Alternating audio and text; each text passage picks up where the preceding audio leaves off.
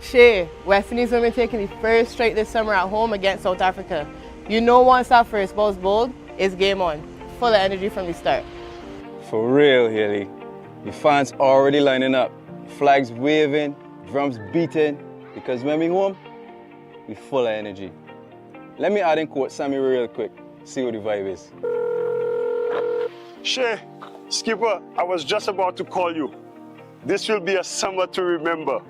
Action package with T20s, ODIs, and Test cricket. The tickets are now available.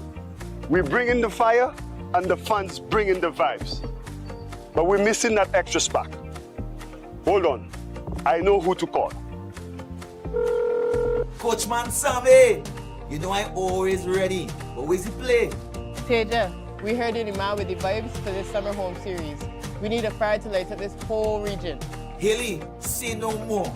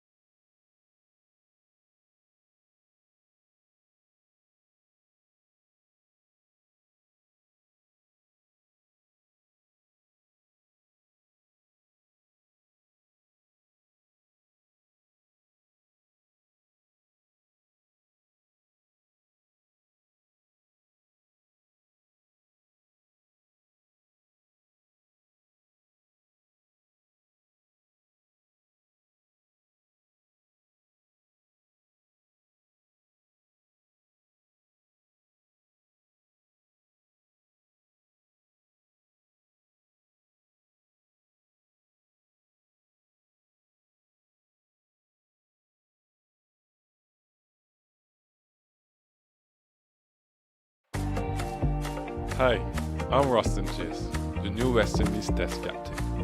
It's a great privilege and honour to continue this legacy of West Indies cricket. The team's first assignment under my leadership will be against Australia in the Fuller Energy Men's Home Series, with 3 matches being played in Barbados, Grenada and then Jamaica. So Maroon fans, please come out and support.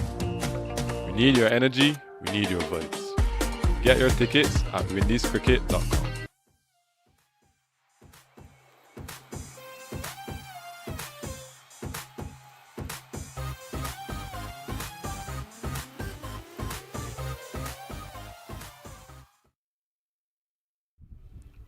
Welcome and good afternoon to the second 50-50 between West Indies A and South Africa A. We are at the Darren Sammy Cricket Ground and we have with us the match referee, Mr. Carl Felix, captain of South Africa A, Marcus Ackerman, and captain of West Indies A, Alec Atanaz. Who's got the coin? Okay, Alec will have the coin. I will give it a spin. The call is heads. Okay, tails is the call, but heads it is. So, Alec, you've won the toss? We will have a ball. I think it's still a good wicket, and like we saw the other night, it played very good in the night. So I think it's no excuse that we could bat second on it. But I think right now it's a bit dry, and we would like to make use of it.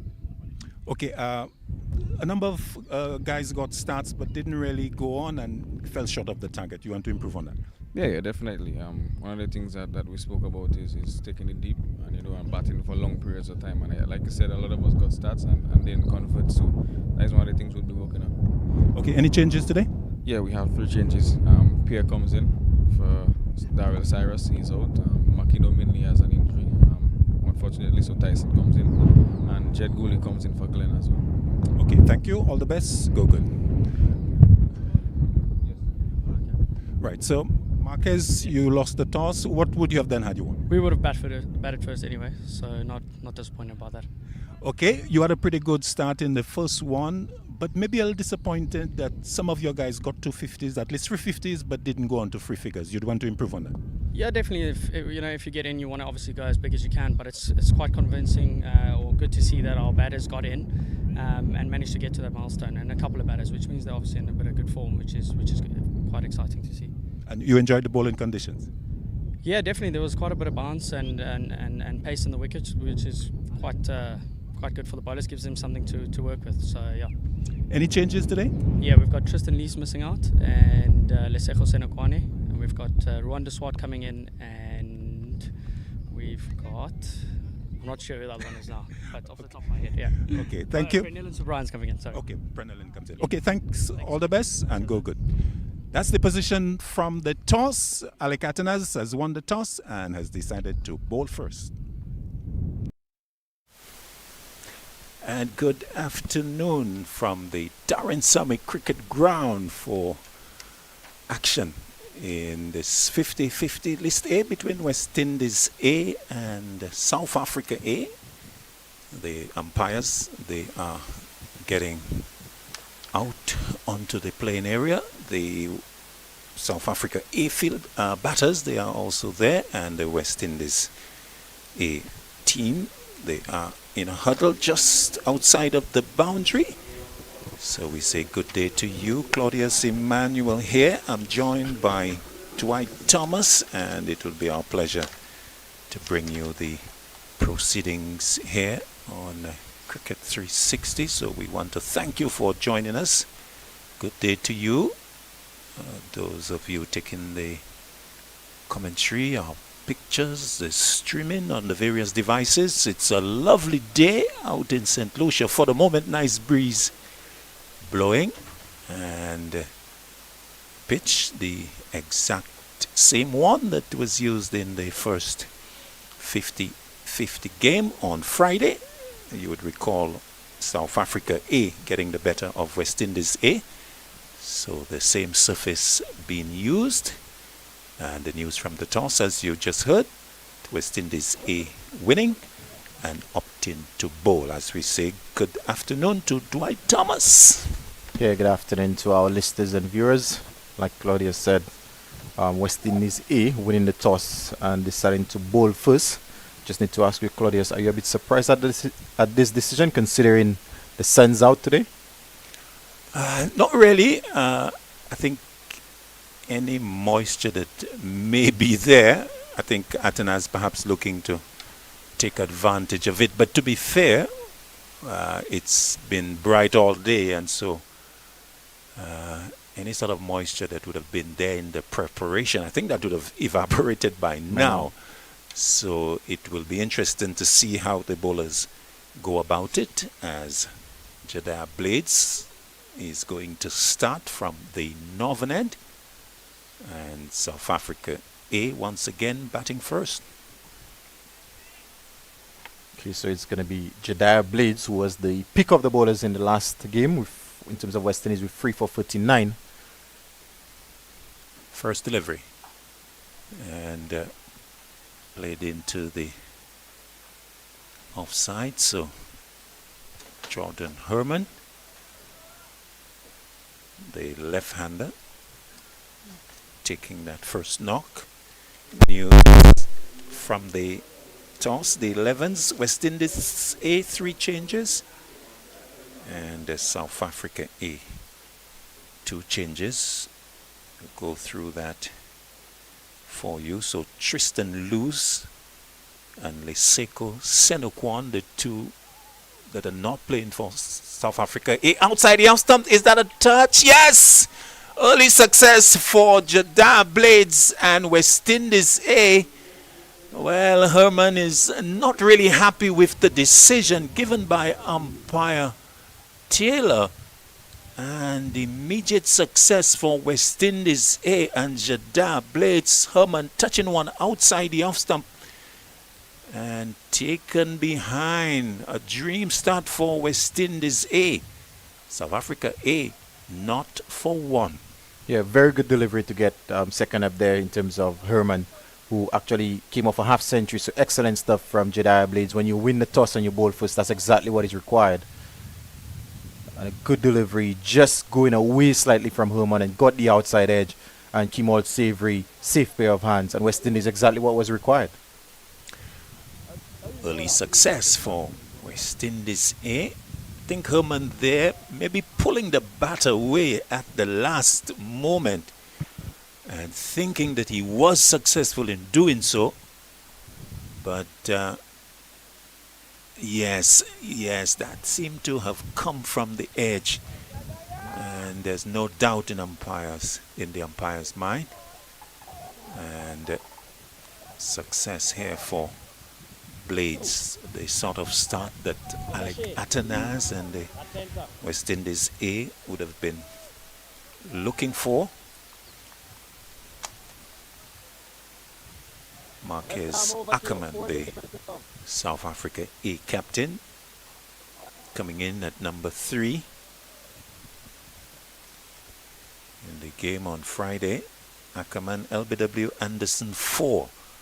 Want to do better than that this afternoon. Blades over the wicket to Ackerman outside the off stump and allowing it to go into the gloves of Savory. So South Africa A leaving out Tristan Luz and Leseko Senokwan. West Indies A, 3 changes, one of them enforced because of injury, an injury to Makino Mindley, and Javal Glenn and Darrell Cyrus, the 2 missing out. So 3 in all. Blades not happy with the approach and will go back. So coming in for West Indies A, Jid Gooley, Carrie Pierre, and Gillan Tyson. Yes, so that's the 3. So Pierre, Tyson, and Gooley coming in for West Indies A. Blades, for the second time, not happy with the approach and having to go back. Did he bowl from this end on Friday, or did he start from the other end? This northern end seemed to be giving him some trouble. Yeah, in the Friday's game where he had the success, he actually bowled from the players' pavilion. So a switch of ends today. Yeah, just not happy with the run-up. Let's see if third time lucky for him. Down the leg side. And wide call. So Blades having some difficulty with the run-up, of course, that affecting his composure in the delivery stride and bowling it a little wide. So 1 for 1.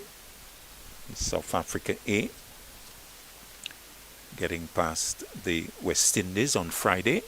283 for 9 of the correction, 283 all out. Back of a length, and Ackerman will get off the mark as he plays to backward point, and so he's off. 2 for 1. We're in the first over.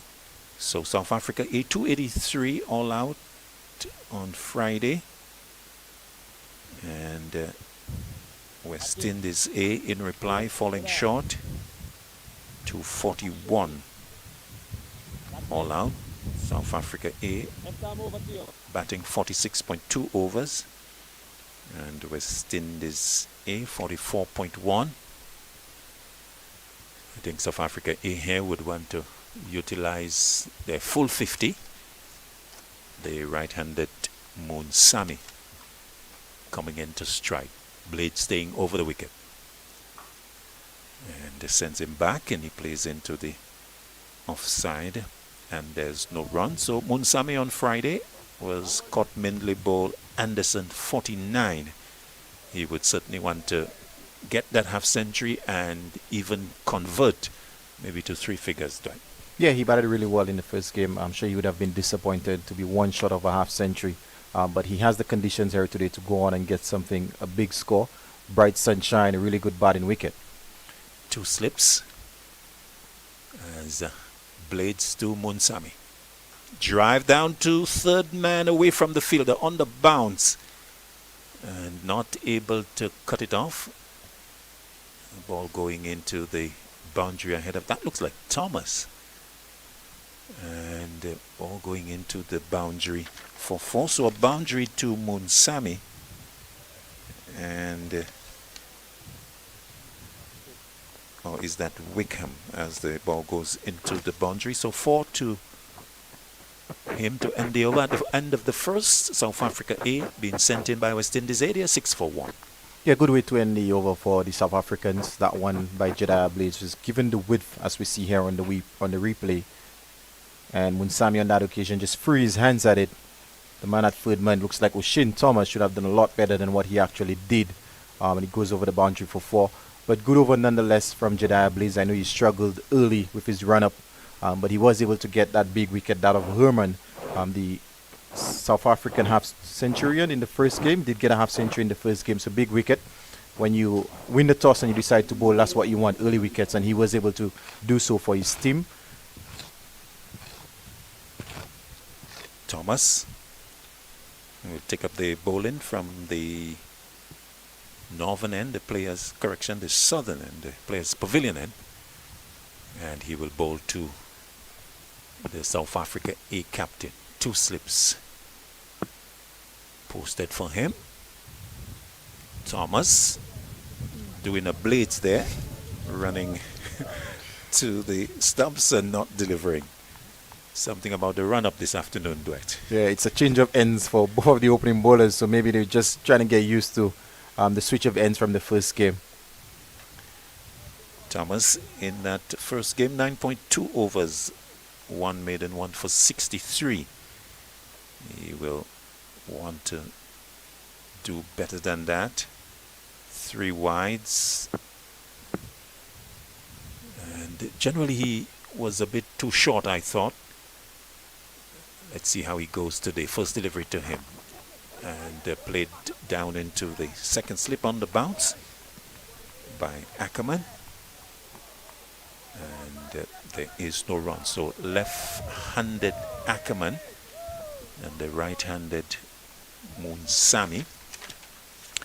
So the second wicket partnership would want to push things along.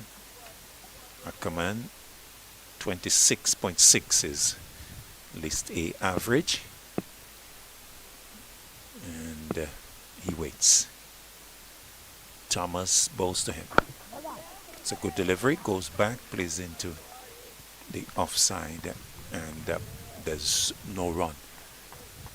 So the field for Thomas, Alec Atenez using 2 slips, deep third, backward point extra cover mid-off, forward square, mid-on, and a long leg.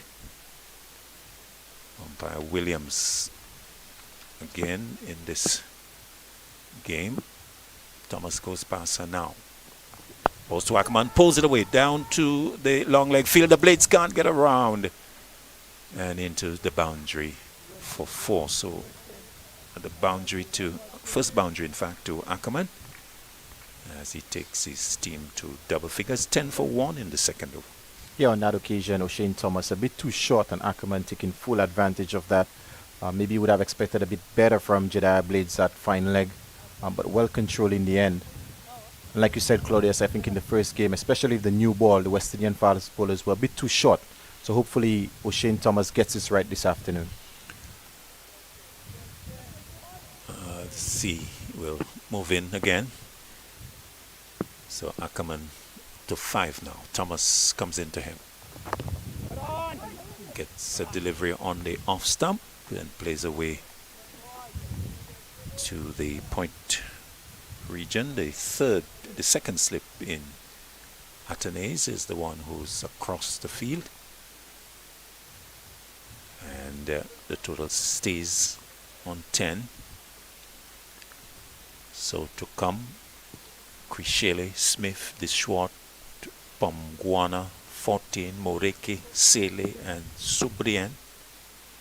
3 changes, as we told you, for South Africa. 8, Thomas to Ackerman. Ackerman pulls that into the gap at mid-wicket and will come back for the second. Didn't quite get hold of it. Luckily for him, it was bisecting the forward square and the mid-on, so 2 more to him. He's the 7, 12 for 1, but he was not really cueing that properly. Yeah, not in full control of that one. Looks like that one actually beat him for pace, but lucky for him, that went in the gap between the mid-on and the man at mid-wicket, and he gets 2 runs. So Ackerman just practicing the stroke again. The execution was not what he would have liked. Thomas again to him. Back and looking to pull, hit on the shoulder maybe, as he missed the end of the Thomas over. The second of the innings, 12 for 1, Ackerman 7, Munsami's on 4. Yeah, good testing start from the West Indies opening bowlers so far. Jedediah Blades more so looking to swing it away from the left-handers and into the right-handers, whereas O'Shane Thomas has operated from a shorter length, looking to test the shorter batsman in Ackerman with the short deliveries. He did get hold of one of those deliveries in the over, but struggled to really get his timing in the other 2. So really good start. 12 for 1 after 2 overs, and West Indies would be hoping to get a few more wickets with the new ball. Attention coming from the dressing room for Ackerman, being struck on the shoulder as he went to pull the last delivery. So a little interruption in play, as we can just tell you that the West Indies, 3 changes. So Darrell Cyrus, Javel Glenn and Makino Minley missing out today, and coming in Carrie Pierre, Jit Goli and Gillan Tyson. 3 changes for West Indies A. South Africa A, 2 changes. Tristan Luce and Leseko Senokwan being left out, and Deshwart, Ruhan Deshwart and Prenelan Subrian coming in for the South Africa A. Extended interruption here. Dwight, your thoughts maybe on what West Indies A needs to do to reverse the result we saw in the first game? Well, having won the toss and deciding to bowl first, I think they would have ambitions of maybe getting South Africa out for something maybe below 250. I think last game South Africa got 283 at one point. They looked like they would have struggled. They would have surpassed that. Then West Indies came back into the game. It looked like they would have struggled to get to 283. They were able to do so, and West Indies struggled. So I think having won the toss, Alec would have ambitions of getting them out for anything below 250. And I'm sure on this, given these conditions, they would back themselves to chase anything below 250 this evening. Yeah, and I think it'll be interesting to see how Tyson, for example, goes here. We have seen him do well in the 4-day fixtures here, so Gillan Tyson will get an opportunity to come up with his seamers, and of course the spin of Carrie Pierre and Jid Cooley. It would be quite interesting to see how they operate against the South Africa A. Of course, looking to continue their winning ways. We continue as Blades bowls to Munsami, and he plays up on the offside, and there is no run. So the left-handed Jeddah Blades, 7 overs, no maidens, 3 for 39 in the first innings. Correction, in the first game on Friday. He will want to continue those ways as he comes in to edge and taken at second slip. So delivery outside the off stump, a big drive from Munsami, and Alec Athanaze at that second slip position, taking a catch above his head two-handed. So success number 2 for West Indies A. A bit of a loose drive there from the man Munsami. The ball angled across him, and a good catch taken by West Indies A captain. South Africa A in the 4th over, the 3rd over. They are 12 for 2. Yeah, and Jeddah Blades continues where he left off in the first ODI, where he had 3. This is his second so far of the afternoon. That one was full wide outside the off stump, and Munsami saw it as a scoring opportunity, threw his bat at it. An excellent catch by captain Alec Athanaze at second slip, and South Africa in further trouble at 12 for 2. And exactly when Alec won the toss and decided to bowl, this is what he would have wanted: early wickets. And Jeddah Blades has responded really nicely. He's 2 for 6 so far. The number 4 batter, Kwishele, number 72, Senetemba Kwishele, the keeper, is the man coming out, and he's going to join his captain, Ackerman. Kwishele, well, he got 55 in the first game. Caught Cyrus bowl Aline. 55 of as many deliveries, 5 fours and 1 6. So he was quite busy on Friday evening, and he's coming out with form behind him, and he would be looking to continue to be positive. Yeah, definitely he batted really well, and what was the highlight of his innings for me personally was the way he ran between the wickets. He looks like a very busy player. Normally wicket keepers tend to be busy players, so I'm sure South Africa will be hoping that he could put up a partnership with his captain Ackerman this afternoon. Let's come over to you. 4 deliveries to come. So Blades will bowl his first delivery to Kwishele, operating over the wicket. He starts with one that is on the body, and Kwishele missing out, looking to turn it. So the score remains 12 for 2. Nice breeze blowing across West Indies flag, South Africa flag, St. Lucia flag, fluttering away.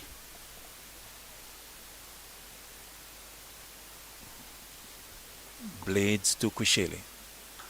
Drive in, finds the gap into the offside. It will go close to the boundary and get there ahead of Gary Pierre. So pleasant way to get off the mark from Kwishele as he takes South Africa A to 16 for 2.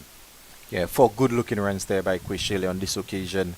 Jedediah Blades just over-pitching, and he just came forward and struck that one nicely through the gap. Not much power, but all timing for 4. Very good shot to get off the mark. So Kwishele continue his positive scoring from Friday, getting off the mark with the boundary. Blades to Kwishele, straighter delivery onto the leg stump, turned away. Backward square leg, they will take the second.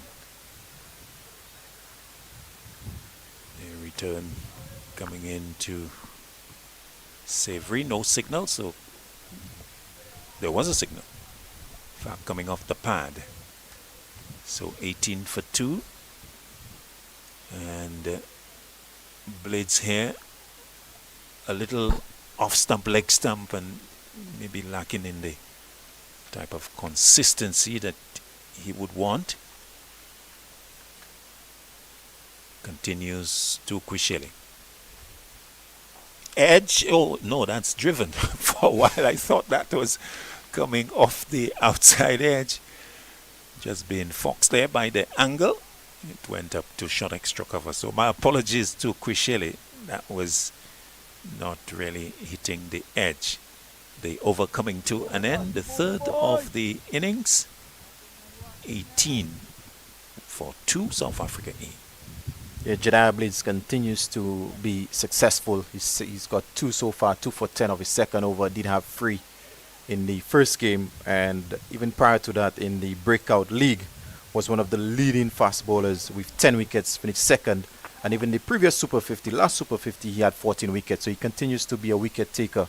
And he does have international experience. Did he represent West Indies in that one-day international? So he's definitely going to be looking to get back into the senior team. And he's not going to hurt his scores by taking wickets at this level. O'Shane Thomas, one who also has had international experience, comes in now to Ackerman. Ackerman on the walk, plays up to the offside, extra cover coming in front of mid-off the field. So Ackerman remains on 7. 18 for 2. This is the 4th over. And bright sunshine at the Darren Sammy Cricket Ground. Got a few spectators with us. Hopefully more can come as action continues. Thomas to Ackerman. Ackerman drives, wants the single. We'll get it to the straightish mid-off area. Tyson from mid-on picking up. 1 to Ackerman. He goes to 8, 19 for 2. Ackerman, the timing there just eluding him somewhat. Not really coming out of the sweet bread of the bat. Kwishele has executed a sweetly timed shot in the previous over. He's in strike. And just marking his guard. 2 slips, deep third, backward point extra cover mid-off, mid-on, mid-wicket, and long leg. 2 fielders out, of course, deep third and long leg. We're still in the power play. Thomas to off the back foot, looking to uppercut that, maybe over the head of the deep third. Kwishele going after one that was short and wide, but just missing. Yeah, it looks like that one a bit of extra bounce. Kwishele looking to hit that somewhere over wide foot man for 6, not able to make contact. But O'Shane Thomas continues to persist with the shorter length. Yeah, I suppose it's okay to bowl short, Dwight, but the accuracy needs to be such that you can put the batsman under pressure. There was a lot of room and Kwishele was able to extend the arms. Thomas to Kwishele. Wide, and so wide that Kwishele allows it to go into the gloves of Savory. It's one thing to bowl short, but you need to be at the batsman, making it difficult for him. Yeah, because if it's short and it's wide, it gives them the opportunity to free their arms. Whereas if it's a lot closer to the body, you're asking a lot more questions of the batsman. Kwishele has not really been put under too much of an examination of his technique or even his courage. You know, it's a matter of, you know, seeing how he can get those balls away. Thomas, a big man, comes into Kwishele. Short and wide and put away over the infield on the offside for 4. Really a poor delivery from Thomas. Really a nothing delivery. Short and wide. And Kwishele standing up and hitting that effortlessly over the infield into the extra cover boundary for 4. So he goes to 8, 23 for 2. And Thomas not bowling good areas. Yeah, exactly what we were just discussing. If you're going to be short, you need to be short at the batsman. Given the extra bounce that we've seen at the Darren Sammy, it would pose challenges. Whereas if it's short and wide, it gives him the opportunity to free his hands. On that occasion, maybe not the best of timing, but with the field set the way that it is, that's a free hit basically. Atanas maybe thinking of a field change, but keeps the original field. Thomas to Kwishele. Kwishele gets a full one, drives. Good work by the fielder at mid-on. A very timely pickup as ball was traveling quite quickly. The end of the over. And it's 23 for 2. Yeah, good over for South Africa. So far, like you said, they're 23 for 2. West Indies definitely have had the better of the first 4 overs, I would say, in this contest. Jedediah Blades has bowled really well, but O'Shane Thomas 2 overs for 11 so far has been a bit on the shorter side. And I'm sure Alec Atanes would be expecting a lot more from his West Indies senior bowler, and so far he's not been able to do so in the first 2 games that we've seen. So it's going to be interesting to see when he calls on his first change. Yes, in fact, I saw a signal from Atanes. I suspect it was a long-range indication to Tyson to warm up. Perhaps we'll see him at the start of the next over. Blades will continue over number 5. South Africa A being sent in after Alec Atanes won the toss. They're 23 for 2, with Herman being first to go. Caught every ball Blades without scoring. And Moon Sami also going to the same bowler for 4. Caught Atanes, first delivery of the 5th, pushed up to mid-on by Ackerman. And there's no run. So Blades with the 2 wickets to follow his 3 on Friday evening. So continuing to do a decent job for Atanes. Blades to Ackerman. Ackerman gets a delivery angled in. Good work by the fielder at the square leg position.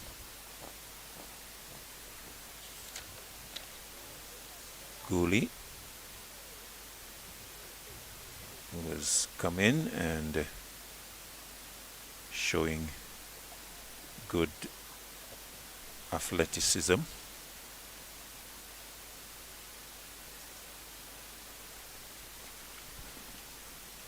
Blades again to Ackerman. This one an off stump, played down to deep third. Thomas comes off the boundary and the batsmen take 1. Ackerman going to 9, 24 for 2.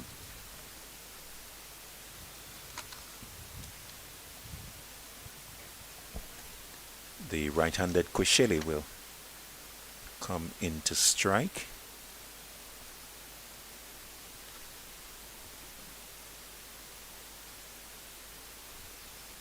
And the Blades will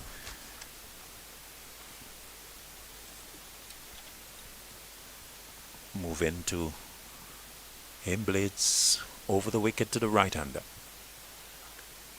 And comes forward and plays square into the offside. Caripia is there. And there is no run. So 2 deliveries left in the 5th over. Blades has done well. His figures showing 2 for 11. So Herman and Munsami picking up those 2 wickets. Blades again to Quishele. Full delivery, guided down to deep third as a low return comes into Savory. Another single. Quishele going to 9, 25 for 2. This has been a pretty quiet start, Dwight, with 5.14. Not the typical sort of approach that you see in the power play with the batters looking to go over the top. And so the West Indies bowlers have done reasonably well, except for a few loose ones from Thomas. Yeah, and Jedediah Blades, especially the 2 early wickets, that actually put the South Africans on the back foot, where right now they're just looking to rebuild. Blades to Ackerman, who's forward, but doesn't really have the length to go full-blooded with the drive. It's 1 in defense to extra cover, and the over comes to an end. So we have had 5, South Africa 8, 25 for 2. As we remind you of the West Indies Fuller Energy home series, quite a bit of action coming there versus against Australia, June 25 to 28. West Indies versus Pakistan, July 31 to August 12. Florida and Trinidad. And of course, West Indies women versus South Africa women, June 11 to 23 in Barbados. So it's really the start of the international season for West Indies. The A-team sort of warming things up and getting ready for the more senior and serious encounters in the weeks to come. Bowling change, as we thought, at the southern end. Looks like Tyson is getting his opportunity. Yeah, and Tyson, like you made mention of, has had success recently. Took a 5-wicket haul against the Leeward Islands Hurricane in our 4-day championship. So definitely he has the experience of playing here, and he's had success. So he's going to be looking for some more. First delivery, Tyson to Quishele. Full delivery driven for 4. Full pitched, and Quishele was shown the ability to get the ball away nicely. Just easing into that and driving it square into the gap and all the way into the boundary for 4. He goes to double figures, 13, 29 for 2. Tyson not starting all that well. Yeah, a bit of a loosener there from Tyson. Maybe just trying to get in the groove of things. Presented a real half volley, but really well played by Quishele. Probably the shot of the afternoon that we've seen so far. A little away shape on it as well. I think that will encourage Tyson as he comes in against to Quishele, back of a length. And playing up onto the onside. Paris is there at forward square, and there is no run. So I think from the Tyson point of view, the first delivery of the over, there was a little away shape on it. I think he would be happy with that. But it was too full, and so Quishele was able to drive nicely. So nice breeze blowing across from leg to off, so that would assist in the outswing of Tyson. 2 slips in support. It comes into Quishele. That's a full delivery. That is into the leg stump. Clipped away. Straight to Paris. And there's no run. So in contrast to Thomas, Tyson is operating at a fuller length. Yeah, in the free deliveries so far, he's been a lot fuller than what Thomas was at that end. And like you said, there is a bit hint of away swing. And the conditions here, the breeze blowing, that will actually help the away swing of Tyson.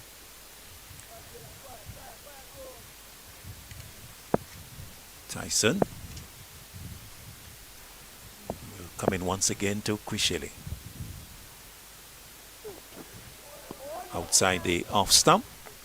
And going away, Kwishele taking a good look at it and allowing it to go into the gloves of Savory. So that's just about where he needs to be. Good length around the top of off stump height, and maybe needing to be a little closer to the off stump. Yeah, maybe a foot or so closer, forcing the batsman to play, but with the exception of the first delivery, he's actually come back really well. Tyson looking to hit those good areas. To Kwishele. Kwishele is back. And nicely across, playing in defense. Up into the offside. And Tyson just warming up to the task. And looking to be exactly where he needs to be. Has recovered well from the first ball, being driven into the offside for 4. Has come back with 4 dot balls. Would want to continue those ways to complete his first over. Tyson to Kwishele. Driving to the midfielder, Thomas, and they take the single. Thomas not picking up. So the end of the 6 over, the first from Tyson. South Africa A batting first. They're 30 for 2. Yeah, good over from Tyson. After the first delivery, he was driven nicely through the covers for 4. He did come back nicely with 4 dots on a single of the last delivery. So when you go in for the 5 of that over, and West Indies continue to keep the pressure on the South Africans, they're 30 for 2 in 6, which means there's another 4 overs left of the first power play. And I think having won the toss and deciding to bowl first, the West Indies would be happy with what they've done so far in the first 6 overs. Joseph Redsburgh will be coming into the commentary after this over. Another one from Blades. He's 4th, 3 overs, 2 for 12. Comes into Kwishele, goes back and plays to Carrie Pierre at the point position. So Pierre getting an opportunity to play in this game, missing out in the first one. Tyson has also gotten his opportunity, as well as Jeet Kohli. So Blades on the edge of the field restricting circle. Will come in to Kwishele again. Gets a good delivery, plays again to Pierre. And there's no run. So Blades continuing to keep things quiet. This is his 4th over and has not given anything away. Although 2 boundaries have come off of him. He's picked up 2 wickets as well.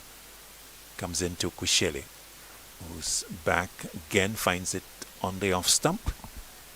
And Blades continuing to do a good job of keeping Kwishele quiet and probing on that off stump, angling the ball across the right-hander. Yeah, there's not been much movement on offer for Blades, but what he's been able to do is put the ball in the right areas and ask the right questions. He's getting the ball to just go on with the arm and just pitching it in the right areas. But so far, Kwishele has been really up to it and very solid in defense as well.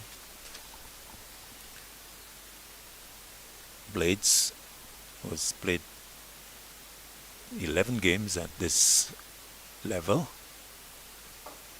Bowls to Kwishele, who turns it straight to the mid-on fielder. And there's no run. So he's picked up 19 wickets at this level, best of 4 for 46.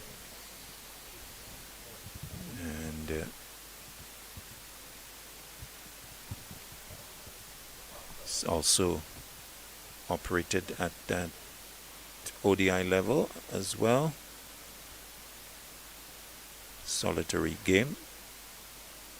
A little expensive. His 6 overs going for 73. Back goes Kwishele. And Blades picking up on the follow through. So a young man who would certainly benefit from the experience of this series, as he no doubt looks to get his self back into the full West Indies team. Of course, his left-handedness is a unique quality and a bit of an asset that the selectors always would be looking at. Comes into Kushele, drives, but straight to the extra cover fielder Cooley. The end of the over, and at the end of it, 30 for 2, South Africa A batting first. Yeah, another very good over from Jediah Blades. So far, he's got 2 for 12 off his 4 overs.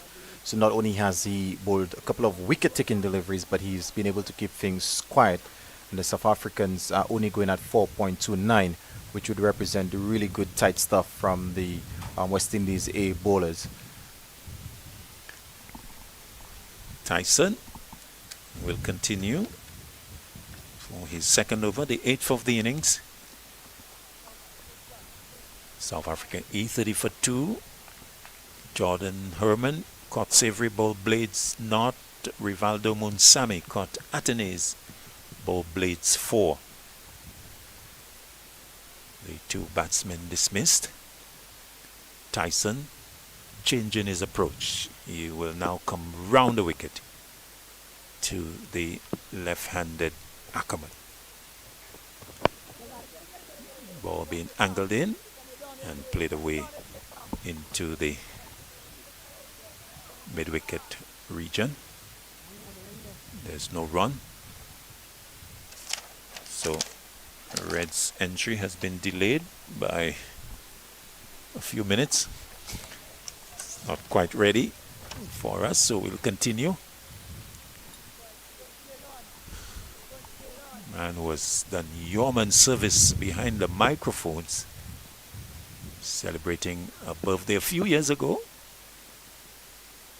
Tyson to Ackerman, a wide delivery, very wide, well wide of the return crease, and giving no difficulty in judging that to the umpire,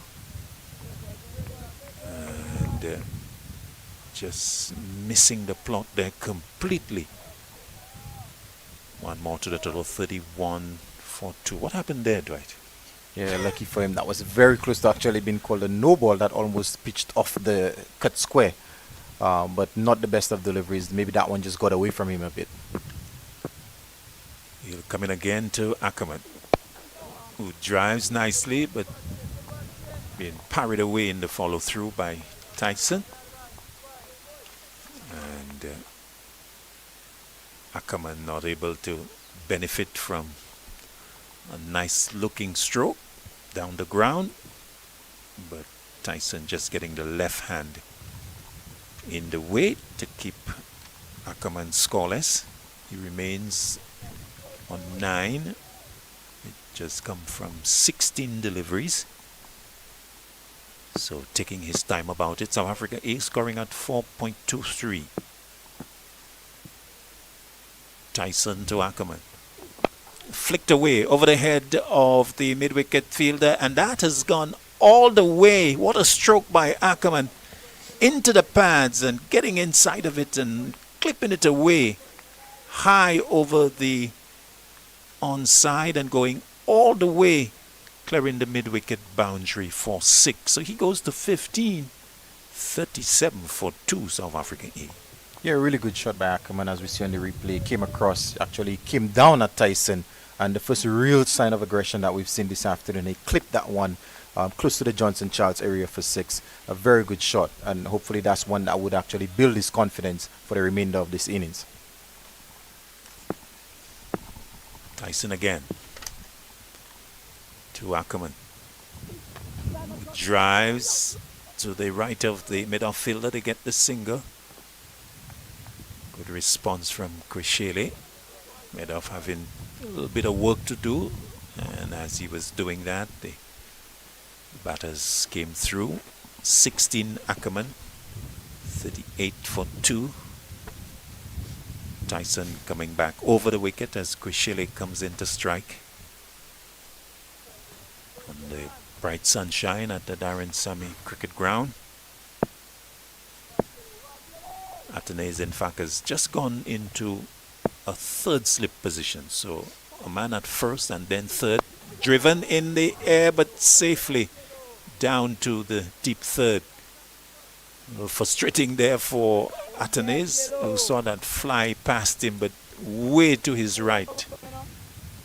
And safely down to third man for a single. So Kwishile goes to 15, 39 for 2. One delivery left in the over. The 8th of the innings. Ackerman comes back in to strike, but Tyson stays over the wicket. Maybe happier with that approach. More used to it.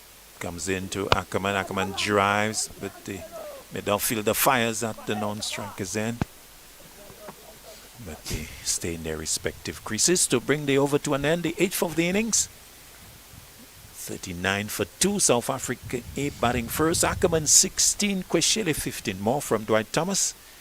And then it would be the veteran, Joseph Fritz Pereira. Yeah, 9 runs from this last Tyson over. He's second so far. He's bowled the 2 overs for 14. So definitely the South Africa A batsmen are growing in confidence. Ackerman not out on 16 of 19 deliveries. And Kwishile 15 of 23 deliveries. So far they've put on 27 for the third wicket partnership, 27 of 35. So that represents a really good rebuilding phase for the South Africans, having lost 2 early wickets. This is exactly what was required. Ackerman, who's actually the captain, fielded in the first game on Friday evening. I'm sure he's going to be looking to get a score. And Kwishile, who batted really well in the first game, will be hoping to continue where he left off in that first game. So definitely South Africa rebuilding nicely. West Indies will be hoping that they actually break this partnership, and I welcome Reds for the first time this afternoon. And good afternoon to all. Good evening to our listeners in South Africa. Good nacht, good avond. I hope I got my Afrikaans almost right. So Thomas pulled around from the commentary box end. And short. The batsman taking full advantage of the leg there, pulling that through mid-wicket. The captain, who didn't get a lot of runs in the first innings, Dwight would like to maybe make up in this knock. Yeah, definitely. From a captain standpoint, he did his job in the field, helping his team to victory. But his personal runs, he didn't get that many, so I'm sure he's going to be hoping.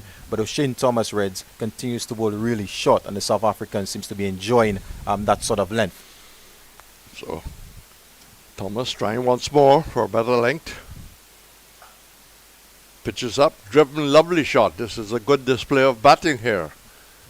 It wasn't all that a bad delivery, but it was a very good shot. It was right up into the slot and beautifully driven. So the total goes up to 2 for 47. This is the 8.2 over, and he looks in good nick. Yeah, Kwishile just continues where he left off in the previous game, and O'Shane Thomas, the first delivery was really short, that one of a much fuller length, but Kwishile up to the task, driving that one nicely for covers for 4, and that's a really sign of a really good batsman. He's able to play off the front foot and the back foot. So it's 2 for 47, as you heard. He's gone up to 23. The skipper is on 16. Better delivery. Forcing the batsman to be very watchful as he comes onto the front foot. Well, thank you to everyone who've made this broadcast possible. Our young technician is Dylan Sharma from South Trinidad, I think.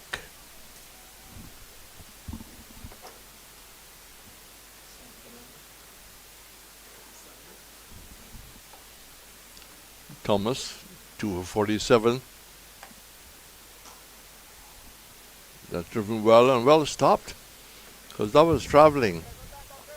And mid-off a big man had to come around quickly and get down. Yeah, Allen just got down in time, but excellent fielding nonetheless, and actually a dot ball by O'Shane Thomas. So if I can introduce the rest of the panel, Roland Cox, our expert stats personality, scorer, statistician, umpire, just about everything. We'll continue after this delivery. And that's in the air. Who is going to... This is going to drop. Well done. Well, I said well done. I thought for a moment that the man down at the fine leg had it. He had it and put it down. Yeah, Tyson on that occasion, the guilty party, dropping what would we call a seater heads. O'Shane Thomas short. Chris Shelley looking to pull. That went a long way in the air, but you would expect at this level for Tyson to hold on to that. Yes. Just bubbled out at the last second. He had a lot of time. It wasn't, something coming just above his head. But that would have been very disappointed, Thomas, because he struggled in the first game to find rhythm, find length, and an early wicket as he switched to the commentary box then would have done his confidence and his belief a whole lot of good. Yeah, he went wicketless in the first game, and that would have done the world of good for O'Shane Thomas. Now moves into ball to the left-hander. And that's cut away nicely. Now will be into the boundary, just short. And again, Ackerman showing good touches, moves to 20. Griseli is 24. And the 50 has come up, 52 South Africa. A bit of a repair job after losing 2 early wickets. Yeah, very good partnership so far. They've put on 40, and that 40 has actually come in quick time as well. 40 of 41 deliveries. So really good rebuilding partnership by Ackerman and Kweshili. But West Indies created the opportunity. Unfortunately, it was grasped by Tyson, who now has to redeem himself with the ball. The voice you're hearing is Dwight Thomas, young St. Lucian. I can't say former cricketer because of late he's signing all kinds of contracts. Of course, the man who started the commentaries, Claudius Emmanuel, who played for St. Lucia. Spoke to me about a couple of hundreds he caught, but Roland Cox is still to confirm when that took place. There's nothing in the voice I checked. He got wickets. I can't take that away from him. Outside, that's a beautiful delivery. It was pitched up. It was quite a fast delivery. And Kweshili hitting that lovely through the square cover. And a fair amount of boundaries being picked up here by South Africa A. 56 for 2. 9.1 overs. Yeah, South Africa getting a move on this occasion. Tyson again too full, but driven nicely through the cover region. Not too long ago, the run rate was hovering just over 4. Now they've moved on to over 6 runs and over. So definitely they are trying to put the pressure back onto the West Indies bowlers. So Tyson trying to bowl defensively, I suppose, in this delivery. And that's half stopped by the cover baseman. Getting down. Looks like Wickham. And just a single. The strike rotated once more to 57. Marcus Atterman, 20 of 20. Griseli, 29 of 30. West Indies A, calling right, Captain Antinez, and deciding that they will send South Africa in. West Indies is obviously want to draw level 1-1 as we go to Tuesday with the third and final. But South Africa, they probably have other thoughts. That's over-tossed and put away through the mid-wicket area. Didn't go anywhere near to the man forward square leg, nor to the man at wide mid-on. So the boundaries keeps rolling on, keeps Roland Cox very busy to our left. 61 for 2. We've had 9.3 overs. And as Claudia said, it's a lovely day for cricket. According to Relator, lovely day for cricket, blue skies and gentle breeze. That's going back to 1971. Great song by Relator. Anderson has gone to almost a wide second slip for Tyson. Driven well, but straight to cover. It was a little funny song off the bat, like if it didn't hit the sweetbread, it was more of the toe of the bat. You're a righty or a lefty? Right-handed. Right-hander. Yeah. Attacking right-hander. More in the mold of out here and there is Sawan Reds. Oh. high quality there, Roland. Yes, he was outstanding. He was really outstanding. Played against Pakistan his first test match and looked very good against Ackerman Company, Tyson bowls. And that's not the best stroke in the world, but he made enough contact. It swung it across as it was pitched up. It went through mid-wicket. Mid-on came around. And the runs are flowing here at the Darren Sammy. It's 2 for 94. And do we have a bigger crowd than Saturday? I will think so. 51 off 45, the partnership. And 26 and 19 respectively. That's the contribution. So Tyson just waiting for Ackerman to settle. Starts running from the Kaimanji end, but he pulls away. And fire alarm.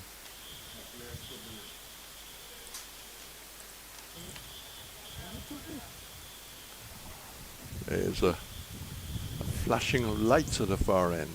Yeah, it looks like the fire alarm has gone off in the players' pavilion end. That's why Ackerman had Tyson to pull up. Well, here's hoping that's a false alarm. Yeah, I've been here before and seen that, so I'm pretty confident in saying it may very well be a false alarm, faulty fire alarm, right? Yes, well, an unusual happening.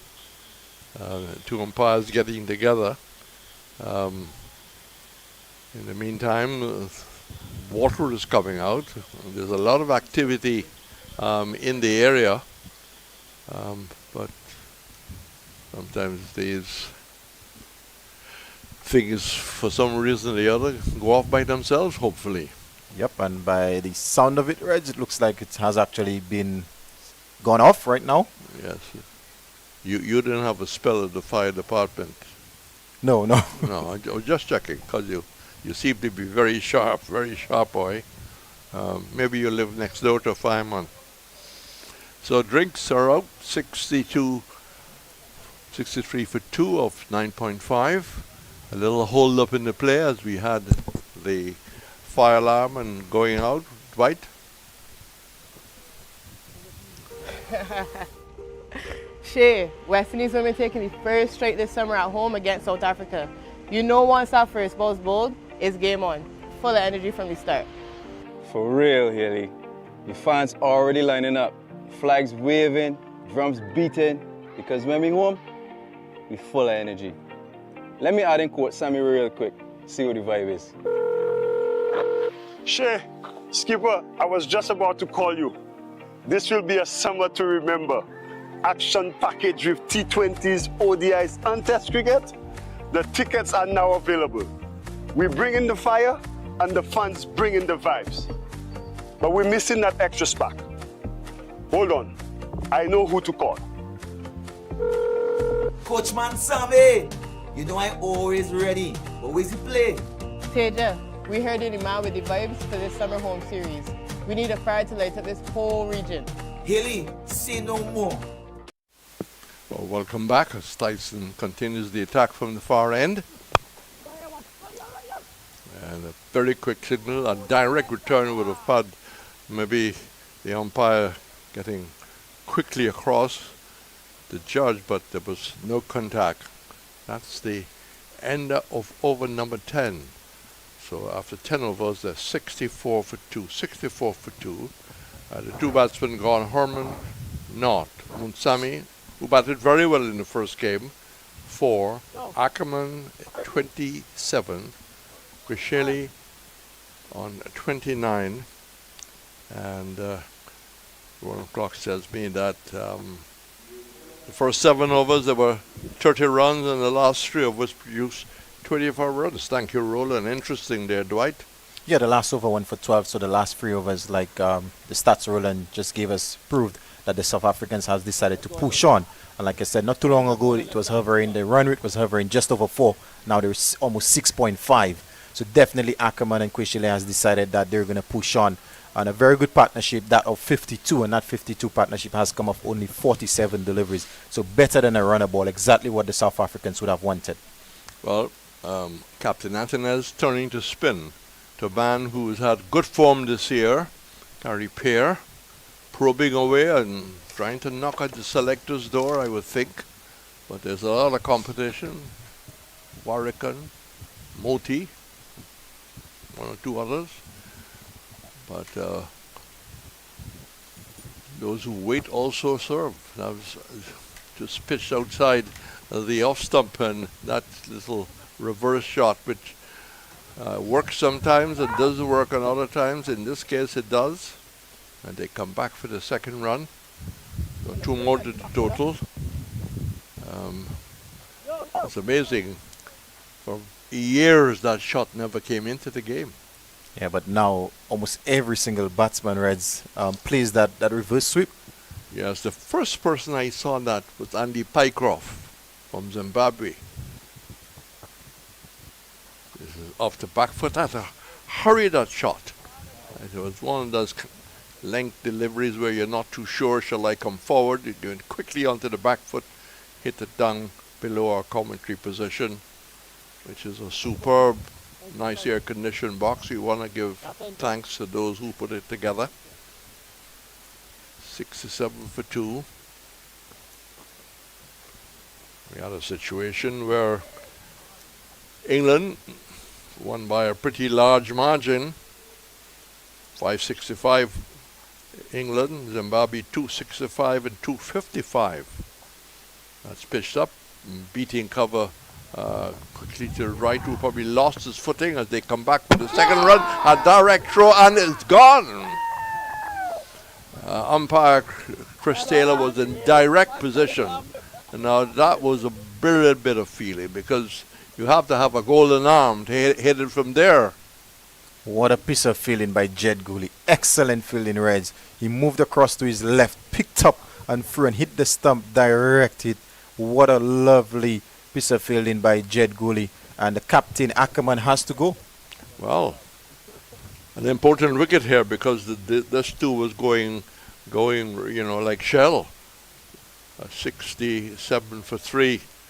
And they're all coming together to say, well done, Gooley. I saw him yesterday in the net.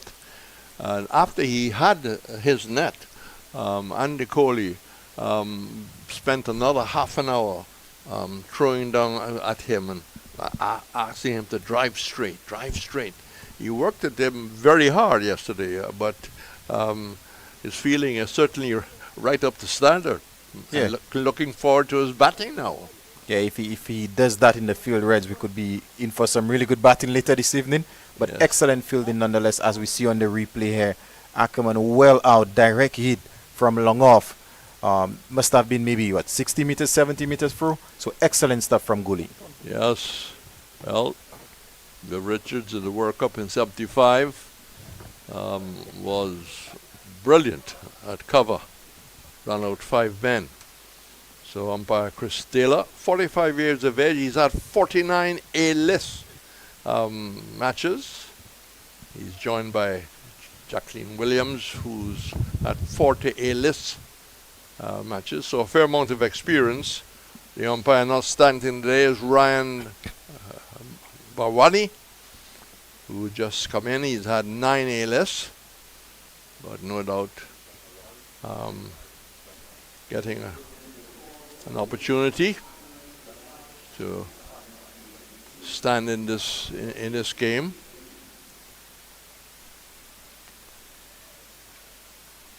So Gary Pear will continue as Jason Smith, who is quite impressive, as Dwight will comment on after this delivery. Right-hander, that very low crouch. goes on to the back foot, gets off the mark, the dreaded knot. So one more to the total. Were you bothered about being on the dreaded knot? Yes, Reds. I think every batsman would tell you they were a bit nervous being on knot. It's either 0 or 99. So when you really get nervous as a batsman. So pair now to bowl to the Quisheli. Smith now.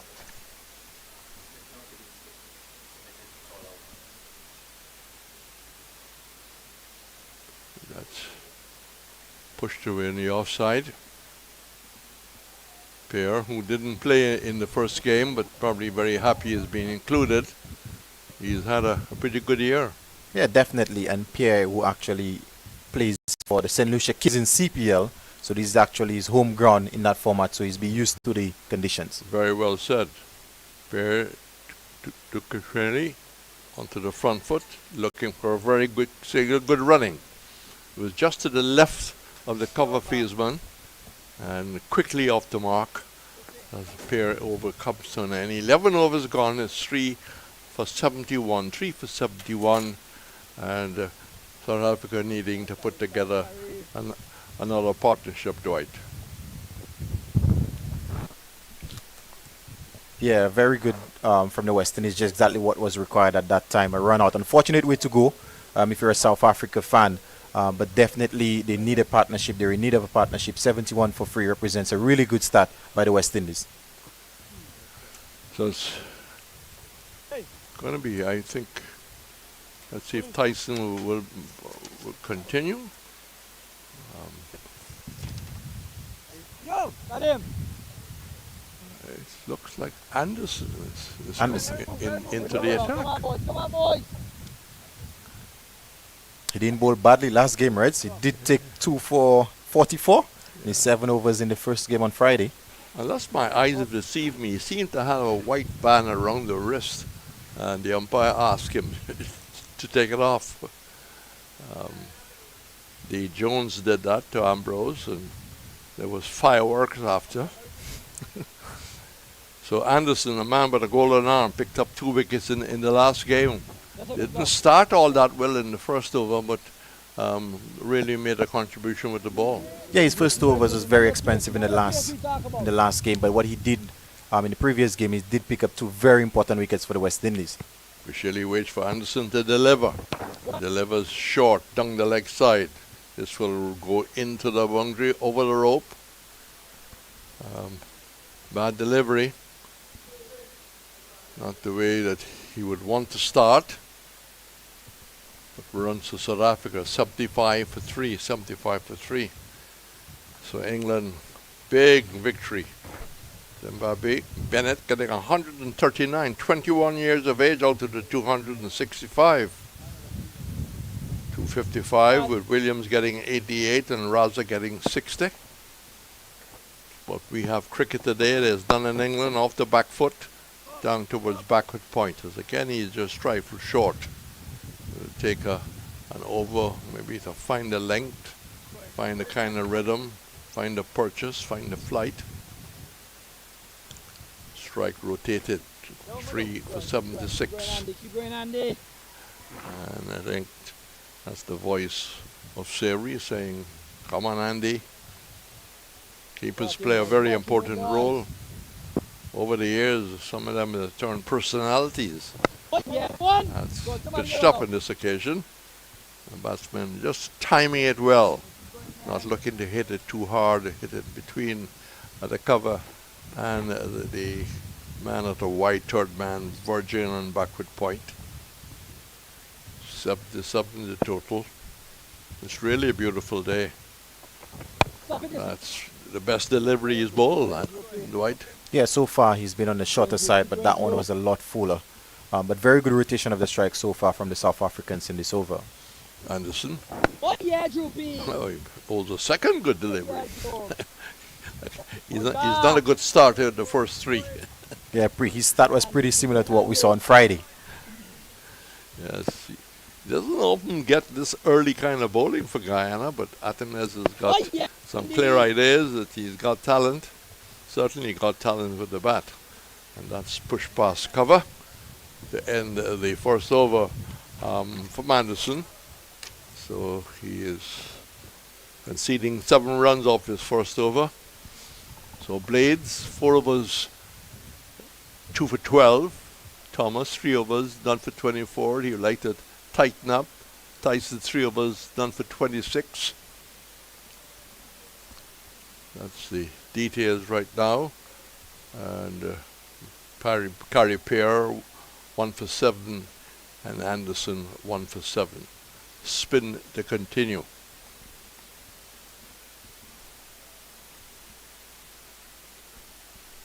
For Shelley. With that crouching stance, so wide open, the left leg pull around.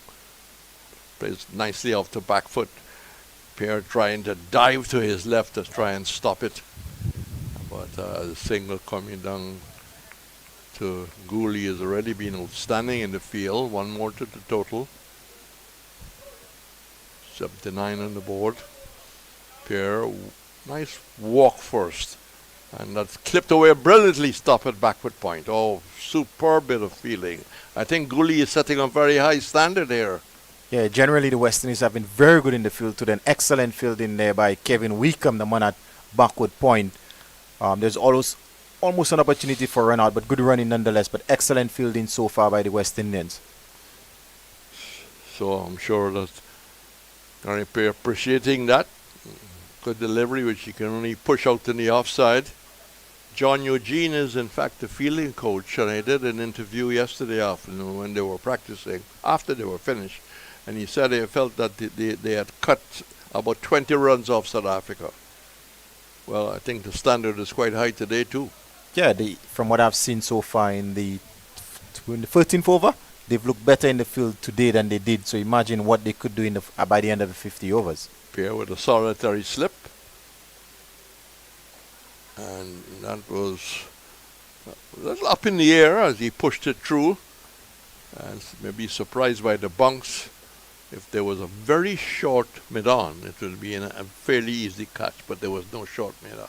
No, the long off is out, dip mid-wicket, sorry, so that's an easy single. Anytime it's in the gap, it's an easy single. But again, good rotation of the strike from Quishili. That's the delivery, which he looks to try and cut away outside the off stump, taken by Savory, who's done a good job with the glove so far. Gets an opportunity. Doesn't often keep the guy when Imlach is around. So that is, in fact, the first break for drinks. Is breaks for the ground staff to come and remark the crease. Do we have, Diane, any messages to pass on? So 81 for 3, drinks break. And it's, I will say, right, the first part of the opening sparring has gone West Indies' way.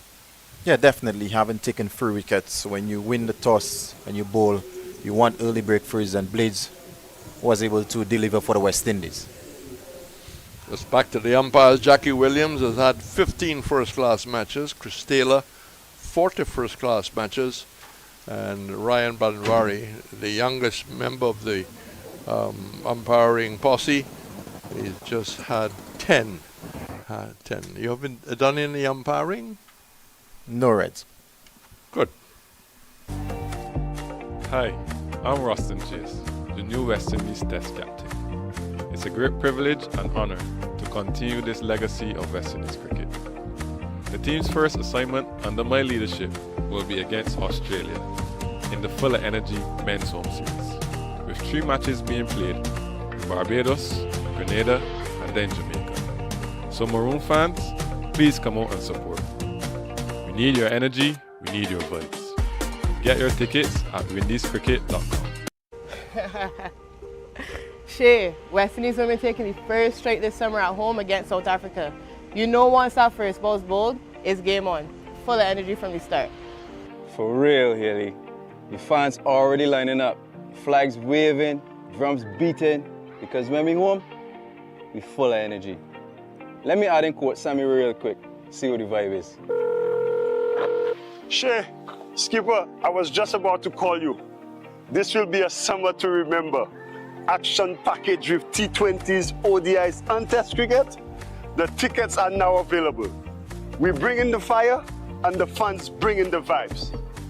But we're missing that extra spark. Hold on, I know who to call. Coachman Sammy, you know I'm always ready. But where's he play? Teja, we heard you're the man with the vibes for this summer home series. We need a fire to light up this whole region. Haley, say no more.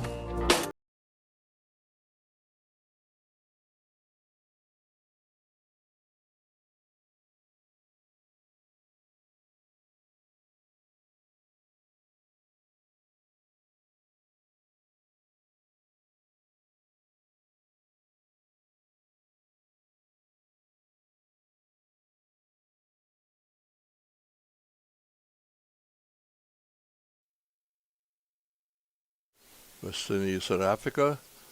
West Indies women versus South Africa.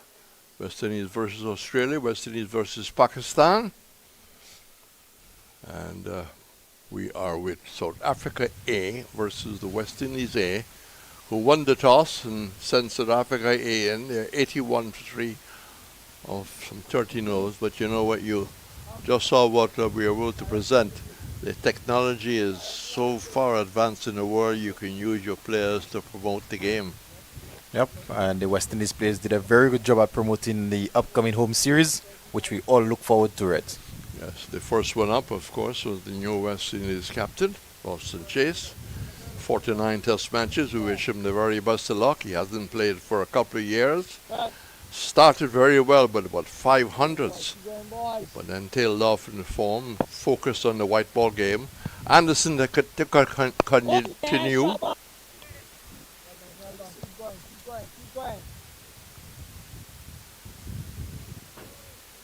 couple of spectators arriving on the far side. I thought we might have had a bigger crowd in the Johnson Charles stand. That's pushed just out in the offside. The bowler himself comes across. There was a posse from Bontier that was supposed to be here. They're a little late. Told me they were arriving that short and pulled well, but picked up nicely by the man down at the deep backward square. Wickham again pulling it down a little bit. Comes from Berbice Anderson. Turned himself into a bit of a slip expert.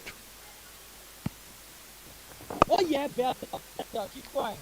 Well, you can hear the chirping from Savory, who thinks it's a good delivery.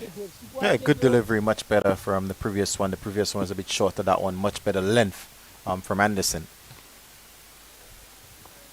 Well bowled, pushed him back a bit. A little bit of turn also. Yeah, just a hint of turn. Nothing to really worry Jason Smith. But what's important is the length that he bowls. Off a short run, longer than Carl Hooper. Pitched up and driven equally nice out towards square cover. Over is in fact completed. So Anderson has 2 overs for 9 runs. The first cost 7, so he'll be pretty happy with it, with his effort. Yeah, much better start. His first 2 overs in the previous game went for a lot more than what he's been able to do so far. The last over considered only 2, so very good comeback from Anderson. And this is going to be a very important partnership for the South Africans. Jason Smith, who does have international experience, got 55 in the previous game, and Kweshele, who batted really well for 55 as well. It's going to be an important partnership to see how many South Africa get. Yes, already 36 and building. I read where so Courtney Ambrose and Courtney Walsh will be helping the West Indies Academy as they prepare against Sri Lanka in Antigua. June the 7th, I believe they start. So it's good to see the former players being used. Ball just turning away slightly as he kind of gets onto the front foot and just playing with the movement, squared in the offside. I think we need to see more of that. Our former greats talking about building an end and how to start. Yeah, definitely. Given the success those greats have, I'm sure they could impact the young players in a very positive way. Pierre from wide of the crease. Pitches up. The length was good. The control was there. He was forced to push it to mid wickets as he got onto the front foot.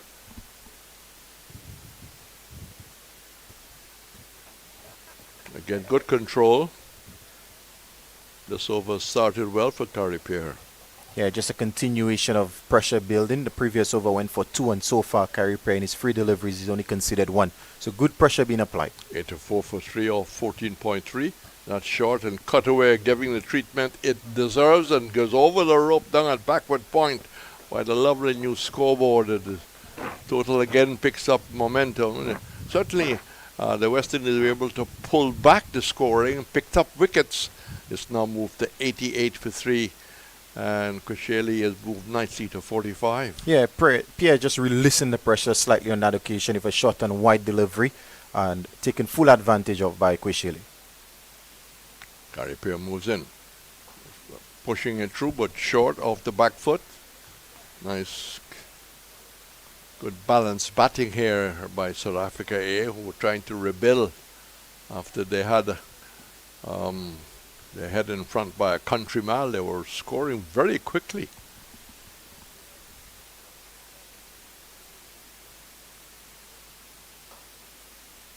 Again, good control. Batsman just getting to the pitch, just nothing getting too aggressive, too ambitious, and just stroking it down towards long on as they always completed. And it's 19 for 3. Now, Arsenal has won a trophy. So the Arsenal supporters can celebrate. Their women beat Barcelona 1-0. Who do you support in the Premier League? Reds, Manchester United. I'll be embarrassed to say that after Thursday, but Manchester United. Are you going to change in 2026? No. I'm going to stick with my team. Okay. A man with a big heart. So let's see what the management will do with his stay, with the Spurs manager's stay. Nicely clicked away, a lovely shot, just short of a length. As it's controlled very nicely down to the wide backward point. 2 more runs to the total, 92 for 3. The NBA is in an interesting situation with the Indiana Pacers taking a 2-0 lead over New York. I hope you're not a New York supporter. No, Reds, I'm not necessarily a basketball fan, more so cricket and football. I'll have some words with you. Faster delivery, looking to dab at it. Work, Andy. But a lot of the top names not competing this year. Yes, Better delivery. Taken low in the bat as he pushed towards cover. Anderson tossing the ball from hand to hand. Hit hard into the ground. Diving effort by Atenas, goalkeeper style. Dominica just played against Barbados in Dominica. I think the first game drew, and Dominica won the second game 1-0. And again, that very new stroke in cricket, pitch outside the off stump, turns himself to a left-hander and paddles around for 4. Yeah, very well executed by Kweshili, and with that boundary brings up his 50 of only the 50 deliveries, so another half century for him, and I'm sure this time around he'll be looking to kick on. And they're closing in on the first 100, the 3 for 97, 15.5 overs. Anderson. Yes, boy, good bowling, Andy. Bowled a good line, but there's no orthodox mid-on, so the long on can't stop the single. It's unguarded. 1 more to the total. The The over is in fact completed. So 98 for 3. What do you think of the changes to the West Indies A side? Well, in terms of, I'm a bit surprised Cyrus has missed out. I know in the previous game he bowled really well. He had 1 for 53, going at about just over 6 runs and over, and he did in the end. He was the batsman in the end that brought the game closely. So I'm a bit surprised that he's been left out, got 28 of 35. And Mindley left out because of injury. Yeah. So that was a forced change on the West Indies part. But again, Kyrie Pierre, even in the first game, the fact that he was not selected in 11, that surprised me as well, considering how well he's bowled as of late, and considering the fact that he's a St. Lucia Kings player, very used to the conditions here at the Darren Sammy. And very hard to get away. Yep. Well, Gooley came into the side, replacing Glenn. So opportunities being provided for the squad, which keeps the squad very happy. Appear to continue. None for 17. He starts his fourth over and just pushing it. He got onto the front foot to pick up an easy single.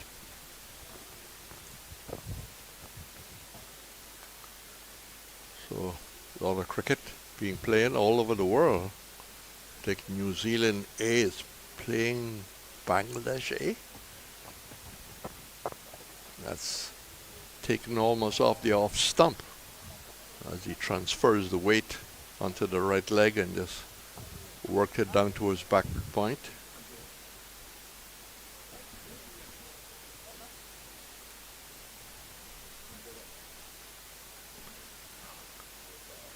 $100 for 3. 16.2 overs. That wasn't a bad delivery. Had some bungs split off the back foot eventually. Yeah, a hint of turn away from Chris Shaley there, almost presenting a simple opportunity to the extra cover. Got a pair from wide of the crease.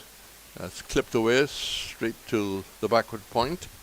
So sent into bat. South Africa are exactly A, 100 for 3, 16.4 overs. I will have one more over and then we'll have a change of voice or presenter, as they say, in a modern parlance. Push square. The return is not all that great. He didn't give Savory much of a chance. And for the first time we saw a little bit of loose feeling there. So 101 for 3. And a really glorious day. Picture perfect days. Clouds are very high. And what a change of weather we've had, Dwight.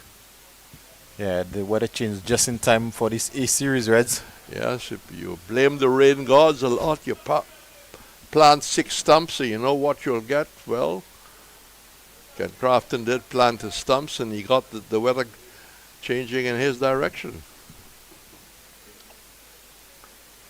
Pierre making him reach out, but he got nicely forward, reached for it, pushed it past cover. It's a good tactical battle there between the left arm spinner, as over is called by umpire Taylor. And let's review the first 17 overs we've had. Yeah, South Africa 102 for 3 after 17. West Indies did get a couple of really early wickets, but credit has to be given to the South African batsmen. Firstly, the captain Ackerman, a very good 30, unfortunately got run out. But so far, Kwishele and Smith, they've put on 34 for the 4th wicket and putting South Africa back in a really good position. So the all-spin attack will continue with Pierre 4 for 21 and Anderson 3 for 17.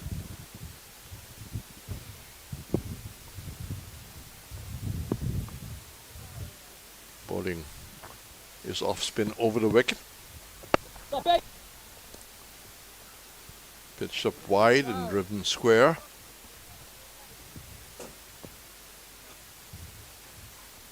Just to come back to the leaving out of the leg spinner, there were times when he was asked a lot of questions in the first innings. Yeah, he bowled really well. I think he bowled even better than what his figures would suggest. That's hit over the top and into the cover boundary. The long off coming across the left, couldn't stop it. Just too far up and too wide. And there's Quishele seizing the bad leg ball and hitting it nicely, high in the air but safe as he moves to 57. 3 for 107. Yeah, safe shot by Quishele, well over cover. Trying to get off the back foot. They hit it again through cover. The previous shot was over the top, well controlled, but it was a faster ball from Anderson. With a length delivery pushed down towards the long off. Keep going, boys. Keep going, boys. Very small crowd watching. Sparse. Very people sitting far apart in the Johnson Charles stand.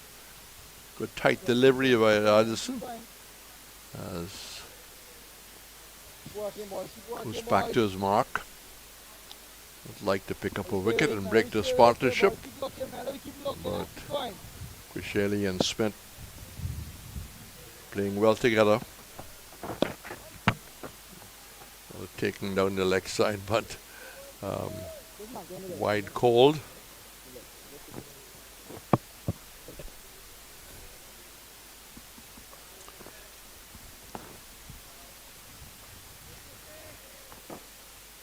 Savory just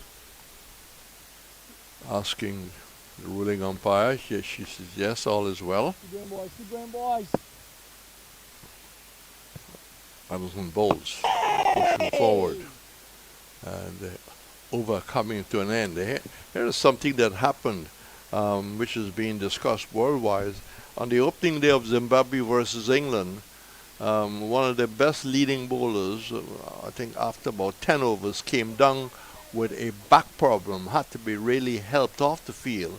And there's a discussion whether, apart from the concussion rule, whether the ICC, not the MCC, should, maybe change to have a substitute in a case like that. More from you, and then it'll be Claudius. Curious, in regards to this specific incident, I'd have to agree with that.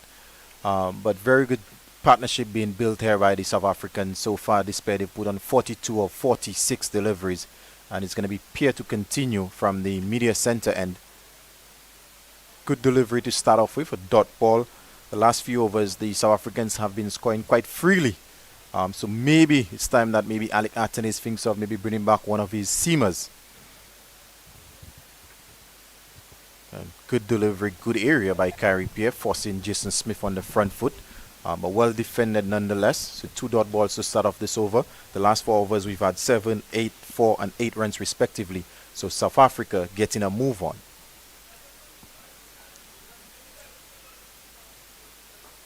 That one is full and driven nicely for a single.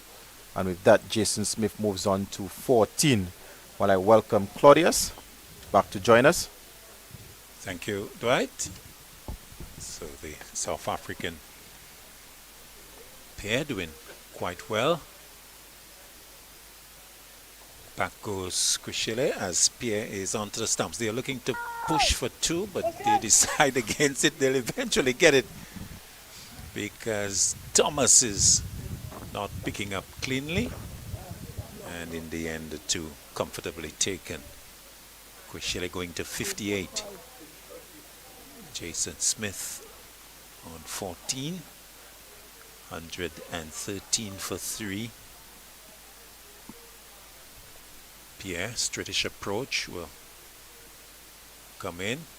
Thomas just been pulled to his left at long off position. Pierre to Quishele. Quishele drives to Thomas. Easy single. They amble it. Thomas picking up on this occasion. 114. Quishele continuing to have a very productive strike rate. He's run a ball, exactly what he did on Friday night. 61 he goes to, driving now. Smith into the offside. The sweeper Paris comes off the boundary. And the over coming to an end, the 19th of the innings. South Africa A scoring at 6.05. 19 overs, 115 for 3. So Kwishele 61, Marquez Ackerman being run out for 30. Smith 15, the leading contributor so far, 2 for 12. Jeddah Blades, they pick up the bowlers for West Indies. Flags fluttering away on the eastern side of the ground. A bit of traffic as well. There's that road that sort of encircles the ground, and so traffic moving along there, not heavy, because there are not many patrons at the Darren Sammy Cricket Ground. Bowling change. Jade Gully is being given his first opportunity as he bowls to Smith. Smith gets a delivery that is into the off stump and driving it along to long off for a single. 115 for 3. So Gully getting his opportunity. The off spinner comes in, bowls to Kwishele. Kwishele gets a faster delivery, clipping it away to long on for a single. Kwishele's 62nd run, and the total pushing on to 117 for 3. So the partnership between these two, 49. They've done quite well, so good repair job since the loss of Ackerman, who was run out by a direct hit from Gully for 30. Gully bowls to Smith. Smith hits that hard into the ground to the extra cover fielder. No run. Long off, long on, deep point, deep square leg. Gully to Smith. Smith's back, turns it. Once a single, it's not on. Straight to Gary Pierre, who's a good fielder, and so they need to be careful. They're not going to run to him. Straight to him. Gully again to Smith. Smith goes back, beats Gully, but long off will walk across to pick up. And the South Africa A doing it in singles against Gully. This is his first over. 118, so the 50 coming up in fact with the single between these two. It has come from 56 deliveries. Good going by these two. We'll shake up the hands to encourage each other that we are doing well. We need to continue. Gully flighted delivery. Forward goes Kwishele, and we'll get another single to long off to complete the 20th over of the innings. The first from Jid Gully at the end of it, 119 for 3. Yeah, good stuff. Hi, I'm Rustin Chase, the new West Indies Test captain. It's a great privilege and honor to continue this legacy of West Indies cricket. The team's first assignment under my leadership will be against Australia in the Fuller Energy Men's Home Series, with 3 matches being played in Barbados, Grenada, and then Jamaica. So Maroon fans, please come out and support. We need your energy, we need your vibes. Get your tickets at windiescricket.com.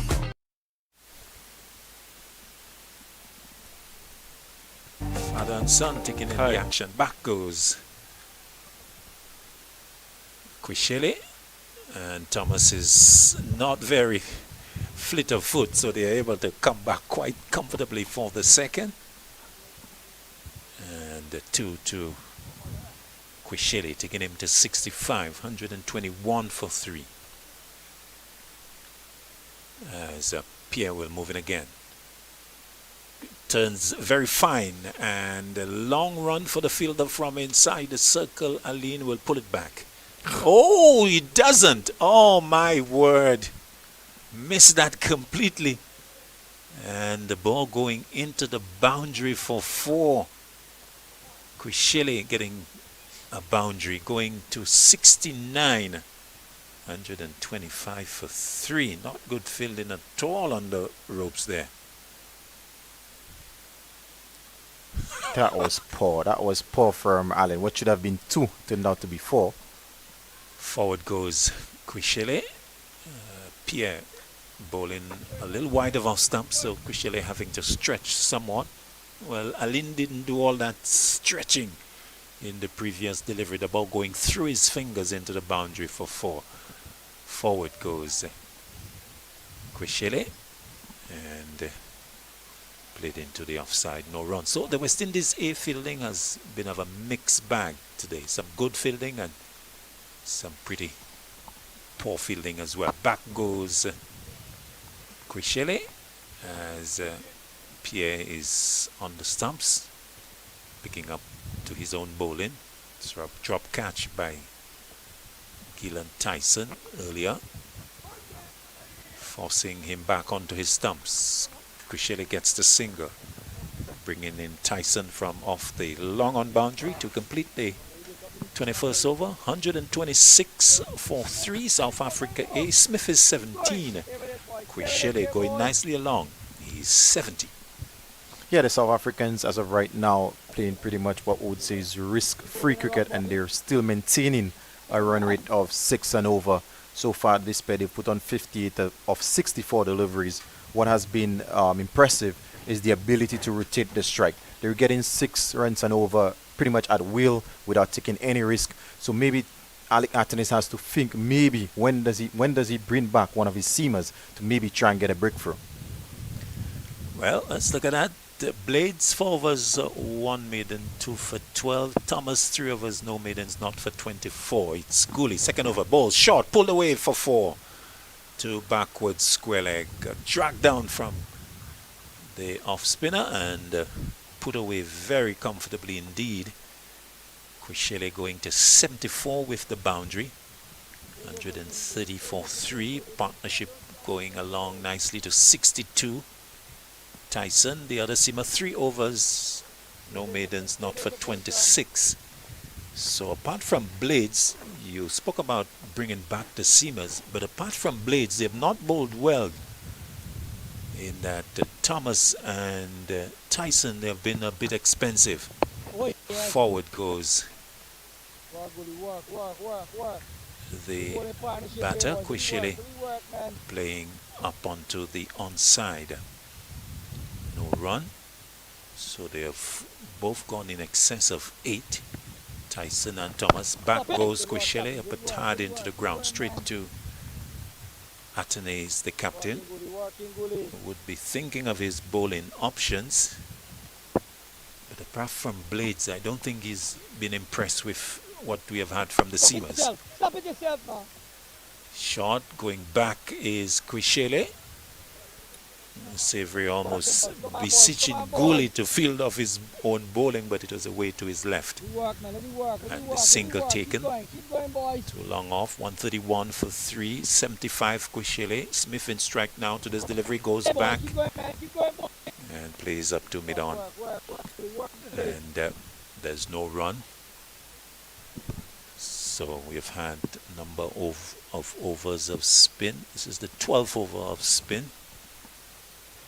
As Gooley comes in down the track, clipping the way past the mid-on, long on, comes off the boundary. They'll come back for the second as the return doesn't quite go to the non-striker's end. It has to be backed up on the offside by Atenes as they took 219 to Smith, 133 for 3. We have had 22 overs, so we have had 12 of spin, 10 from seam or 10 off seam, but I think the seamers have not really presented the type of bowling that would maybe cause Atenas to go back to them. Yeah, but it's just going to be too easy, I think, for the South Africans at the minute. They're getting, like I said, 6-7 runs and over quite easily without having to take risks. So maybe it's time that he gets Jedediah Blades. Yeah, speaking of Jedediah Blades, look like the change. Maybe Alec is mic'd as a headphone listening to us. But look, it's going to be Jedediah Blades to bowl from the media center end. Indeed, you called it right. Dwight, because he has been the best of the three. 4 overs, 1 maiden, 2 for 12. So strong case there for a comeback. But of course, Thomas and Tyson would just simply have to bowl better in their second spells because they certainly would have to come back. Yeah, at some point he's going to call on Tyson and Thomas. It's just a matter of them just maybe bowling better lengths and hopefully get a wicket or two because Thomas did create the opportunity and we had that drop chance. Blades with his 5th over. Comes in, bowls, driven into the offside. Can Thomas get across? He'll do some football, yes. Big man not wanting to come down. Using football on this occasion. It was successful. They took 2. Kushele going to 77. 135 for 3. So Thomas, number 42, is big, heavy man. And so not so easy to move along to get to the ball. That's pulled away. Can they? No, he can't get across. Backward square leg or long leg fielder, Aline. Whether he was fleet-footed or not, it would not have mattered because that went quickly to his right, to his left correction, into the boundary for 4. 139 for 3. Kushele, well, he's scoring at more than a run a ball now. 81 from the 75 deliveries. And he's a batter that has a wide range of strokes and is very busy, always moving the score along. 55 from 55 on Friday. He's 81 from 75. Blades round the wicket. To him, goes back and again rotating the strike, running that to third man for a single. 82 now he is, 140 for 3.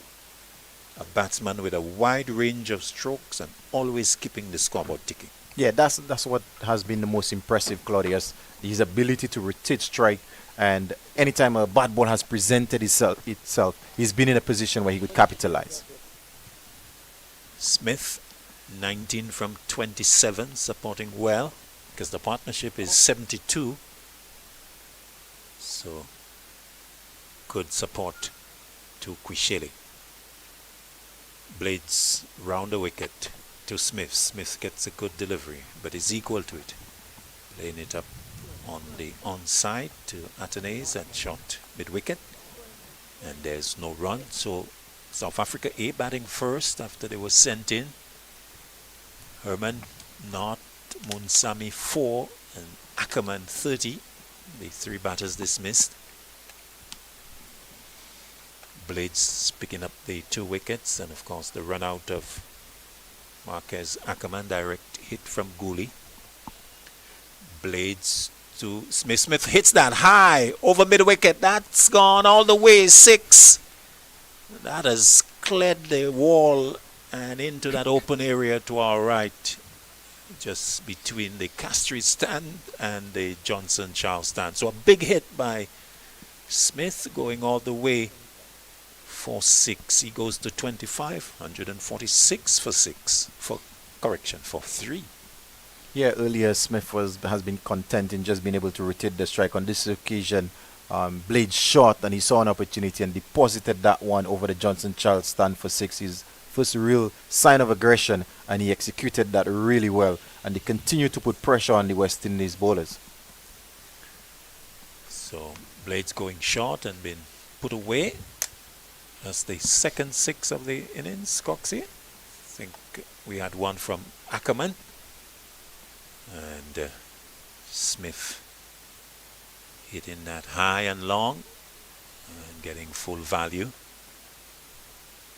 So the comeback of Blades has not gone according to plan. Dropping short and been put away. So some problems here for Ale Catanese. The current run rate 6.39. Last wicket falling at 68, so this partnership now with 78 and having the makings really of a good platform for the rest of the batting to build on. The Schwart, Pomguana, 14, More Kisele and Subrian to come, so they would be happy to see that partnership continuing to prosper. Blades continues down the leg side, wide. Umpire Taylor with the signal. So this comeback over from Blades not going according to plan. Yeah, not so much. Sure, Alec Anthony's had the idea bring Blades back to maybe get a wicket. But so far the South Africans, they've been able to get 14 of this Blades over. One delivery left in it as Blades will move in to Smith. Goes back and plays that late, but has to go back into his crease. Kweshele seemed danger in the quick single and sending him back. The end of the over, the 23rd of the innings. South Africa hit A3 for 147. Yeah, not the comeback Jedediah Blades or Alec Anthony's had in mind. 14 considered of that Jedediah Blades over, so now he has 2 for 26 in his 5 overs so far. So Alec Anthony's has some thinking to do as to how does he maybe get a wicket or maybe stem the flow of runs, because right now it's quite easy and comfortable for the South Africans. This pair they've put on 79 at better than a runner ball, and the run rate, they've maintained a very good run rate, well over 6 at 6.4.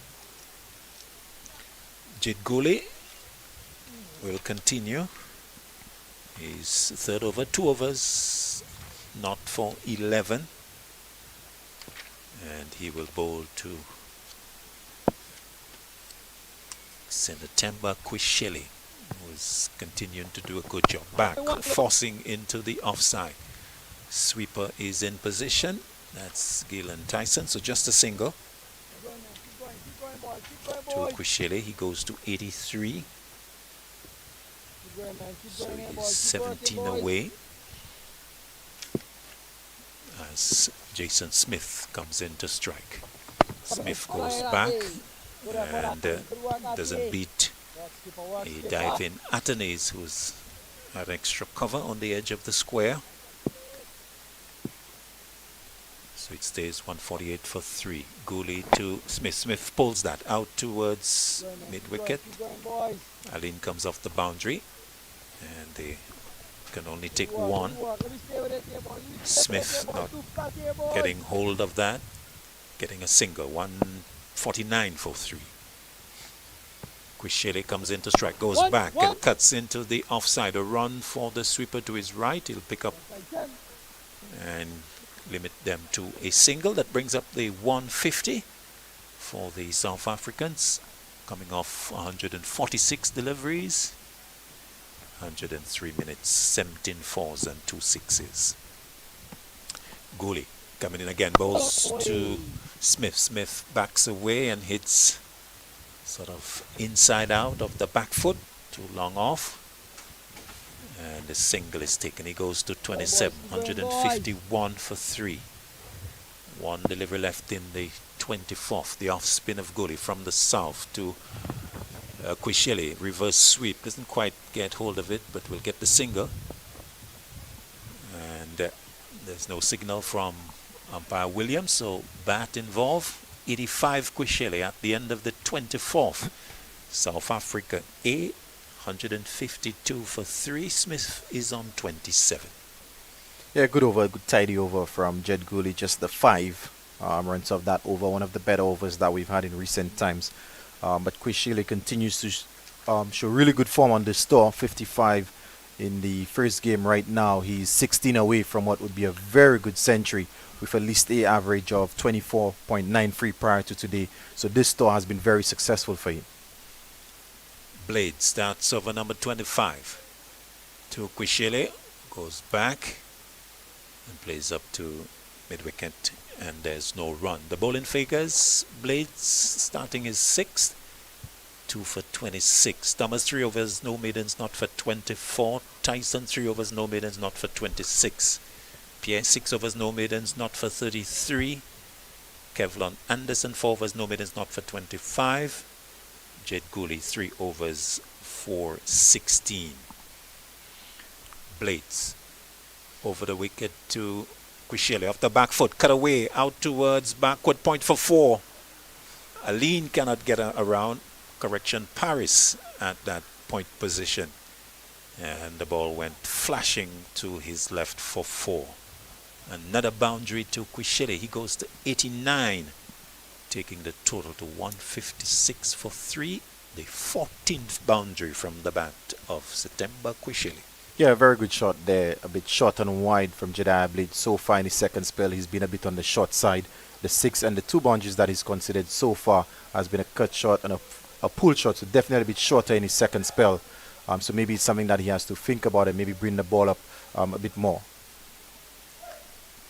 So he's 11 away, 156 for 3. Blades again to Quishele.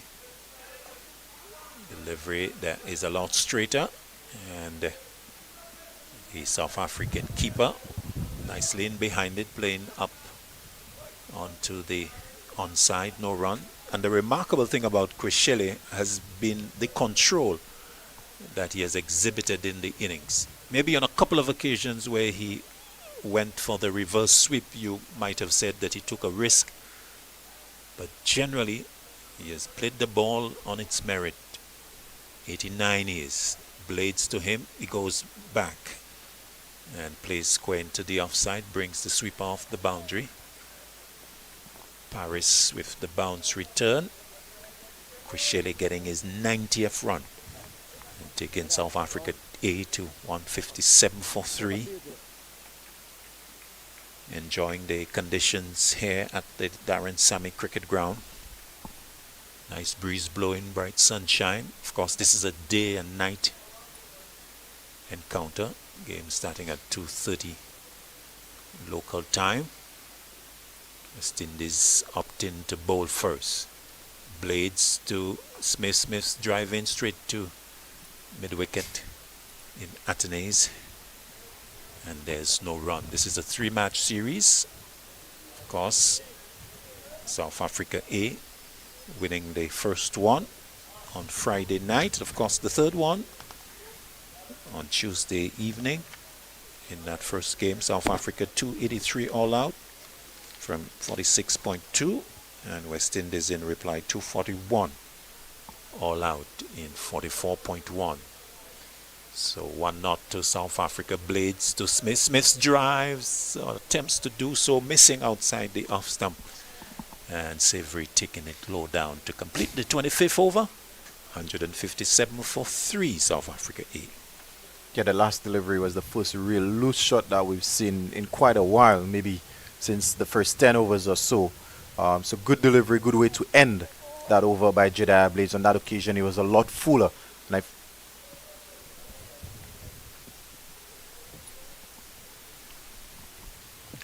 West Indies home series full of energy coming up.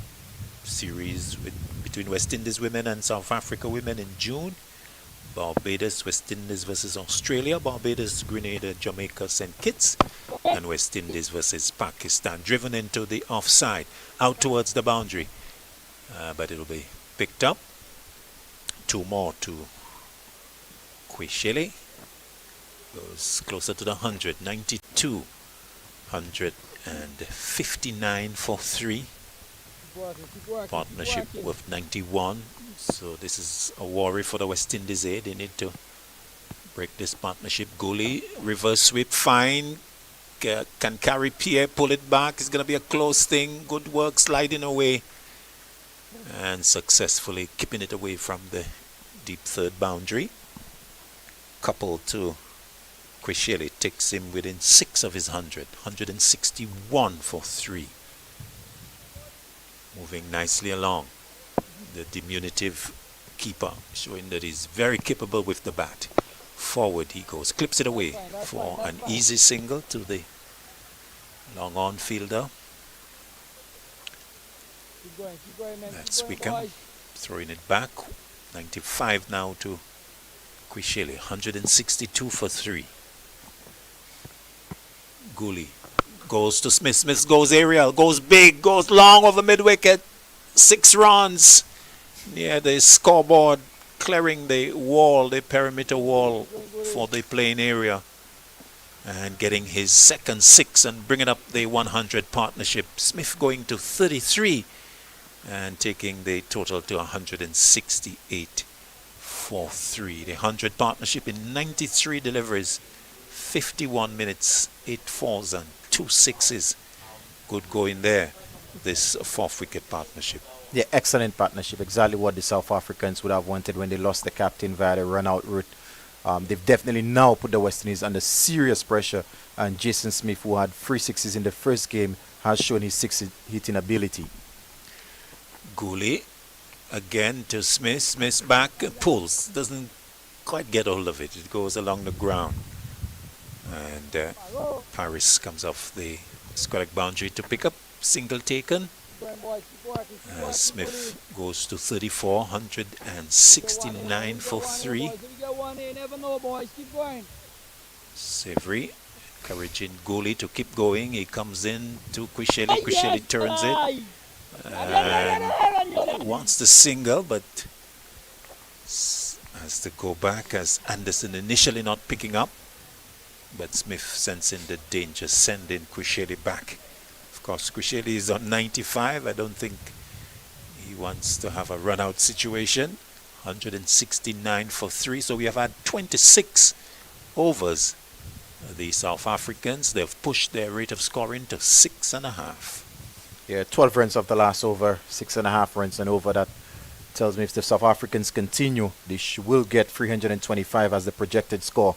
So I'm sure the West Indies would be hoping to restrict them to a lot less than that. So they need to find a wicket from somewhere.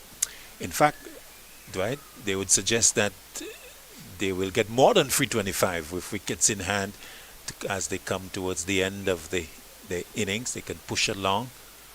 Pushing along is Smith for his 35th run, guiding the ball down to backward point. The fielder coming off the 3rd boundary, 170 for 3. The man in search of the 100 comes in to strike. Senatemba Quisheli, 95 from 87 deliveries. And he has generally hit the ball on the ground. Blades bows to him. He's back, wants the single, has to go back. So 95 from 88 deliveries now. 14 boundaries, and he has deliberately not looked to get any maximums. No, he's batted really well, played pretty much every ball on its merit, been able to rotate the strike, and every time a loose ball has presented itself, he's found himself in a position where he could actually capitalize. Very busy player. In fact, and he's actually soaked up some 40 dot balls, so it's not looked to hit everything, but just rotating the strike nicely when he has to. Blades to him, he pushes back to Blades. Nice straight bat. And good defense, good technique, good game awareness. Getting the singles, rotating the strike. And a good example, Dwight Thomas, of just how to go about an innings. Because if you look at him, he doesn't look to be too flustered. No big flurry about him, but just an economy of movement and stroke selection has been very impressive. This time he drives down the ground. Can Thomas get across? No, he can't. It's going to be 4. Taking him to 99, September Quisheli. And South Africa 8 to 174 for 3.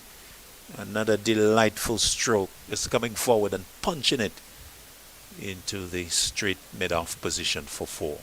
Yeah, for good looking runs, and with that boundary, he's just one away from what would be a well-deserved century. Fantastic batting so far from him. He actually deserves that, and hopefully he goes on to get that 100. So, no field change. Mid-off, mid-on. And Blades will come in to Quisheli on 99. Short down the leg side, wide called as Quisheli ignores it. 175 now for 3. So Quisheli, 99 from 90 deliveries, 15 boundaries. all fours. Has not hit a 6 yet. So a man who has literally put his head down and has batted quite nicely. Going one better than we saw on Friday. He was 55, dismissed. Shot goes back once the single. The return comes in, misses. And that's the 100 for Senatemba Kweshele. The South Africa A wicket-keeper brings up his 100. 100 runs in 91 balls. 15 boundaries. A strike rate of 109.89. A big hug from his partner with whom he has also put on 108. Jason Smith really sharing the celebrations with Senatemba Kweshele. Yeah, you could tell it means a lot to him. Actually did the mic drop there, dropping the bat. But well deserved, well played. When he came in, South Africa needed a partnership and he's actually delivered 100 of, it has come in quick time as well, 100 of only the 91 deliveries. So excellent batting, well deserved. And yes, as we see on the replay, mic drop, he's here in St. Lucia representing South Africa and delivering the goods for his team. The Blades will continue to Smith, short, wide, yes, well over the head of the batsman down the leg side. And ball being taken by Savory, 177 for 3. So Kweshele coming in at the fall of Munsami's wicket and has really held the innings together and now has a solid platform on which to build. South Africa A can really push along to challenge in total. Blades to Smith. Smith back, hits it out to the sweeper. Paris comes off the point boundary. And they take 1 to complete over number 27. At the end of which South Africa A, they have progressed to 178 for 3. Kweshele on 100, Smith on 36. Yeah, very good going by the South Africans. 110 partnership, exactly what was required. But a bit surprising in terms of West Indies, we've not seen Kadeem Alin, who bowled 7 overs, 2 for 44 in the previous game. And considering the fact that O'Shane, Thomas and Tyson, they've been a bit on the expensive side, I'm a bit surprised that we've not seen Alin bowl any overs whatsoever so far. Well,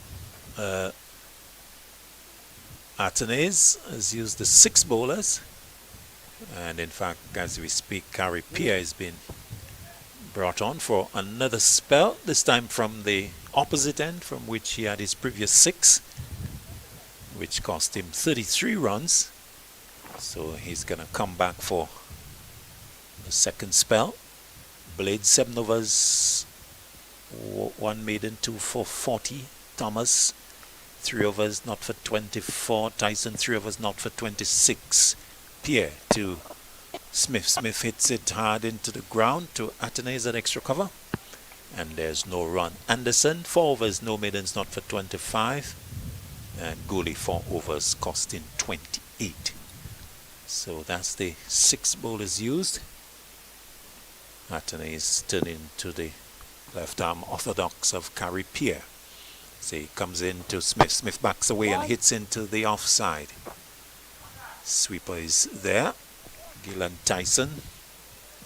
1 to the middle order batter Smith. He goes to 37. He has faced 41 deliveries, so picking up his scoring rate. 179 for 3. This is the 28th over. Pierre coming in. Long on, long off. Square leg, deep extra cover, the boundary riders. He bowls into the leg stump, clipped away by Kweshele. Straight to the fielder. There's no run. Pierre again to the back, beats the diving Pierre in the follow through and will get the single to the long on fielder. As the South African A keeper goes to 101, 180 for 3. Current rate 6.5. Pierre, this time to Smith. Smith goes back, plays that airborne away to the right of Pierre. Didn't really put the big dive, it was a little too far away from him. And so getting the single to the long on fielder. 181 for 3. One delivery left in the 28th. Pierre to Quishele. Quishele back and squeezing that out. Much to the frustration of Pierre, who completes the over, the 28th of the innings. Quishele getting the single, going to 102, 188, 182 correction for 3. South Africa A, more from Dwight Thomas, and then it's going to be Reds Pereira. Yeah, good tidy over from Kyrie Pierre coming back, but this time swapped ends coming back from the players' pavilion end, only considering the 4 of this over. So far he's bowled the 7 overs, none for 37, wicketless so far, but has kept things relatively tidy so far, only going at 5.29 runs and over, which represents the best economy rate so far for the West Indies bowlers. And with that, Jedediah Blade's second spell has come to an end. It's going to be Tyson who's going to be taking it up from the media center end. Welcome, Reds. And thank you very much. And just to come back to Blades, really started brilliantly in his first spell. He had 4 overs, 2 for 12, 28 runs coming off the last 3 overs. You really felt that Athens went to his go-to man, so to speak. Yeah, Athens brought Blades back in the hopes of getting a wicket break in this partnership, but the South Africans played him really well, but in the second spell I think he was maybe a bit too short as compared to the previous spell. And talking with the partnership, is now worth 114. And Athens is beginning to run out of ideas how to break this partnership. That's the delivery, which is hit in the air, but hit high over the right shoulder of Thomas at the mid-on position. Tyson didn't start all that well. 3 overs for 26. And getting an opportunity here. So you just need to build some pressure, deny some runs. There are very few dot balls, falling dot balls. Yeah, that's the thing. The South Africans are scoring at will, so there's never really an urgency to take a risk. It's been done quite risk-free at the minute. When they're not hitting the boundaries, they're picking up singles and picking up about 5, 6 and over. That's a kid, this time hit to the left of Thomas, who's not the fastest in the field. He's down at mid-on position, just outside the circle for the ODIs. And hit in the air, but hit to the left. So more runs coming for South Africa as the total edges up to 190. Well, what they got in the first game? 284? Yeah, 283 all out. 283. Well, they're on target of getting right up there. 28.2 overs. Sun continues to shine. The wind mild. Flags of South Africa and the West Indies board, the national flag out to our left. And Tyson with a big number. Number 91. Bowling without a slip, without a gully. Athens has gone very defensive, and we can well understand this is a chance to pick it up, and that is difficult chance down at backward square. It was like Lincoln Phillips or Gordon Banks coming across to the right at the square leg, dived high up. For a moment I thought he had it, but it went out of the hands and over the boundary for yet another major boundary, 196 for 3, and the scoring continues. Yeah, half chance here for Jedediah Blades on the deep square leg boundary. That one, diving attempt was a tough chance, but maybe a chance at this level that you'd probably have to take given the situation, opportunity to break this partnership. But 6 runs, another 6 runs to Kosheli, and Tyson's second spell hasn't gone according to plan. So far, 14 conceded of the first 3 deliveries. Tyson, the partnership pushing on to 128. And one time they were in deep trouble. We'll come back after this delivery to look at the early batting by South Africa. But they've put together pretty good partnership here and going. Tyson. That's driven and to the left of the mid-off and more runs here. Athens has got to think on his feet and think very, very quickly. How can I in fact stop the run flow? More runs to South Africa. Exactly 200 on the board of 28.4. And Smith on 38. Kosheli. You need to remember that name because I think we're going to see him playing for South Africa in a year's time. Definitely, based on what we've seen. And ever since he scored the century, remember he's got a century of 91 deliveries. The next 7 deliveries, he's been able to get 20 runs. So he's definitely pushing it on. 16 boundaries in that 91 ball 100. And got a unique stance. It's tucked away. A rare dot ball recorded by Roland Cox, who was moved away from the right of the box. He said he needed more elbow room, better view. He likes watching from long off. Tyson, very expensive, 3.5, none for 44. Athens really needs to find a way to break this partnership. Maybe another brilliant run out by Gooley might produce it. That short and clipped away. One, they'll look for the second, and Kosheli nearly running in to the body of Tyson, just brushing the shoulder, nothing deliberately. So the over is completed. 302 for 3, 29 gone, and Athens needs to think very quickly. Yeah, he has to think of some way, somehow, who's going to actually come on and take that wicket. Western is in desperate need of a wicket. If not, they may find themselves chasing well in excess of 300 this evening. Let's look at Pierre's figures. He's normally very tight, 7 overs, none for 37. Yeah, so far he's been the best of the bowlers in terms of economy, only going at just over 5 runs and over. But West Indies would be hoping that he actually gets the breakthrough. So far he's bowled well, but he's been wicketless. So Pierre had a good year. He's outstanding in the field, especially in the white ball game. We don't often see him in the longer format.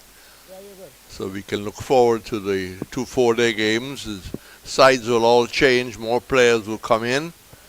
Pierre comes in, and that's off the back foot. And good running effort. But didn't pick up on the run at square cover. Able to come through for the single.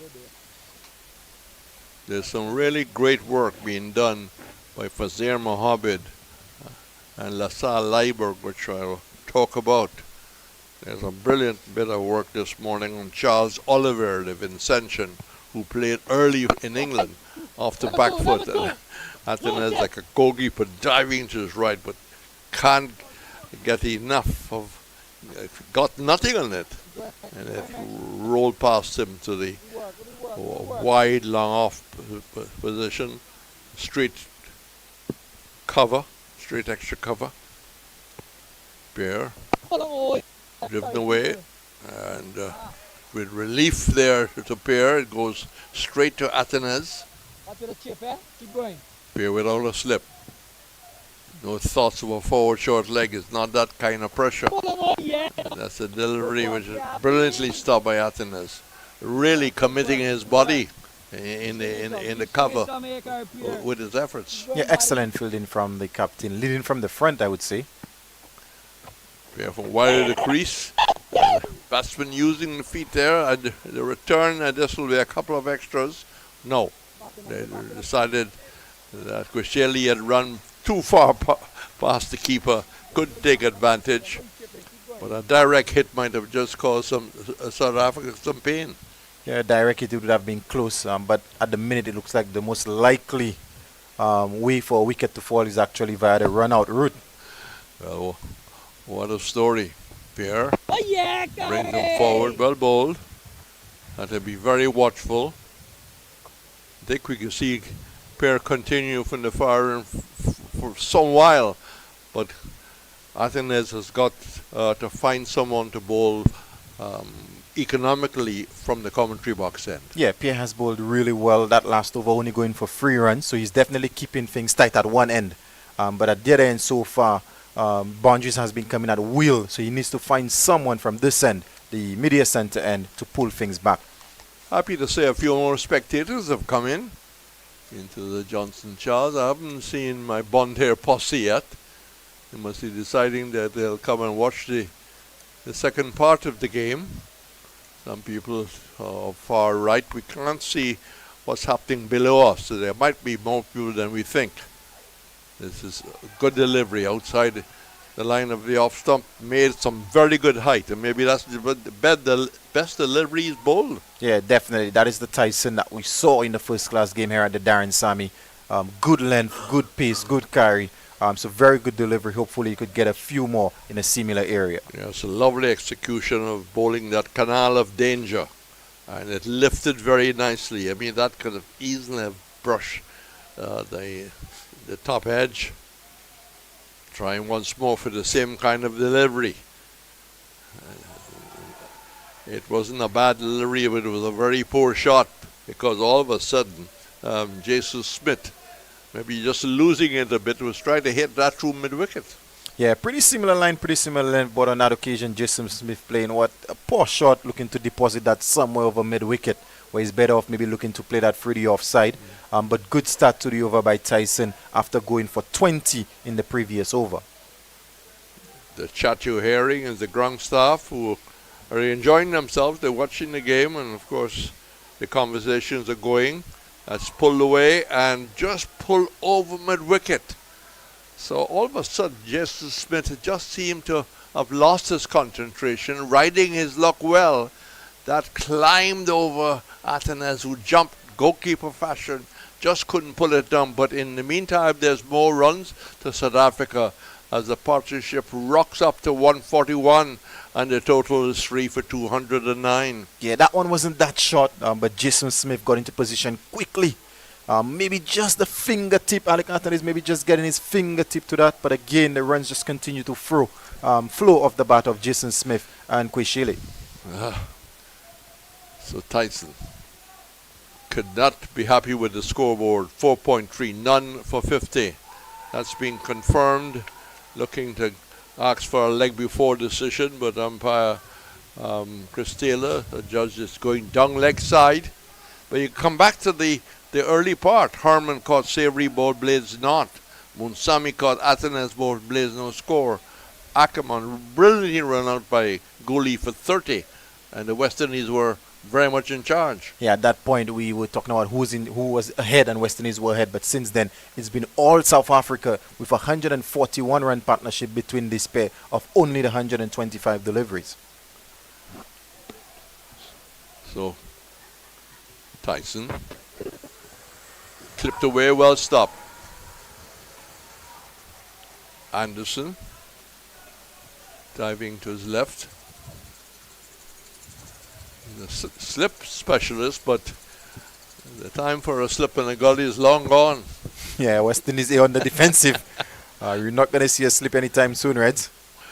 No, you're not going to see. I'll come back to that feature by Fazier and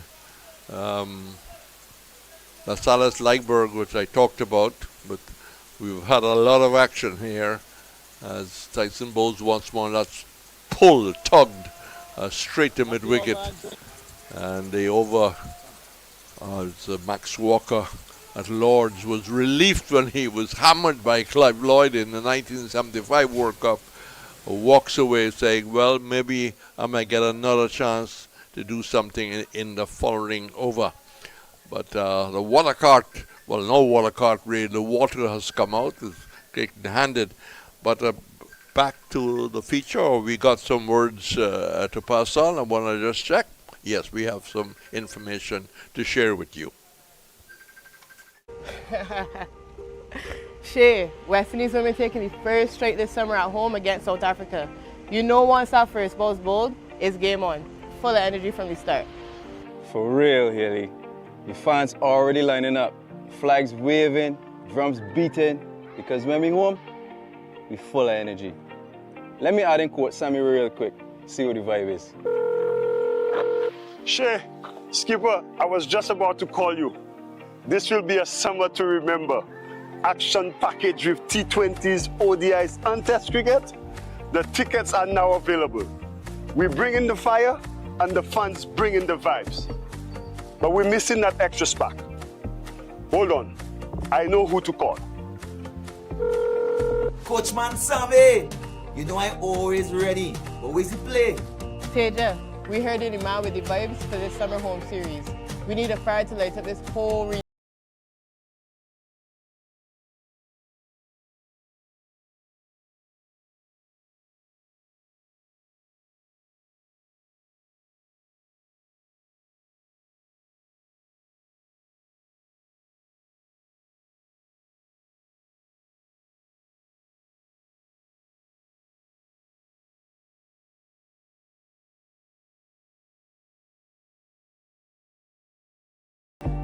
Hi, I'm Rustin Chase, the new West Indies Test captain. It's a great privilege and honor to continue this legacy of West Indies cricket. The team's first assignment under my leadership will be against Australia in the Full of Energy Men's Home Series, with 3 matches being played in Barbados, Grenada, and then Jamaica. So Maroon fans, please come out and support. We need your energy, we need your vibes. Get your tickets at windiescricket.com.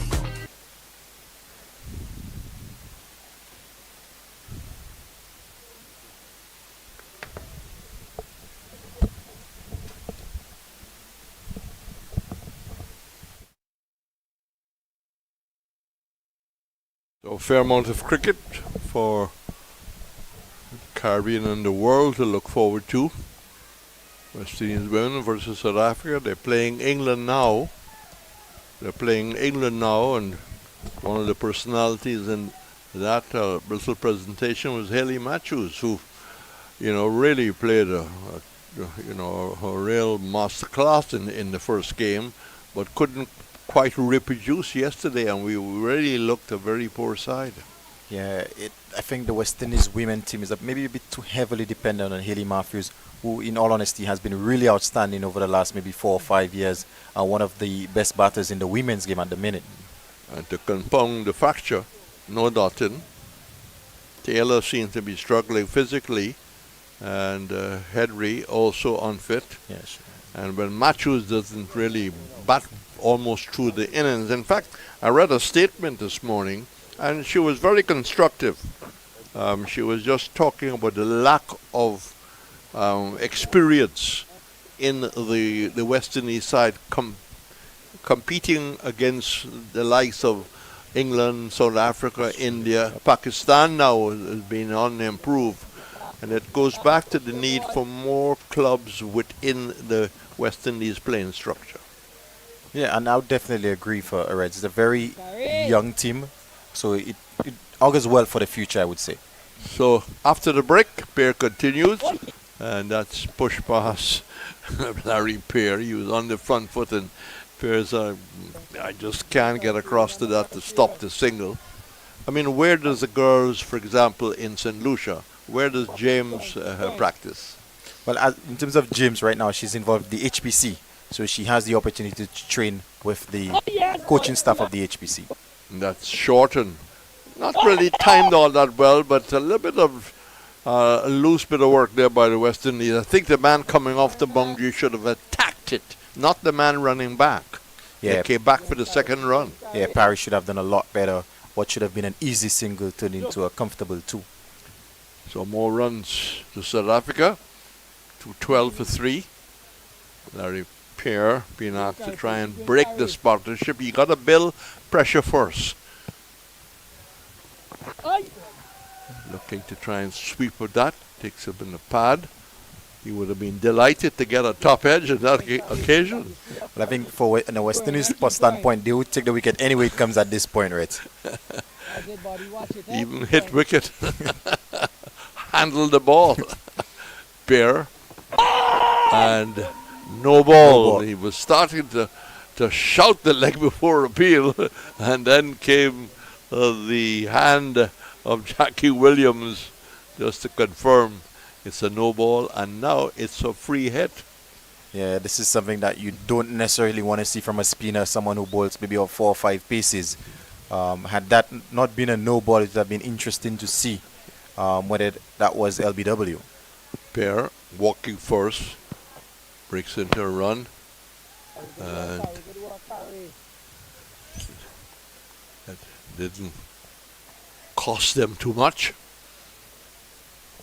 A good partnership. 145 well-played runs. That's a big appeal coming from... First of all, there was appeal from the keeper in Savory, and there was a bit of a shout from the bowler. Yeah, umpire does not signal wide, so maybe just came off the pad. Yep. Savory thought there might have been some bat. That's hit hard into the ground. Not bad timing. And again, Pierre has stopped the run flow as the over is in fact completed. So we've had 32 overs gone, 213 for 3. But back to the work of Lasar Leiberg and Fazir Mohammed. I was talking about a piece they did this morning on Larry Constantine, but what caught my eye was the one about the Vincentian Charles Oliver. He played for the West Indies, got test status in 1928. He went to England on an unofficial tour, was good enough to get a contract with Derbyshire, made a lot of runs for Derbyshire, including a total of 321, which was the highest score for Derbyshire ever until 2010. Charles Oliver, I think there should be a statue in St. Vincent after him. I'm told himself and a Grenadian Minot, just can't remember his full name, were outstanding at that period. And certainly a name well thought of in England. Charles Oliver. Bowling change as Tyson has been pulled out of the attack. I think when things are not going your well, you probably are quite happy that you can come back maybe for a third effort. Yeah, maybe in the back end when the batsmen are a bit more aggressive, maybe would get the opportunity to take a wicket or two. But we have a change of bowling from the media centre end. It's Kadeem Alin, who in the previous game had 2 for 44. A real big man, Alin, opening batsman. Short and hammered square out towards the scoreboard. You were saying you don't follow the NBA, but there's local basketball. At least you should go as a sportsman and support the local basketball season. Not necessarily a fan of basketball. Well, you can become one. It's a skillful game, you know. People like Michael Jordan, you know. Very skillful game. Cricket is a skillful game. I know you like it, Aline. And that's clipped away. And this yet another single that's out to the square cover. Did you play any football or things like that when in school? Yeah, back in school days I played football and cricket. I still do play football, indoor football, futsal. So I usually play a little bit of futsal in terms of the intercommercial competitions we have here. Aline, looking to break the partnership. That's hammered, almost flat batted. just too short. So really trying to ring the change. Carl Hooper used to find, I think, Wavell Hines at one time.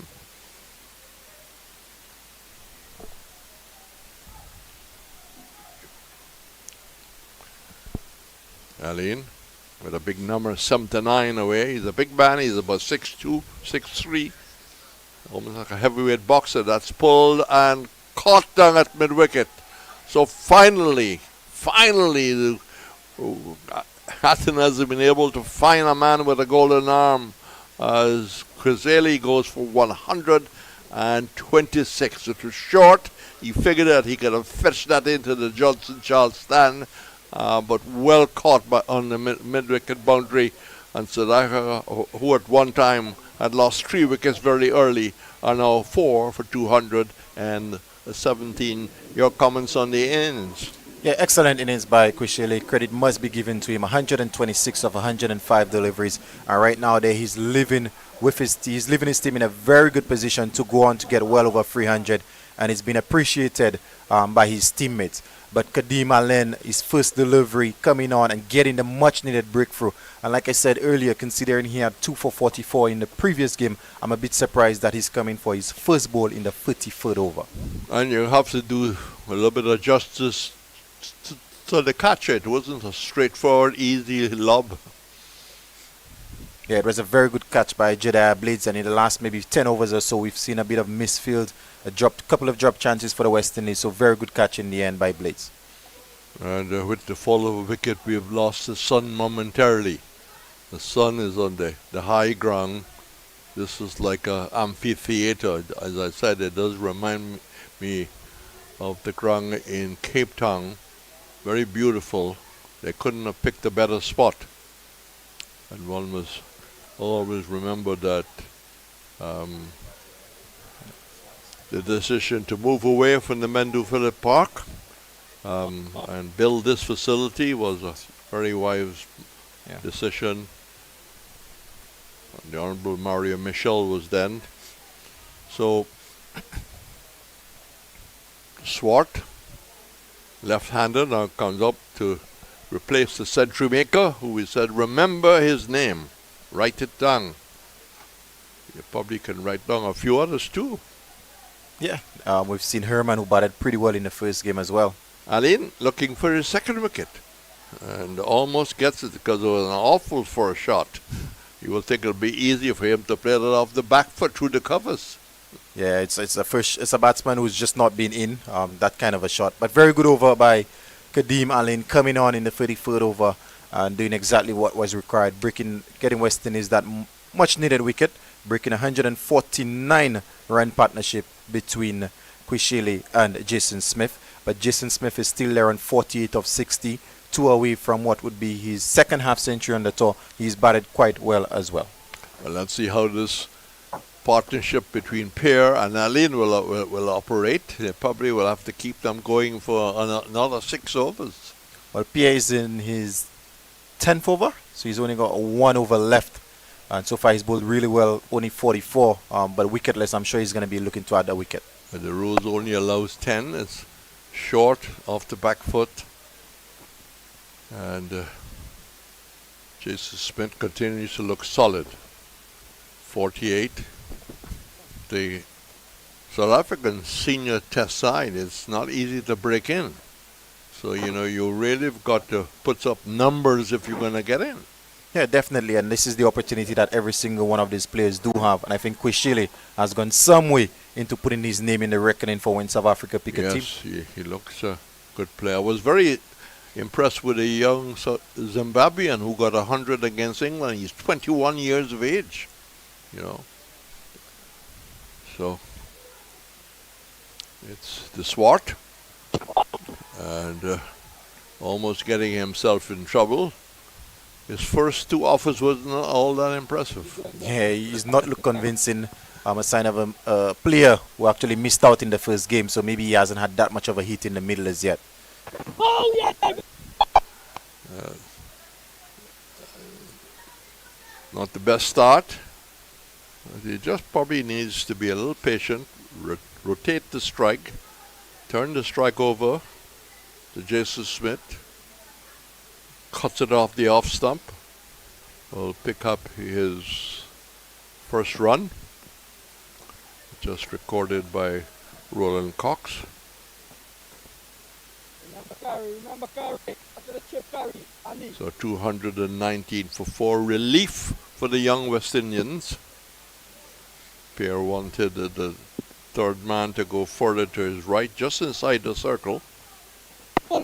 Yes, carry. Good arm ball. Jason Smith trying to get onside of that delivery, but it rushed on to him, aiming for the middle and leg stump. Delivery once more. Short and hit straight to cover. Another dot ball, another welcome over from the West Indies A point of view. But there's a lot of work still to be done. And South Africa in the driving seat. South Africa A, may I say, are 219 for 4. We've got 16 overs left. Yeah, definitely the South Africans well in the driving seat, and given the position that they found themselves in, I'm sure they're going to be hoping to get well over 200. The projected score right now is 322. So they're going to be looking for something even more than that, considering they still have 6 wickets in hand. But I must say credit must be given to Kyrie Pierre. He's come to the end of his spell.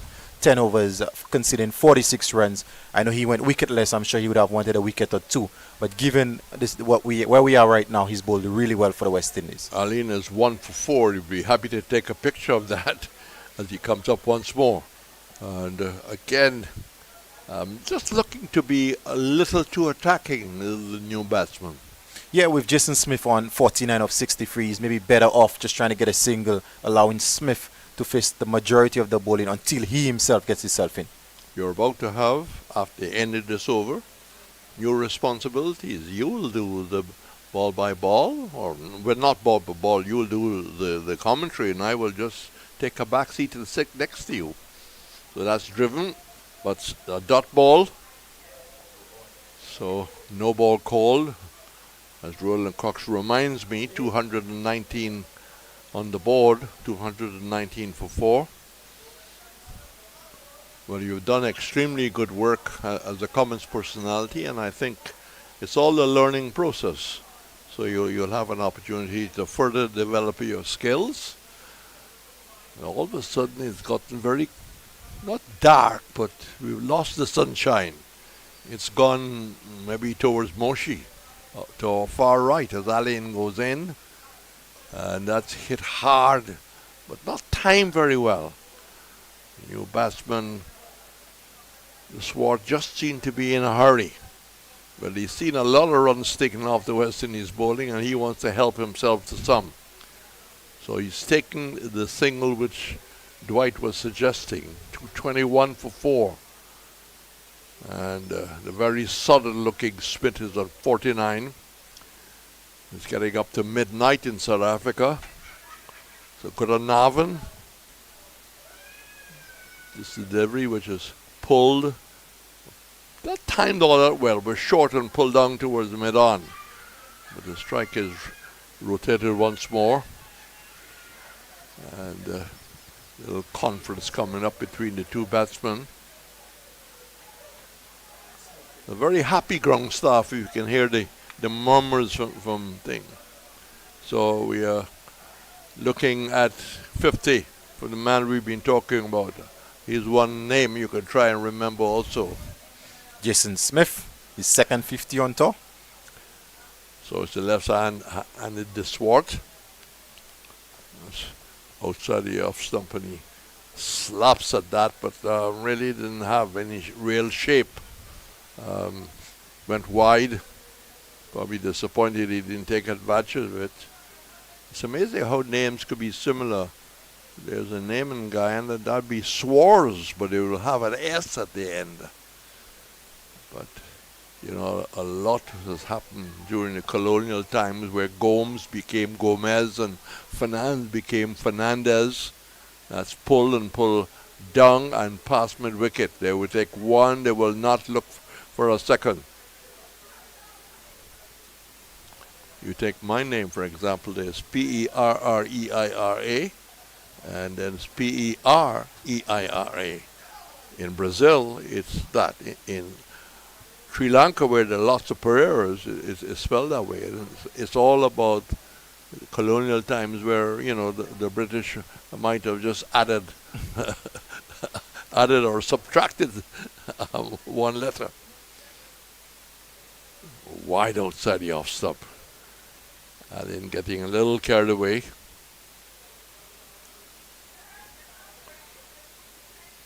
Big Barbadian.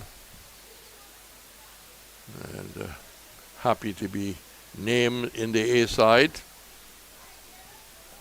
Told that some of the A players will stay for the 4-day, whereas others will come in. So we'll wait to see those names. As Allen, wide outside the off stump. Didn't think it was that wide, but maybe just outside the required line. Not as wide as the previous delivery, but I think the blue guideline there, that went just outside. So maybe a clear ploy to bowl wide outside the off stump to Smith. Umpire Chris Taylor calling it. And quite a background he's got.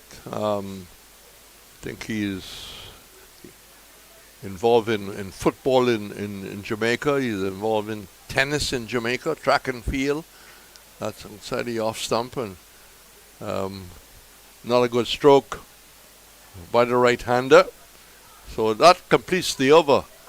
And South Africa A are 225 for 4.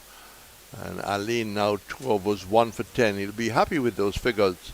And Carey Peer to continue. Well, not really, because he's completed his 10.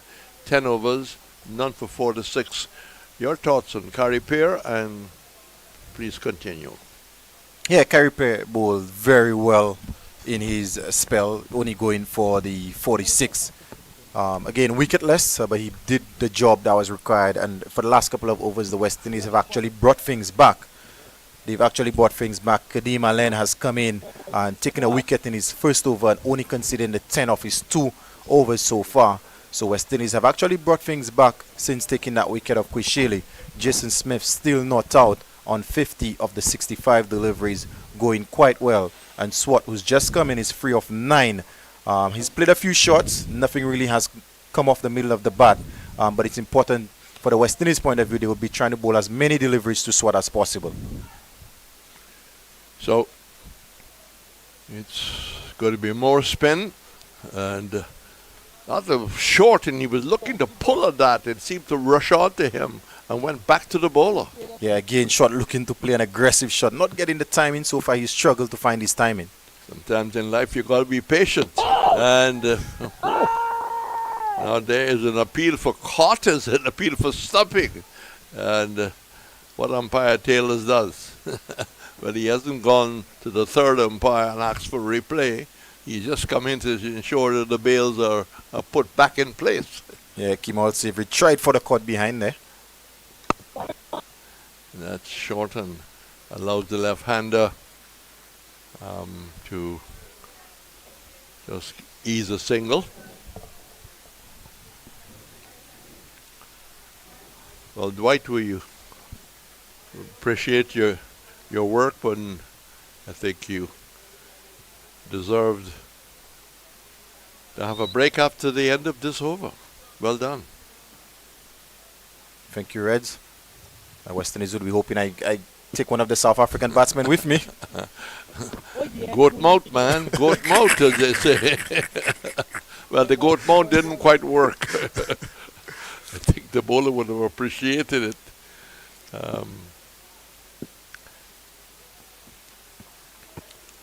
So the off spinner that hits down the ground over his head. Good running stop on the boundary. Good athletic work there. Stopping what was looking like a boundary and didn't allow the second run. Yeah, really good fielding by Carey Pierre, who is known to be a very good fielder, and he's showing it there. Excellent. He's a half St. Lucian. At this point, I would say a full St. Lucian, Reds. You want us a CPL? Yes, he plays for the Kings. That's cut away. A much better shot. Much better shot after really going through a difficult period when he could have easily have given his hands away to Swart. So time for a break. There's a cup of tea behind you, and just sit back and relax. But there's no relaxing for the West Indies because this partnership, as Roland Cox indicate, is starting to build. Partnership is starting to build. And Claudius replacing Dwight. Conditions are changing. It's very cool. Yes, we have lost the Sunshine Reds. I have an app on my phone which suggests that there would be some cloudiness around, but let's hope that it's not all that accurate. Is it a reliable app? Maybe it might fall this evening, late. Hopefully after the game, Reds. Yes, around midnight. So, just short of a length to allow a shot off the back foot as goalie continues from the far end. Goalie, none for 31, but he's made his contribution because that was a brilliant piece of work. Yes, very much so. So the South Africa A here, they in a good position, 229 for 4. Surprisingly, the scoring rate has not gone beyond 7, just 6.3. But they have the makings here of a total well in excess of 300. Keeper standing back, but wouldn't have a chance to see it settle into the gloves because it's wide outside the off stump. Now you have a strong background with figures, stats. This is the 37th over.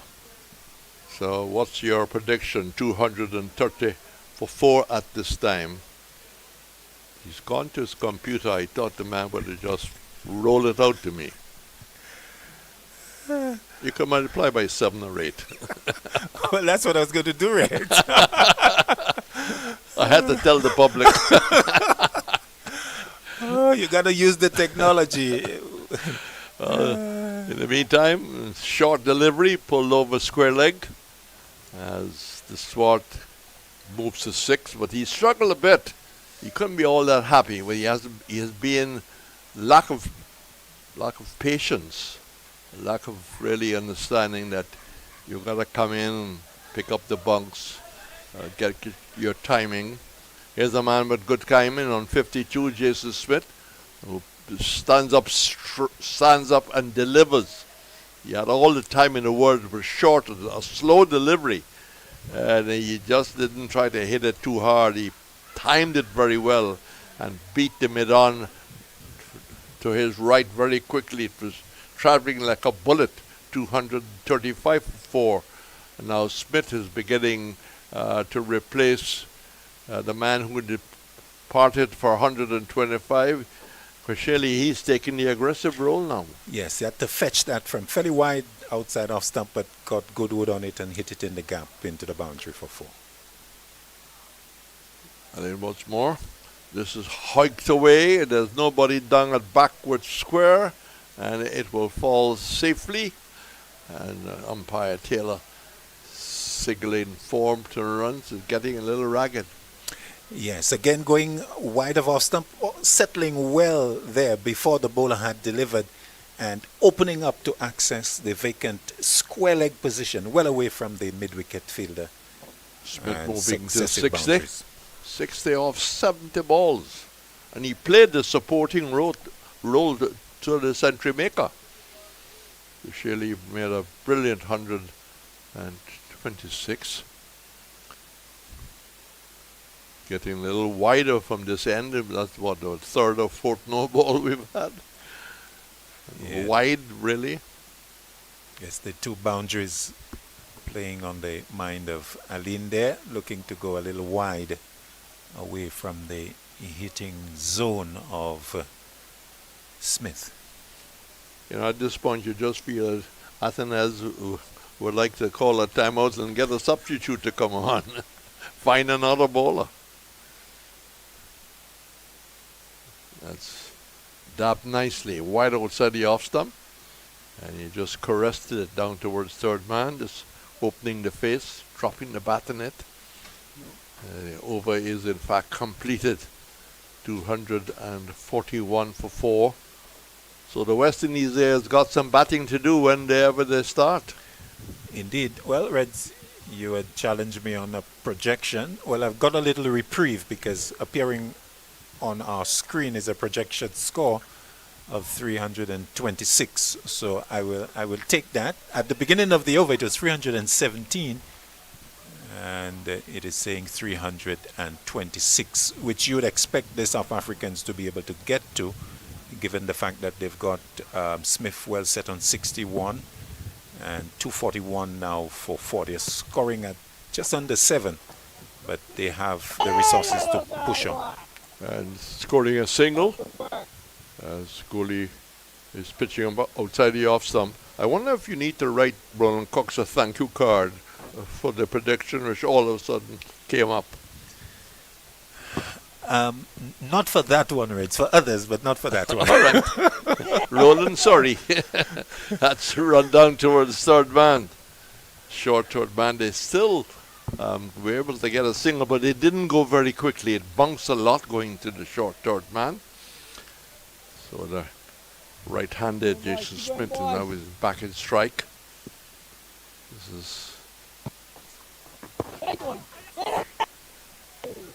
not exactly where he was looking forward. The West Indies really trying for a run out, trying for anything that will break partnerships. Keep going, boys. Time now, boys. Keep going, boys. The chirping still continues, but the West Indies getting a little flat in the body language.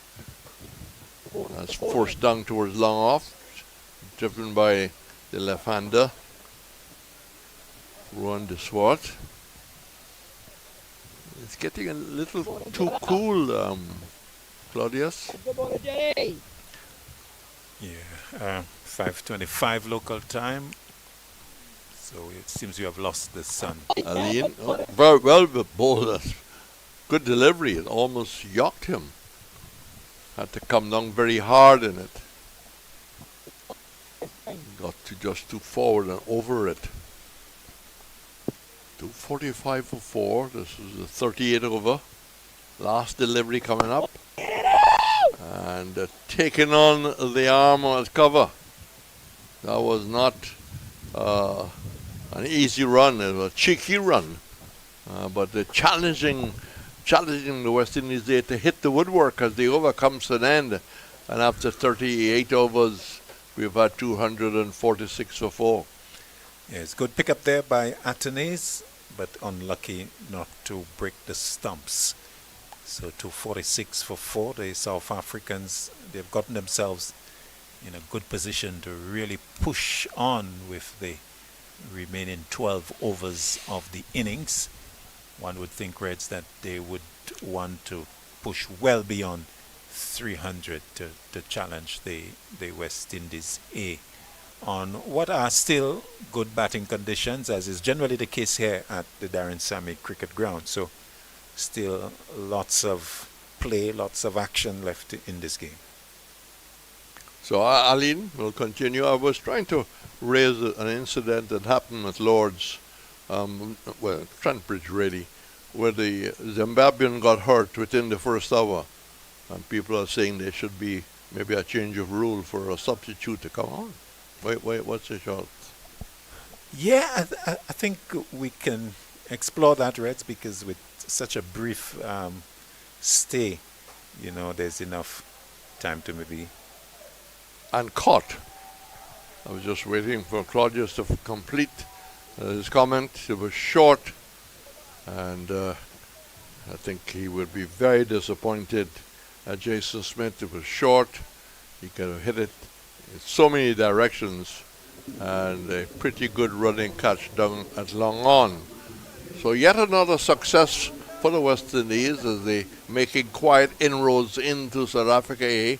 5 for 246. 5 for 246. And we have the dismissal of Smith for 63 well-played runs. Yes, a good catch from Kevin Wickham on the Long on boundary, getting across nicely, judging it well, and accounting for the loss of Smith, who did well, 64 from 78 deliveries, 3 fours and 2 sixes. As you said, Reds, with the loss of Kweshele, he sort of took over the run scoring effort, and he was looking to really push things along, but that one just not getting hold of it.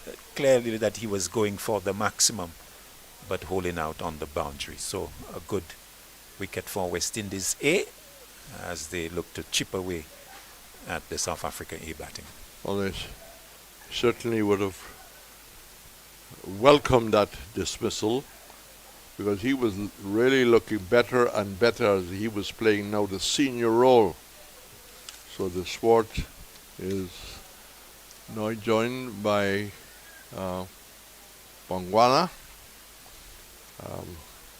who's really picked maybe for his bowling than his batting, but probably very useful. We'll see now, and plays a pretty useful looking shot. Everything was correct on that occasion. Yes, look, the good picture to get off the mark. So he's come in. He picked up 4 on Friday, just the 4. Caught Blades bowl Mindley. But he's got an opportunity there to really push things along with Dishwat and the rest of the batting. Yes, he's come in with runs on the board, so there's no pressure on him.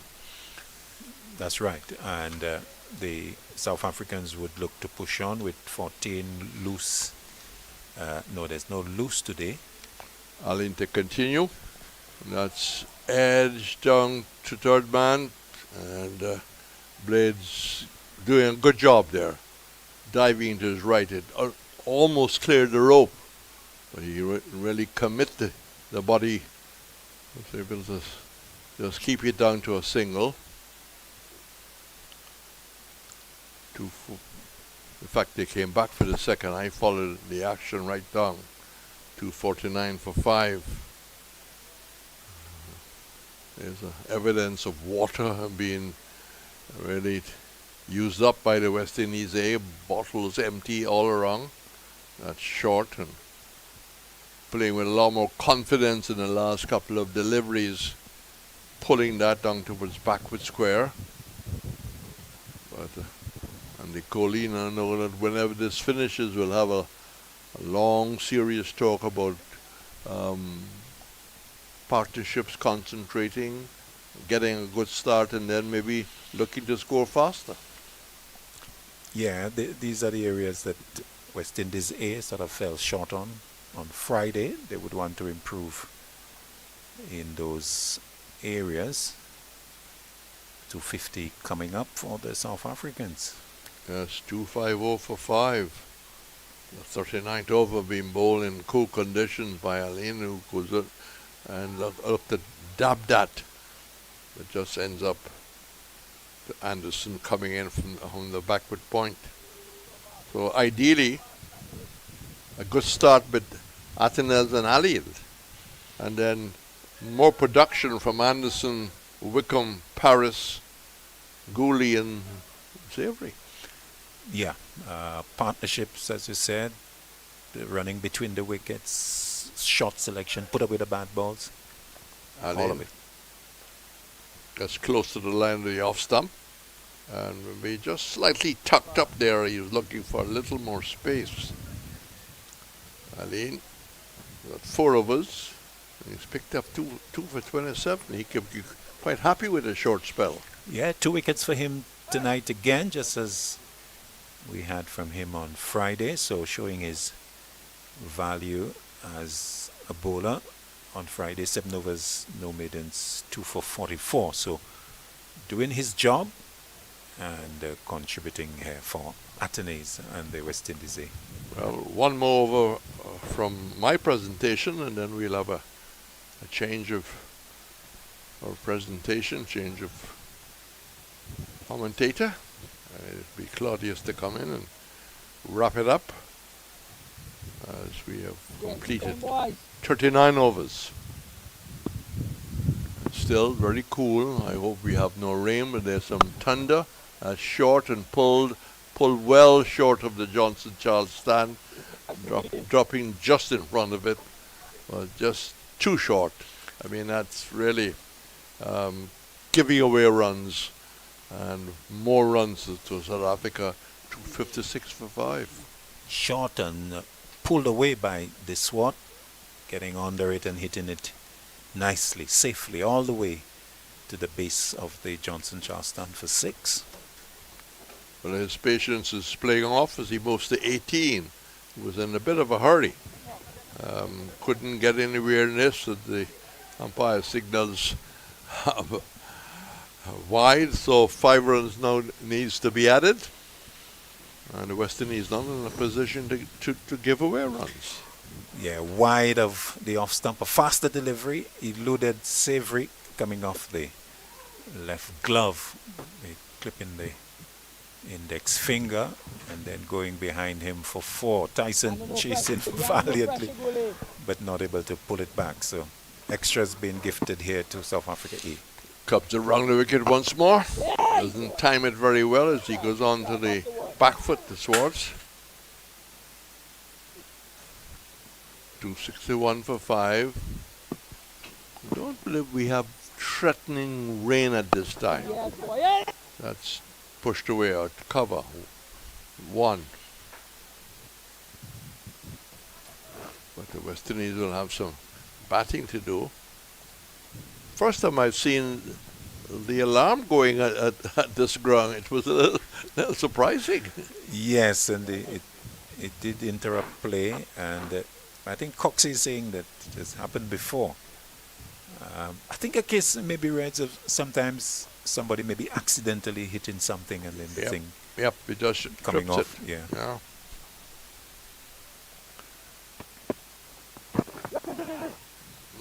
Takes down the pad.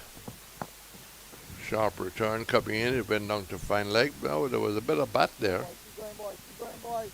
I have a neighbor, and the alarm, sometimes the dog maybe passes it at midnight. The alarm goes and goes.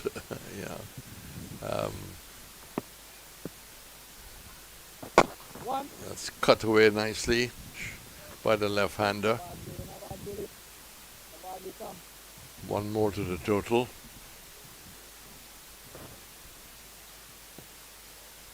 Good work. 264 for 5. Delivery there that probably got more pad than bat. The over is yet completed. So we've had 40 overs completed. And South Africa, who at one time were 3 down for not very many, have now reached 264 for 5. And there's more to come. Claudia said it comes over to you. Thanks, Reds. So 264 for 5. Hi, I'm Roston Chase, the new West Indies Test captain. It's a great privilege and honor to continue this legacy of West Indies cricket. The team's first assignment under my leadership will be against Australia in the Fuller Energy Men's Home Series, with 3 matches being played in Barbados, Grenada, and then Jamaica. So Maroon fans, please come out and support. We need your energy, we need your vibes. Get your tickets at windiescricket.com. Aline will continue. It's 5th over, 2 for 27. He'll bowl to Deshwart, who backs away and edges past the keeper, and they'll come back for the second. There's enough time to do so. There's the left-handed return coming in from Blades. 266 for 5. This is the 41st over.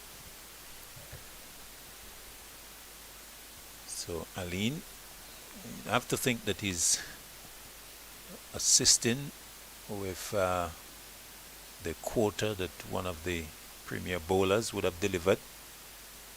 Aline to the short top edge, down to third man, all the way ahead of Thomas. In fact, over the boundary, so not much that Thomas could have done there. Ball short and uppercut. And going all the way over the boundary for 6. So pushing along nicely is the Schwartz. It's gone to 28. 272 now for 5. 2 bits of luck going South Africa way. There was an inside edge past the leg stump, and now a top edge that could have gone down to Thomas. Aline to the Schwartz, down the leg side, wide.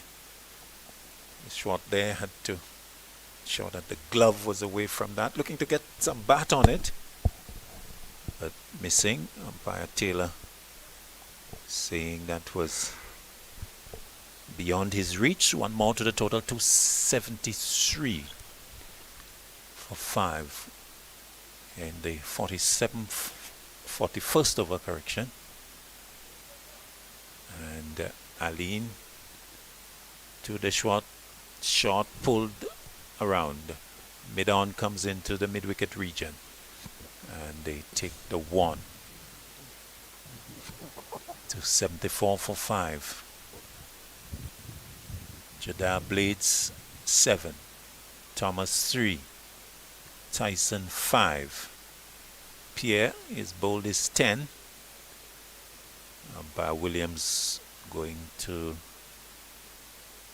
the leg side for the right-handed Pomguana. Comes in to strike. It's on 2. Anderson has bowled 4. Gooley 7. So a number of options available to Atenes. So 3 more from Blades, 7 more from Thomas if he's inclined to go in that direction. Drive in nicely by the tall figure of Pomguana for a single. Aline the sweeper comes off the boundary. And they take 1 to 76 to 75 for 5. A lot of traffic being done by umpire Williams from square leg to square leg. As you went through the bowls, I mean, Atenes was turned to 7 bowlers. Yes, and I think that's partly because Shane Thomas in particular has not gone well. His 3 overs have not been productive. Short pulled away along the ground out towards Aline at square leg. And the batsman amble a single. So it'll be interesting to see whether Atenes goes back to Thomas. His 3 costing 24. Tyson's 5 has cost 50. Yeah. There's 1 over that was very expensive. I think we had some 4 4s and a 6. 20, yes. 20 taken from his, I think it was his 4th over.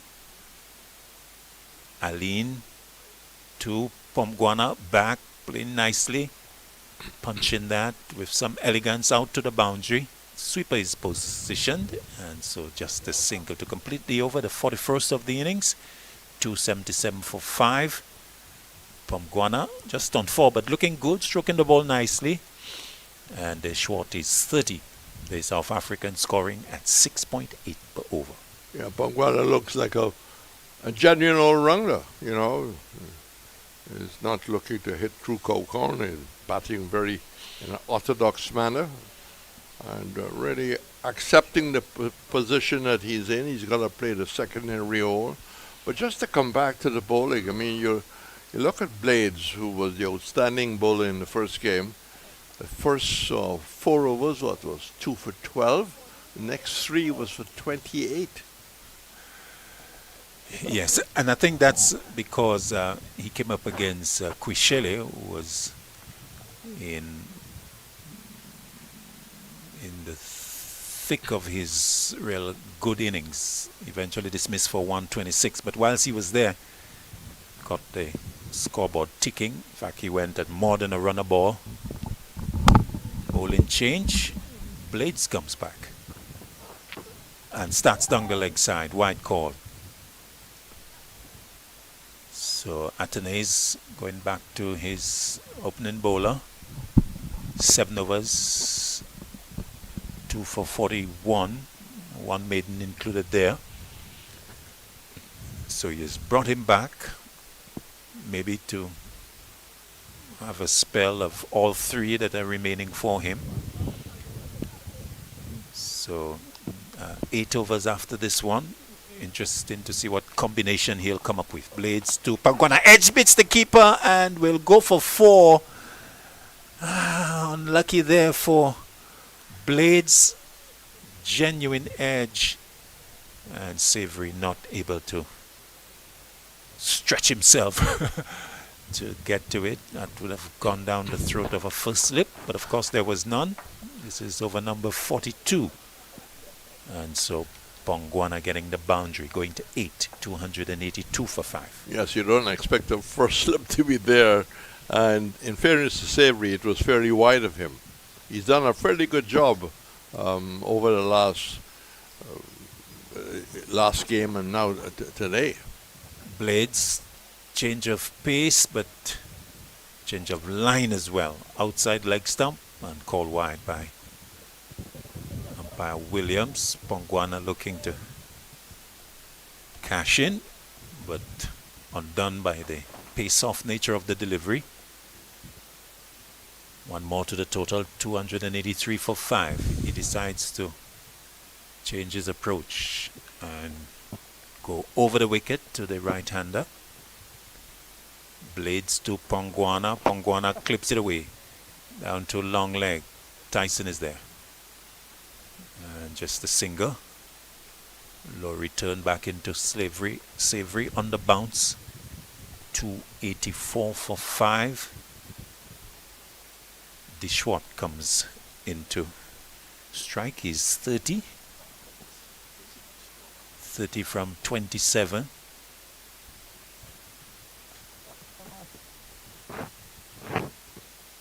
.87 the rate of scoring. Umpire Taylor. Shots across to be on the leg side for the left-handed Dishwart. Long off, long on, deep point, deep third, deep mid-wicket. Kadima Lane coming into the circle at backwards square leg to join Atenes at mid-wicket. Backward point and extra cover. Blades to Dishwart. Wide of off-stump, pace off. And too wide. Called wide by umpire Williams again. So Blades has come back, Reds, with change of pace, but not on target, and has been penalized for 2 wides in the over so far. 3 wides in fact. I don't know if it's the pressure of the second spell that has just maybe erased his confidence a little bit, or a lot. Well, maybe looking to stay away from the hitting zone of the players, because I think they are looking to be going after him now. Short edge, catch taken. So a miscue there from Dishwart, looking to go maybe towards mid-wicket, taking a top edge and ending up at extra cover, where Shakir Paris has been the man taking the catch. So a dismissal of Dishwart. So success for Blades as the South Africa A, they lose their 6th wicket, that of Dishwart going off the bowling of Blades. And he was the one that was earmarked in the partnership maybe to push on. Pongwana was just tucking the ball away, picking up singles, but he was given the responsibility to push on as we move towards the 50 overs as 41.3. So we'll have to see what the rest can produce. And a chance here for the West Indies maybe just to stop the expected major total by South Africa A, which is well over maybe the 330 mark. Yes, the new batter coming out, number 45. 14, the man coming out. So he's joining Pomguana. So beyond 14, the right-hander, number 45, he is going to be in strike. So success for West Indies A. Can they make further inroads and reduce the South Africa A? Blades to 14. Turns it fine. Long leg comes to his left. Gooley. The return coming in, but he will not stop the second. As good communication between 14 and Pomguana to get 14 off the mark with 287.46. So Blades come back over. A little wayward to start off with, but he has met one of his objectives, that is to take a wicket for Atenes. Sending back the swat. Over the wicket, Blades to 14 short. Ducking under it is the batter. And into the gloves of Savory. So West Indies A needing to restrict the South Africa A side. They're scoring at 6.9. One delivery left in the 42nd. Cool conditions at the Darren Sammy Cricket Ground. The natural light beginning to fade here. Artificial light, at least one of the pylons have been put on already off the back foot. And 14 punching to the point fielder. Carrie Pierre bringing the over to an end. The 42nd of the innings. South Africa A 287.46, the latest at the Darren Sammy Cricket Ground. And all of a sudden, what's just appearing that the West Indies have a chance to really reduce, if they can contain these two at the wicket and maybe make further inroads, they can cut it down as much as they could. O'Shane Thomas been brought back. Well, the natural light has been playing a sort of a cat and mouse game with us over the past 10-15 minutes. It's been bright and dull, bright and dull. Is there a touch of sun coming through? Yes, yes. In fact, as the sun sets, a bit of space in the clouds, and we do have some golden sunshine. With the sunshine comes back O'Shane Thomas, 3 overs, no maidens, not for 24. And this is a different challenge for him. It's towards the end of the innings. And nice to see how he's going to go. Outside the off-stump, good delivery to start off with. And going past the defensive bat. Good start, I would say. O'Shane Thomas coming back for his second spell. But can he maintain it throughout the closing phases of the innings? And needs to find a Yorker for the very tall right-hander. In his first spell, he went short, tended to go short. Let's see how he goes in this spell. Good start for him. Over number 43. Comes in to Pomwanga. Good delivery. Dot ball. As the tall right-hander can only defend. So 2 dot balls here for Thomas. Good start from him. And if he can bowl in good areas, Reds, I think he can really retrieve the situation in terms of his bowling figures. The first 3 were expensive, and Atenes calling upon him to come back with a better spell. Thomas to Pomguana is online. The batsman jumping in defense and getting a single through forward square. The fielder comes off the boundary, and they take one run from 3 deliveries. So far so good, O'Shane Thomas. This had the makings of his best over, but he doesn't want to block the copybook by going too short or too wide. 14 comes in to strike. 6.78 the current run rate.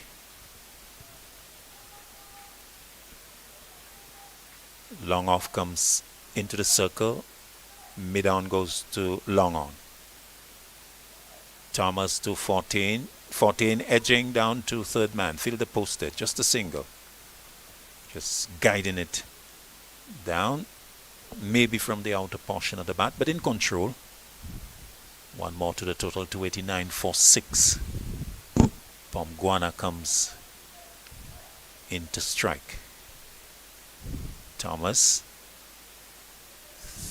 2 runs from 4 deliveries. Good so far. Can he maintain that economy? Can he stay away from the boundary? He comes into Pomguana, looking to swing at it. Struck high up on the thigh. Falls in front of him for a dot ball. So Thomas will be happy with the over so far. And he needs to finish. He needs to finish strong. 2 runs from 5 deliveries. And testing the solar plexus. Yes, bowling a heavy ball. He's a big man and wants to run in and bowl in good areas. Makes another change as he did early in the over. Long off goes to mid off. Mid on goes to long on. He comes into Pomguana looking to hook. Short delivery and not able to make contact. So he ends with a dot ball. And to finish a good over, just the 2 coming, and good comeback over from the big Jamaican. 289 for 6. Good work there from O'Shane Thomas. Yes, backing up the success of wickets falling and coming back and really starting well in what was basically now what is his 3rd spell. 3rd spell, yes, overall. 4 overs, so he's 4 now, costing 26, so looking a lot better. Blades to start his 9th, the 44th of the innings. From the southern end, bowls to 14, short delivery, and 14 goes down, although leaving the bat up in the air, and ball can easily hit that. Didn't happen on this occasion. So much brighter now. We still have that breeze blowing. Walking across on the boundary in front of us. 2 members of the South Africa A staff. Blades. 214. Back, will get the single as Pierre is not able to pick up the ball, sprawling himself across at the backward point region. It's the sweeper that has to finish the fielding.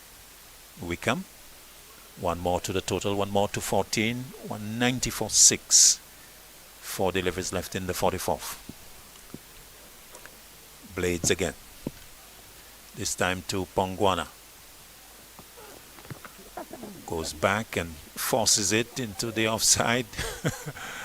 Gary Pierre is doing a lot of work. Cross to his right, but can't prevent the single. Pomguana gets his 11th run and takes the total to 291 for 6. So quiet period in play. The South Africa A batters just looking to be a bit cautious here, but you'd expect them to accelerate as we get towards the 50th over. Not really taking chances exactly now. Mid wicket goes to the boundary. Blades to 14. 14 pulls along the ground. That fielder is going to pick up Paris, and 1 more taken. So 3 runs from the 4 deliveries. Quiet period in play as the spare Reds looks to maybe take a few deliveries and looking to push on towards the end. 2 deliveries left in the over, the 44th of the innings. Blades to Pomguana. Short pulled away.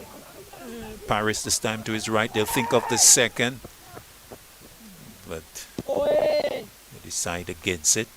14 wanted it, but Pangwana didn't. 293 for 6. Another single. Good economy from Blades. Yes, they have slowed the South Africa push. Blades to 14. Complete the 44th over. Comes in. Short top edge over the keeper and will go behind him for 4. So the short ball being attacked by 14, not in control, but getting enough bat on it to clear Savory and go over his head for 4. So boundary to 14, taking him to 9 at the end of the over, the 44th of the innings. South Africa 80 297 for 6. And closing in on the 300 score. And so far so good in the last couple of overs. But I hope you move on in your career where you can go to India on a tour. This is very much like an Indian golden type sun. It used to be very spectacular. More from you, and we'll have Dwight back. Shadows lengthening.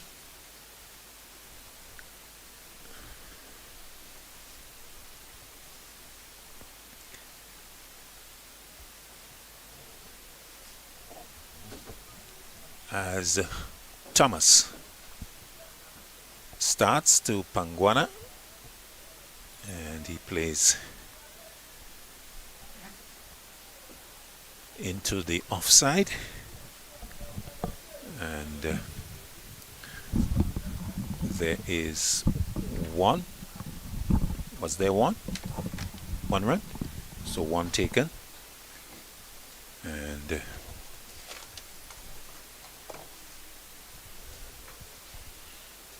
right, in fact, no run was taken, so a dot ball. Thomas again to Pangwana. Pangwana gets a good one on off stump. Comes forward and plays square into the offside. This time he gets the single, taking him to 13 298 for 6. So a lot brighter now. We can see the golden sunshine that Reds was talking about, and but we've still got the breeze blowing nicely from east to west. Thomas 214 pulls straight to the mid-on fielder, just has to come a little to his right actually, and they take one more. So a quiet period in play for West Indies A in terms of their bowling economy. String of singles. 299 for 6 midway in the 45th over. This is going to be a target well over 300. Thomas to Pangwana. Pangwana goes long out towards cow corner and will get the boundary. Couple of bounces into the ropes.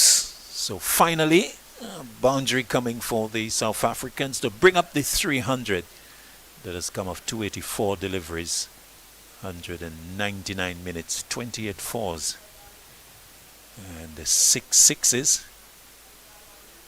So Dwight Thomas comes back. Dwight, your namesake, just going short and getting a boundary to get this South Africa A to that 300. Yeah, O'Shane Thomas so far has been a lot better in his second spell, but on that occasion, Pangwana took full advantage of that short delivery. Thomas to Pangwana, short into the body and had to hurry the stroke.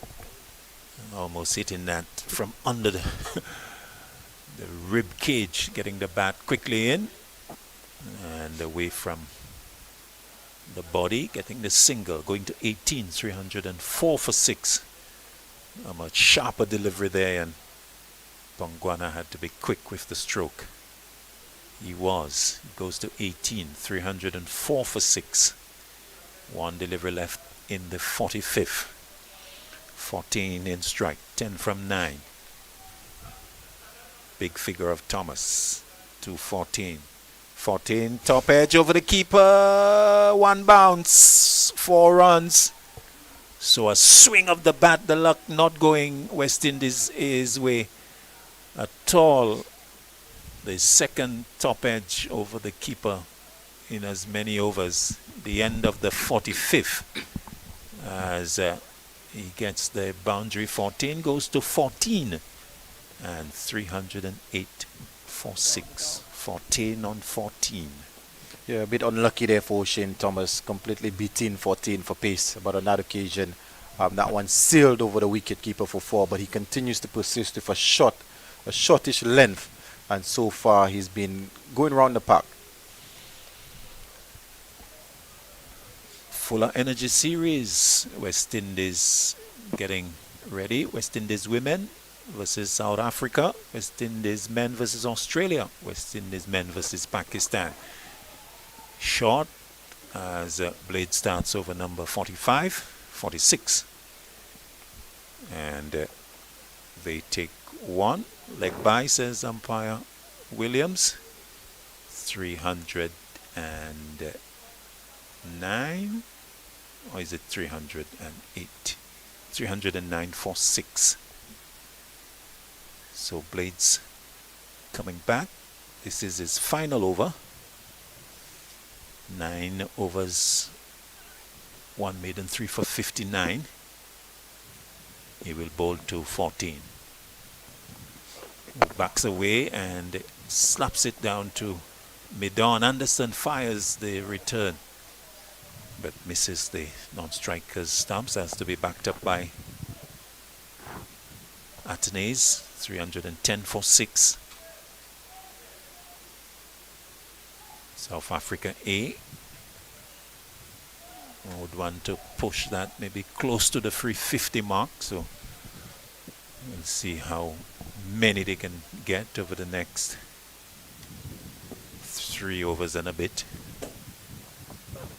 Shot off the back foot goes Pongwana. Again, looking quite attractive. His back foot play in particular. Standing tall, left elbow high, but not finding the gap, finding Atenes at extra cover.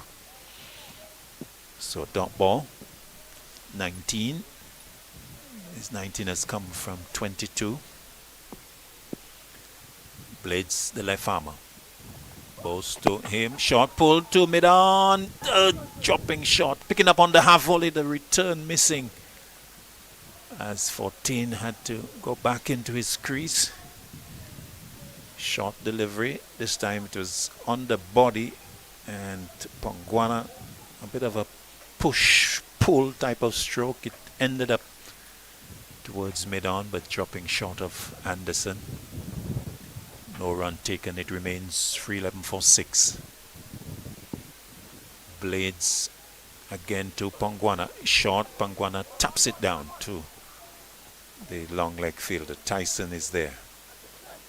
And just a single. So Blades using the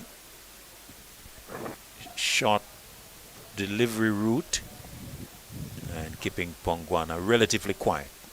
19 he is. 311 for 6. 1 delivery left in the 46 over. 14 coming in to strike.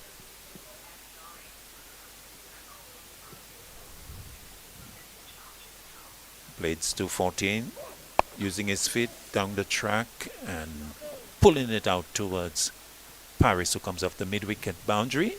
They take 1 to complete the over, the 46 of the innings. South Africa A at the end of it, 312 for 6. 4 deliveries left, 4 overs left in the innings. Yeah, very good over there from Jedediah Blades. A bit of a mixed bag today from him. He started off really well in his first spell. His second spell went around the park a bit, but so far in his third spell, he's bowled really well. And his 10 overs, he's completed his spell. 10 overs, 3 for 61 represents a really good day for Jedediah Blades. And his second 3-wicket haul in as many games. But in terms of the West Indies so far in the last maybe 4 or 5 overs, they pull things back nicely At one point, it looked like the South Africans would have been maybe getting well over 350, which they might still do, but the West Indies have actually pulled things back nicely. Well, talking about how many they can get, Thomas, let me ask you to put your projection skills on. How many you think they can get? 4 overs left, 311 for 6, and I'll take note of it, and you'll get a gift if you get it right. Tyson starts a new spell and bowls full and straight driven along the ground to Gully by 14, and they take 1, 313 for 6. What will be the score at the end of the 50th over? With just about 4 overs left, Claudius, I would say 342. 342. Predict a 342 score there. Okay, so I've taken a note of that. Reds Pereira has also taken note. And so we will see how close the young analysts will get to the eventual total. Round the wicket and struck on the pad, but that will not be given as umpire Taylor walks away. 313 for 6. This is the 47th over, with Tyson coming back. Tyson has had the 5 overs, and 5 overs not for 50. This is his 6th over. As he bowls to Pangwana, who drives a couple of bounces, 1 bounce in fact into the cow corner boundary for 4. Man with long livers getting a full delivery on leg stump and getting under it nicely. Big backlift and launching that towards the boundary for 4. He goes into the 20s. He's gone to 23. 316 for 6. Yeah, Pongwana had a really good day with the ball in the first ODI, and Harry showing some ability with the bat, but that has actually forced a field change from Alec Atenes, but good going from Pongwana. Long off, long on, deep square leg, so that mid-wicket area is still vacant. There's a man inside the circle, on the edge of the circle, pulled away in the exact position again, and boundary again. It's 1 bounce, and Tyson, well, this one was short, and Pongwana was waiting outside off stump and finding that really perfect height, just about waist height, getting under it and lofting it away for the 2nd successive boundary. He goes to 27. 321 for 6. Taking a liking to this time is off the back foot. You'll get the single to Blades on the edge of the circle, and they take 1, taking him to 28. 322 for 6, and Pongwana enjoying himself out there. They're definitely looking really good, and so far for the 7th wicket partnership they've put on 27 of 26 deliveries, so very good going, but the South Africans would be hoping that they push on to get a really big score. 1 delivery left in the 47th, outside the off stump. 14 with an almighty swing and getting an edge onto it. I think it's gone down to deep third, and they take 1 to complete over number 47. At the end of it, 14 goes to 18. Pongwana is 28. 3 overs are left in the innings. South Africa 8, 323 for 6. Yeah, Gillan Tyson not having the best of days, continues to be very expensive. He's 6 overs so far. He's gone for 61, and as of right now, he's still very much wicketless. With South Africa 323 for 6 with 3 overs left. A while ago, we were talking about the prediction in terms of how many runs they are going to get, but doesn't matter what they get now. West Indies would have to bat really well in order to achieve that total. Well, Friday night, 283 was more than enough for the South Africans, and they have gone, well, 40 more, and it's going to be a lot more than that. 3 overs are left.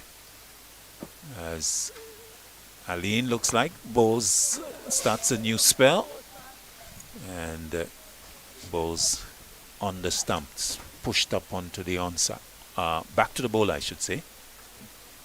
So he starts with a dot ball. So Kadeem Aline comes back, 5 overs, no maidens, 2 for 40. So he's going to come in. He'll be bowling to 14. 14 is on 18. And he's going to come in now. Bowls to him, lofted out towards long on. It will fall safely. He'll pick it up on the second bounce, in fact. So 1 more to 14. As Anderson coming in from the long on boundary. So 1 more to South Africa A, 324 for 6. Aline to Pongwana. Pongwana swings it away, out towards the onside. Mid-wicket. Oh, it's going to go for 4. Wow. My word, square leg and mid-wicket were on the boundary, and they seem to be just ambling towards the ball that ended up bisecting them into the boundary. Not a good effort on the boundary there at all. As Pongwana gets a boundary, he goes to 32. It's 6 for 328. Yeah, not the best communication. It almost seemed like the man at square leg and at deep final, deep mid-wicket almost left the ball for each other. What should have probably been 2 turned out to be 4. So West Indies had a really mixed bag in the field. Yeah, it looked like they almost ushered the ball into the boundary. Aline to Pongwana. Pongwana pulls that out towards the square leg fielder. Straight to him. The single taken. And the return being sent in by Gooley. So Gooley and Paris not communicating well there. The previous delivery, 1 more to the total. 329 for 6. 2 deliveries are left in over number 48. 14. He's on 19. And he comes in to strike. Aline from the south to him. Full toss, clipped away. Out towards the mid-wicket. They're coming, looking, not going. Thinking of the second. Gooley quickly off the boundary, keeping them down to the single. 334 6. 12 away from Dwight Thomas's prediction. 13 more deliveries left in the innings. I think they'll go past that. Aline to Pongwana. Clipped away, out towards backward square leg, 4 runs. As this is well away from Jid Gooley. So a boundary to Pongwana to end the 48th, taking him to 37. And the total 334 for 6. 2 overs left in the innings. Yeah, Pongwana continues to show his ability with the bat. 37 well-played runs. And with list A average of 29.52, that would suggest he has some batting ability. So definitely doing the business at the minute for South Africa. And they've now pushed the run rate past 7. So definitely West Indies, given the situation when they won the toss this afternoon, they would have been hoping to restrict South Africa to a lot less than where they are right now. So definitely West Indies would need a very strong batting performance to challenge this score. Over number 49, about to be started by O'Shane Thomas. We can tell you that the score is 334 for 6. So despite us not having the graphic, we can tell you that the score is in fact 334 for 6. This is over number 49. Thomas to 14. 14 scoops that all the way. No, the fielder is posted. And straight to the square leg fielder. So just a 1. 14 looking to be quite innovative there. For a while I thought it was going into the vacant portion of the boundary. So 1 to him, 21, 335 for 6. This is the 49th over. Pongwana is 37. He'll be in strike. Thomas into him. Pulled, tugged away. 1 bounce to the deep Squeleg fielder, who is coming around nicely. That's number 49, Wickham. So 1 more to Pongwana. He goes to 38. Beyond 14 comes in to strike.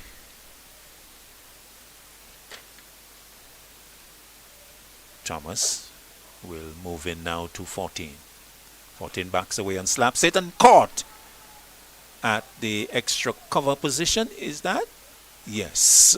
Just taking a little time to walk to the pavilion there, 14, but the dismissal completed. So the catch taken by Tyson. So success for Thomas. Finally, the wicket of beyond 14 caught Gillan Tyson off the bowling of Thomas. And in the 49th over, 336 now for 7 South Africa. Yeah, good catch from Tyson. If you recall earlier in the inning, he did drop 1 at deep fine leg, so well taken. And O'Shane Thomas is finally rewarded with his first wicket of this game. And with that, West Indies would have ambitions of restricting South Africa. 14 and Pongwana did put on a really good partnership. So right now for West Indies is just maybe trying to even bowl them out and trying to restrict them under 350, which would show good sign of recovery. Well, O'Shane Thomas toiled for a long time in the first game on Friday and bowled 9 overs without taking a wicket. In fact, his only wicket was the final wicket of the innings. Thomas picking up 1 for 63 on Friday, as he is just picked up his first wicket as he comes into the new batter who's driving, and the ball goes to Gooley at mid-off, looking to fire the stumps down, but O'Shane Thomas has infringed with the front foot. No ball being called by umpire Taylor. 336 for 7. And Subrian, the new batter, is gotten a free hit to get his innings going. Thomas to Subrian. Wide of off stump, called wide. And so the free hit remains as the score goes up by 1 to 337 for 7. Yeah, O'Shane Thomas guilty of bowling a no ball followed by a wide. So the free hit is still very much on as the new batsman coming in. This is what you dream of, an opportunity to really get off the mark and really have a go, knowing that you can't get out. So Prenilen Subrihan, a man who has come in, didn't see him on Friday night, so one of the 3 changes. Thomas into him short and looking to swing at it, missing. Perhaps hit somewhere, maybe on the grill of the helmet. Yes, in fact, no ball called, and so 1 taken. I think so. That was a short delivery, and I think Subrian looking to hook at it, missing, and the ball perhaps hitting him somewhere on the helmet, perhaps the grill, and so the umpire has called for attention to him from the dressing room, and so we'll have a little interruption in play. Yeah, the mandatory concussion test, that one actually came off the helmet. But again, O'Shane Thomas, I know this is an issue that he's had previously, bowling plenty of no balls. He's been a bit disciplined today in terms of that, but the last over he's bowled a no ball, a wide, and another no ball. Again, that free hit is still very much on, and he's actually going to now be bowling to Pongwana, who's been in for a while and not out on 38, so he will be looking to capitalize on this free hit. So concussion protocols done and dusted. Subrian looks to be okay. And the doctor coming out, Dr. Solomon. I think happy that everything is okay. Subrian now at the non-striker's end because the single was taken. So Thomas really infringing, no ball, wide, now no ball, free hit still in place. Pongwana in strike. Driven into the offside, beats the man in the circle and out towards extra cover boundary for 4. So the waywardness of Thomas proving costly here. Bowling a nice juicy half volley. Crunched into the offside for 4 by Pongwana, who's getting closer to his 50. He's gone to 42. 343 now for 7. Yeah, any top order batsman would be really happy and really proud of the shot that Pongwana just played. O'Shane Thomas again guilty of overpitching, and he stroked that one nicely through the extra cover region for 4. Thomas again to Pongwana. Pongwana drives all the way 6 over mid-wicket, cow corner. Oh, that went like a javelin. That went flat. That's gone all the way for 6. Pongwana going to 48 and taking the total to 349 for 7. Well past Dwight's 342. And at the, is it the end of the over? The over is still in progress. 349 for 7. The South African batters really cashing in here at the Darren Sammy Cricket Ground. And O'Shane Thomas, his struggles continue. A fantastic shot there by Pongwana, depositing that one somewhere near the old scoreboard, where the old scoreboard used to be for 6. He's now 2 short of what would be a very good half century. And maybe 3 or 4 overs ago, West Indies were bringing themselves, I would say, back into the game.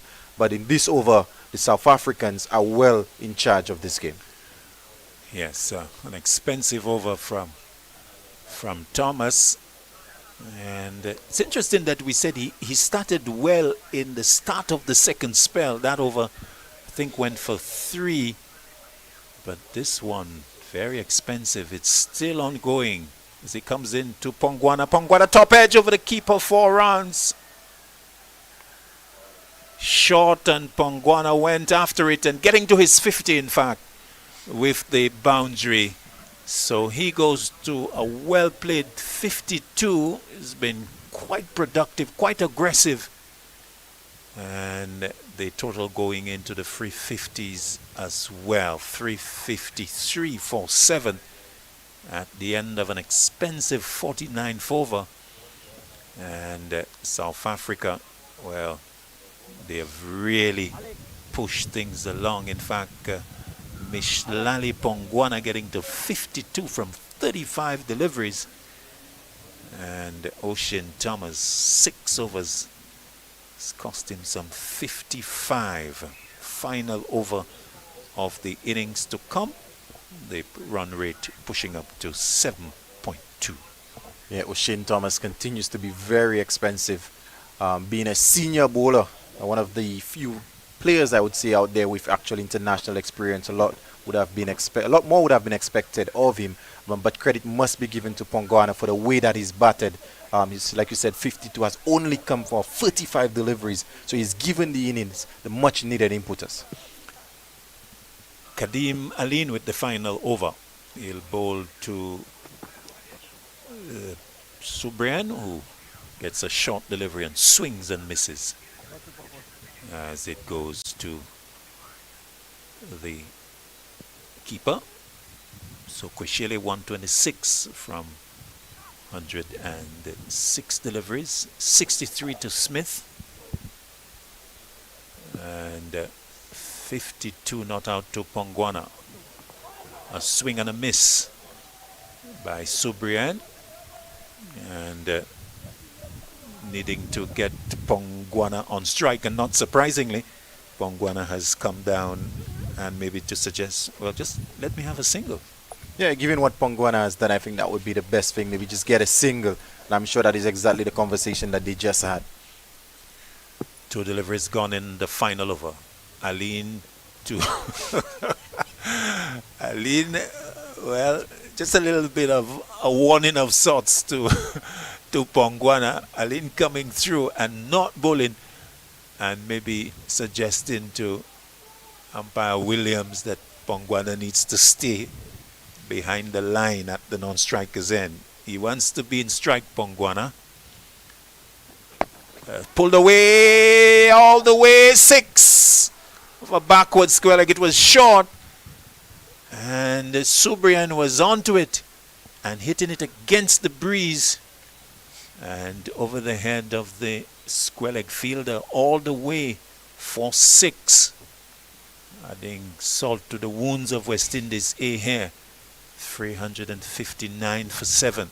Well, who needs a Pongwana when Subrian can hit them like that? Yeah, he's showing he has the ability to. Aline again to Subrian. Short, slow bumper, and that took a long time to get to Subrian. And in the end, he didn't even play a stroke. So effective the change of pace was. And Pongwana can't believe it, almost coming down and saying, man, why didn't you hit at that? 2 deliveries left in the final over. Pongwana wants to face. I don't think he will. Aline to Subrian, short, a swing, a miss, and they will get the single. And, well, Pongwana gets his wish to face. They took 1. 360 for 7, but very effective slow bouncers from Aline. Yeah, really good execution so far. Subrian hasn't had any idea how to pick those slower balls, but importantly, Pongwana is back on strike. Can he finish with a maximum? Final delivery of the innings. Aline to him, he drives past Aline and for 4. Down to the long off boundary to finish on 56. And take South Africa A at the end of the innings to 364 for 7. This is a big total and will no doubt be a challenging one for the West Indies A. 50 overs completed. So Pongwana finishing 56 from 36. Jason Smith 63 from 76. Senatamba Kwishele was the man who really set it up with that important 126 from 106. And for the West Indies, 3 for 61 Blades, 2 for 62 Aline, and 1 for 55 Thomas, the wicket takers. Dwight Thomas, your thoughts on a West Indies A effort in the field? South Africa A scoring at 7.28. West Indies A won the toss, but I think when Alec Atanaz looks back, he probably will not be happy with the fact that facing him and his team is a target of 365. They haven't won the toss in what I thought was really good batting conditions. I was surprised they actually bowled, but having decided to bowl, I'm sure they would have had ambitions of maybe restricting them to South Africa to anything below 280. But South Africa 364, and let's not forget at one point West Indies had South Africa 70 odd for free. But that partnership between Kwishele and Smith really put West Indies on the back foot, and the end by Pongwana has put West Indies in a position where if they are to get close, we will be in for a very entertaining evening. But I'm sure Alec would be very disappointed in his opening bowlers in O'Shane, not necessarily Jedediah Blades, but O'Shane Thomas and Gillan Tyson. They went for quite a few.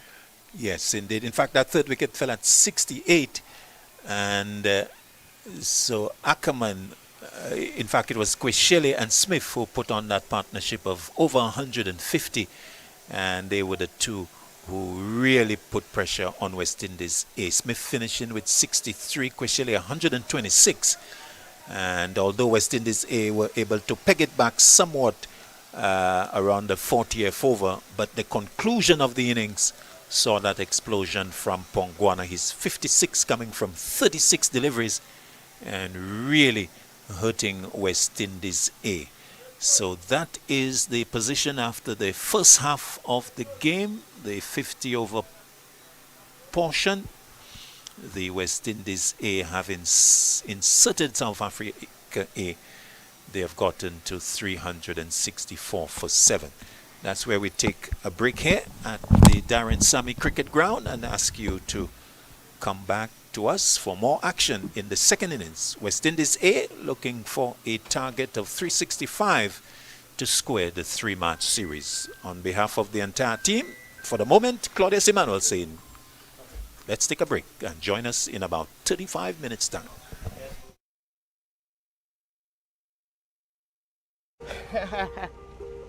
Shay, West Indies women taking the first straight this summer at home against South Africa. You know once that first ball's bowled, it's game on. Full of energy from the start. For real, Haley. The fans already lining up. Flags waving, drums beating. Because when we home, we full of energy. Let me add in quote Sammy real quick. See what the vibe is. Shay, skipper, I was just about to call you. This will be a summer to remember. Action package with T20s, ODIs, and Test cricket. The tickets are now available. We bring in the fire, and the fans bring in the vibes. But we're missing that extra spark. Hold on, I know who to call. Coachman Sammy, you know I'm always ready. But where's he play?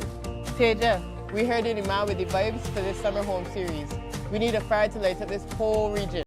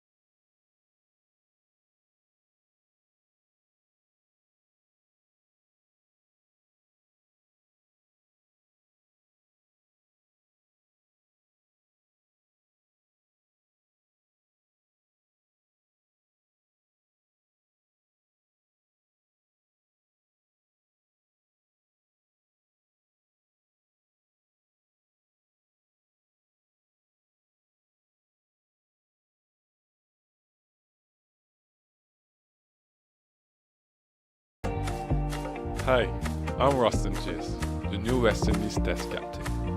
It's a great privilege and honour to continue this legacy of West Indies cricket.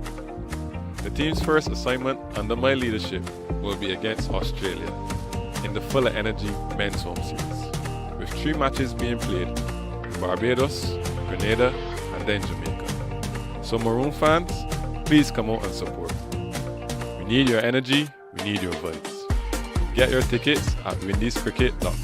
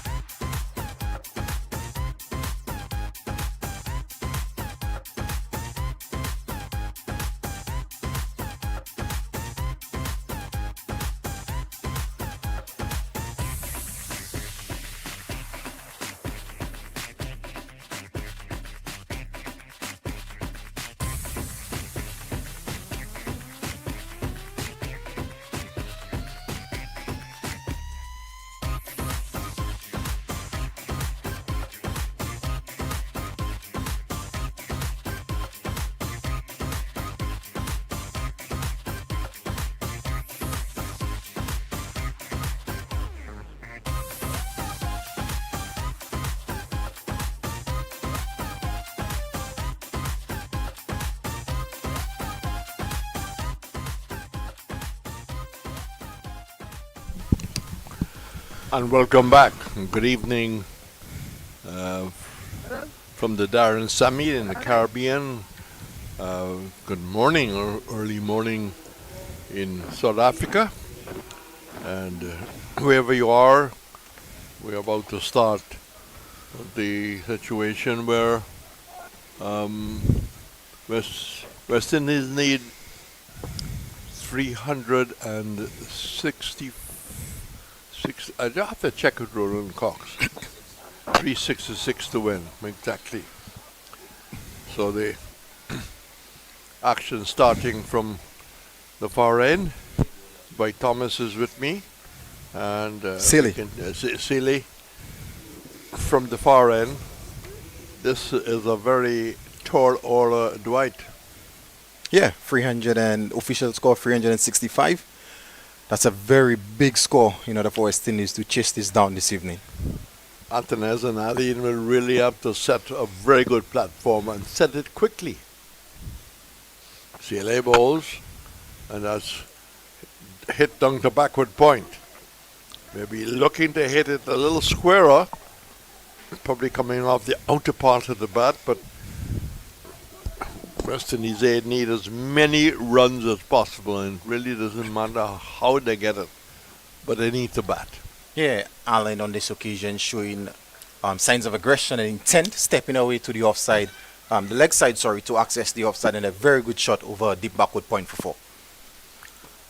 So South Africa, 365. And that is looking to pull that. Took the edge and nearly go down to backward point. So they're really under pressure, because the pressure is going to build if they're not striking at 5 and 6 and over. Yeah, that's the challenge with such a big total. You need big partnerships, but the big partnerships need to come in a hurry, quickly. And West Indies require 361 of 297 deliveries. Rated over 7, and that's hit down the ground. It's almost a flat batted shot. Well, as I said, it doesn't matter how it comes. It wasn't convincing. It could have gone anywhere, but it takes the West Indies total up to 10 without loss in the first over. Yeah, Allen again on that occasion using his feet and stepping away to the onside and flat bats that one straight almost into the West Indies players' pavilion there for 6. Very good start by Allen. Good intent being shown. Outside the leg stump, and that obviously would have brushed. Well, for it not to be called away, it had to brush the pad. Yeah, and umpire Jackie Williams seems to indicating that maybe came off the thigh guard. Yeah.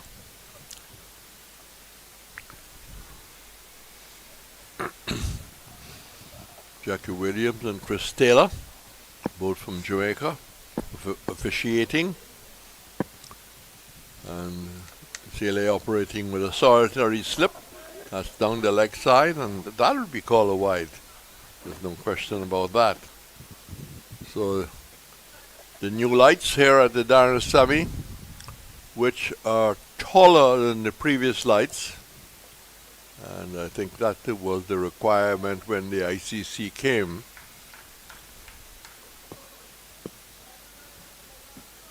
Jamaica striving to get their lights up for the game there against Australia.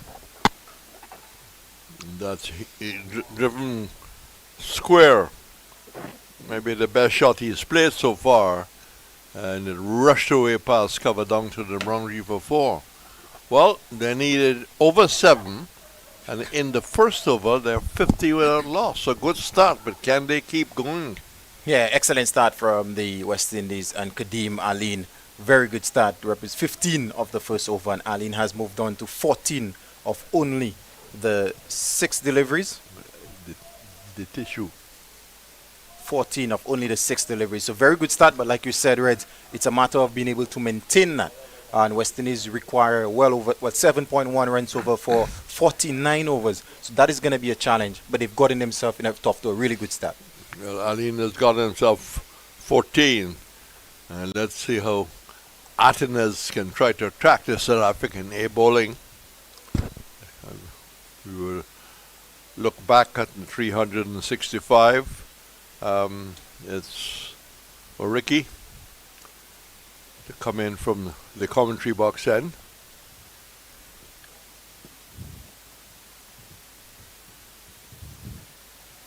Right arm,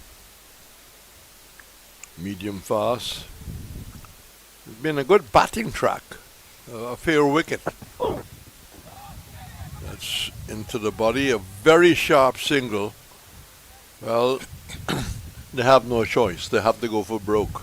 Yeah, definitely, and that's really good running. What's going to be important, Reds, is not only the boundary hitting, which we all know the West Indians have, natural boundary hitting ability, but the ability to rotate the strike is something that has plagued our senior team. So Alec really good, just giving Ali in the strike, who's striking the ball quite nicely. Ricky now going over the wicket. The ball to the right-handed Ali in. 60-meter loss. Good evening wherever you are in the Caribbean. Good morning. It's basically Sunday in South Africa. Solitary slip for the South African opening bowler. And that's really a charge by Aline. Well, that is the demands, is attack, attack, attack. Looking to use his feet, almost he's playing an off spinner, and managed to hit it down towards mid-off. But it's really a pressure situation for the West Indies. They've got to die with their boots on, so to speak. Mercury once more. Down the leg side, nicely taken by the keeper, but wide call by umpire Chris Taylor. So the West Indies lost an opportunity maybe to draw level with Ireland. We'll be playing tomorrow. So we will have cricket to follow. England beat Zimbabwe very easily. Oiki bowls onto the back foot and tried to play off the back foot. But it had good height and it carried nicely. Yeah, good pace, good carry there from Moriki, who in the first game was one of the better South African bowlers on show. He had 2 for 20 in 7.1, bowled really well, put the ball in some really good areas. So it's going to be a challenge for the West Indies batsmen against Moriki. This is an investment both by the South African board and Cricket West Indies in the players who are here in St. Lucia. One more ODI to come after this on Tuesday, and then we'll have a break for the 2 4-day matches. That's driven, taking the outside edge, caught and slept.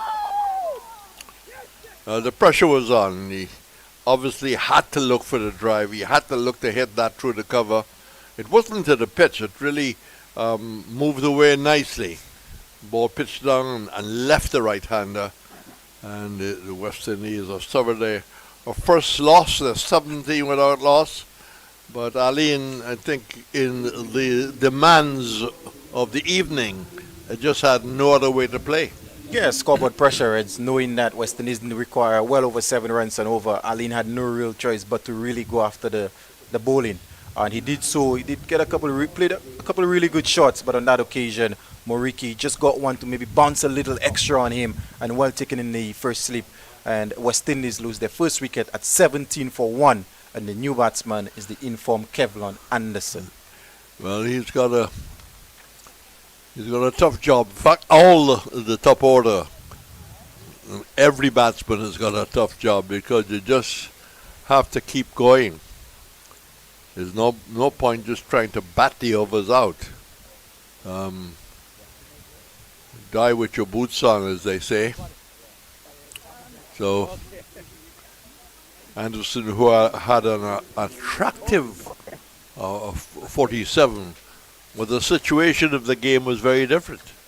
Yeah, in the first game, he had the opportunity to maybe face 10 or 15 balls before he pushes on, but given that situation, he has to almost go from ball 1, I would say. Yep.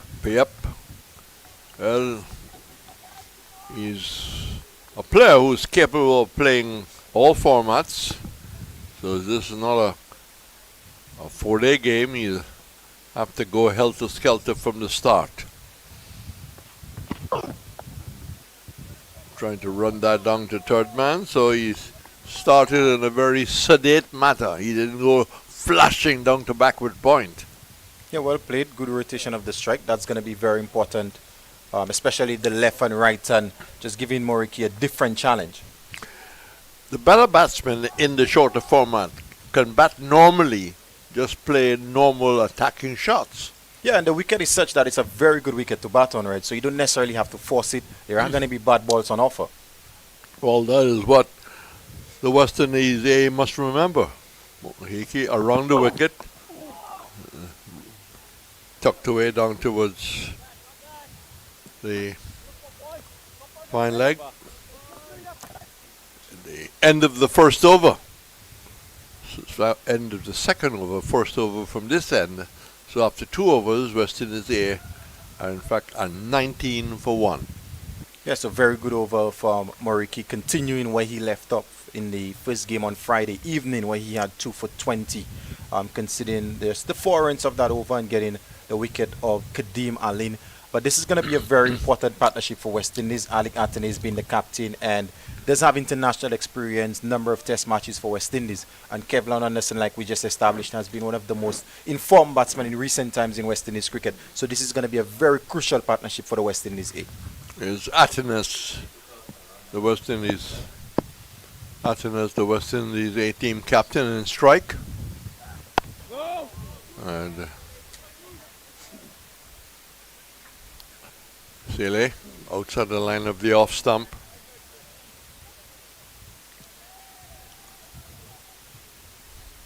It's a pity the crowd isn't bigger, but I would think that with a different kind of public relations, we could have had a better crowd today.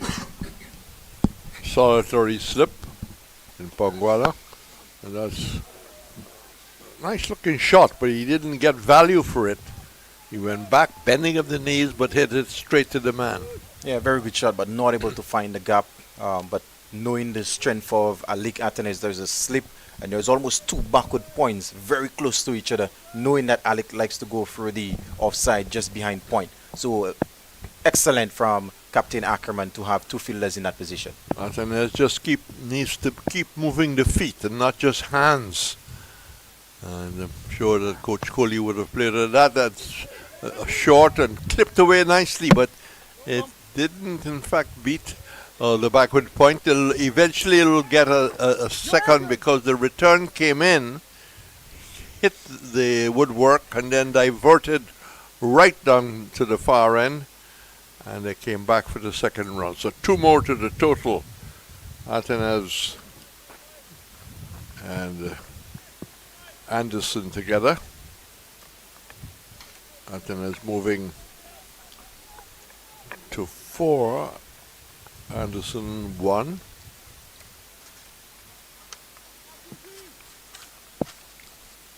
South Africa conservative, not attacking, just a solitary slip in, and that kept low. In fact, it gave the keeper a lot of trouble in trying to stop it, pick it up, and by being signaled. So Sele and Mariki starting. We'll go through the South Africa innings for viewers who probably have just joined us wherever you are in the world. This is Saturday night in the Caribbean, but already another day in the UK, another day in Europe, another day in Africa. Sela to the right-handed. Short. Just letting Anderson know he's got that in his armory.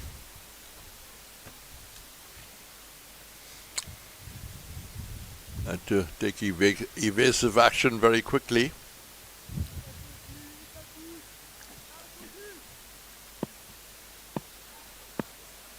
Sailor goes back to his mark. Huge black side screen behind. It will change in the 4-day game when it becomes a white side screen. Short delivery. I think he was looking to try and run it down, but mistimed it kind of in that fashion. So the over is finished 3 overs, 22 for 1. So let's look back. Herman got no score. Musami got 4. Ackerman, a brilliant bit of a feeling by Gooley, running for 30. But then came the runs, Dwight. Kosheli, 126. Your appreciation. Yeah, very good. He looked very good in the first game, but it was nice to see him go on and carry on and get a big score for his team. And joining him was Jason Smith, 64. Yeah, looks very good. A very good player, and he does have international experience, so that is almost expected at this level. We'll take a break. The action continues. That's tucked away. There's runs here for the West Indies. Down to back with square. There's the scoreboard. Nice looking shot. So the West Indies have responded well to the challenge. Just moves up to 26 for 1. Let's continue. Schwartz came in and played a handy little hand of 30.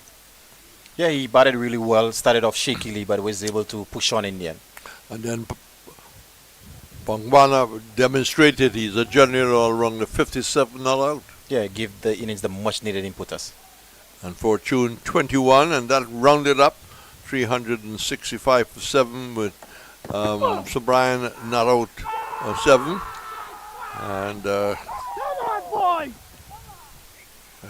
Atenez, as I was looking at the scorecard, just losing his wicket.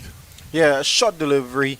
Atenez again looking to hit that one through the mid-wicket area, and is only able to find the man at short mid-wicket. That delivery was well outside the off stump, and Alec Atenez looking to force it through the onside. Maybe he's better off looking to play through the offside, right? Definitely. I mean, a much more natural shot through the offside. So the West Indies have lost their second wicket. Second wicket, 26 for 2. Herman. Yes, caught Herman. So they're quite celebrating. 26 for 2. And that really is a bit of a setback to lose a second wicket so quickly. Yeah, not only that, but losing the captain, one of the most experienced players in the lineup, does have numerous test matches under his belt, one days, internationals, T20s for the West Indies. A lot would have been expected of him, especially the big score that West Indies need to chase down. But he's gone now, so it's important. Kevin Wickham, again, there's talks about him being one of the more talented players, batsmen coming through the ranks, so it's important that he shows his quality here this evening. Well, you can describe these two as the next generation of West Indies batting if they continue to develop, and if they get the opportunity. It just felt that Anderson might probably get a test cap against Australia, but that's just the armchair selectors. So Wickham, with that left leg pulled back slightly, the left shoulder not around him was mid-off. This delivery, he gets back across and gets done just in time, because that was heading for the off stump. Yeah, not too sure what Wickham was expecting, but it looked a bit ungainly playing that one there. But in the end, it ended well, as we see on the replay. Maybe a bit of extra bounce and a bit of inward movement late had him struggling, but well played in the end. Oh, South Africa have started well. They know the pressure is on. They've got to score 7 and a bit plus.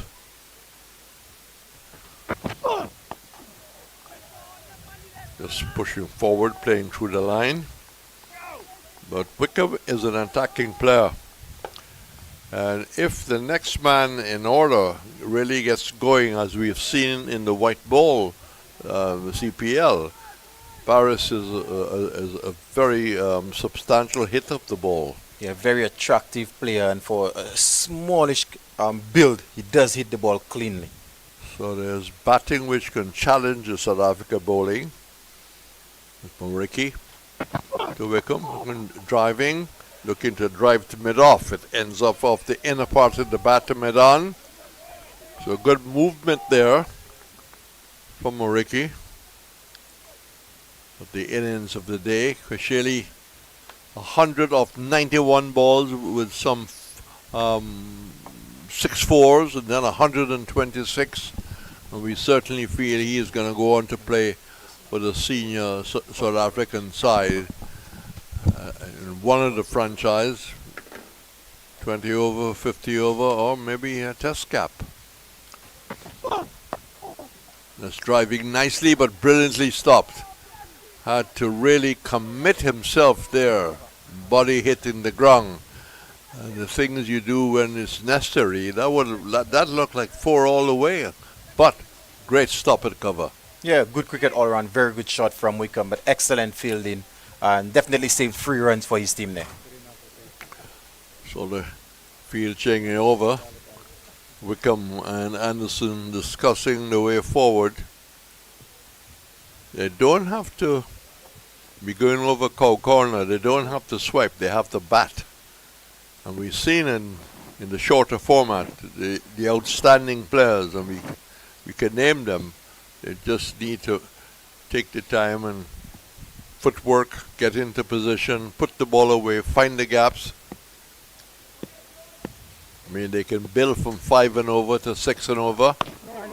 That's right on target. And Anderson pushing forward, respecting the length, respecting the line. A few more people above the players' pavilion. A few more people in the Johnson Charles stand. But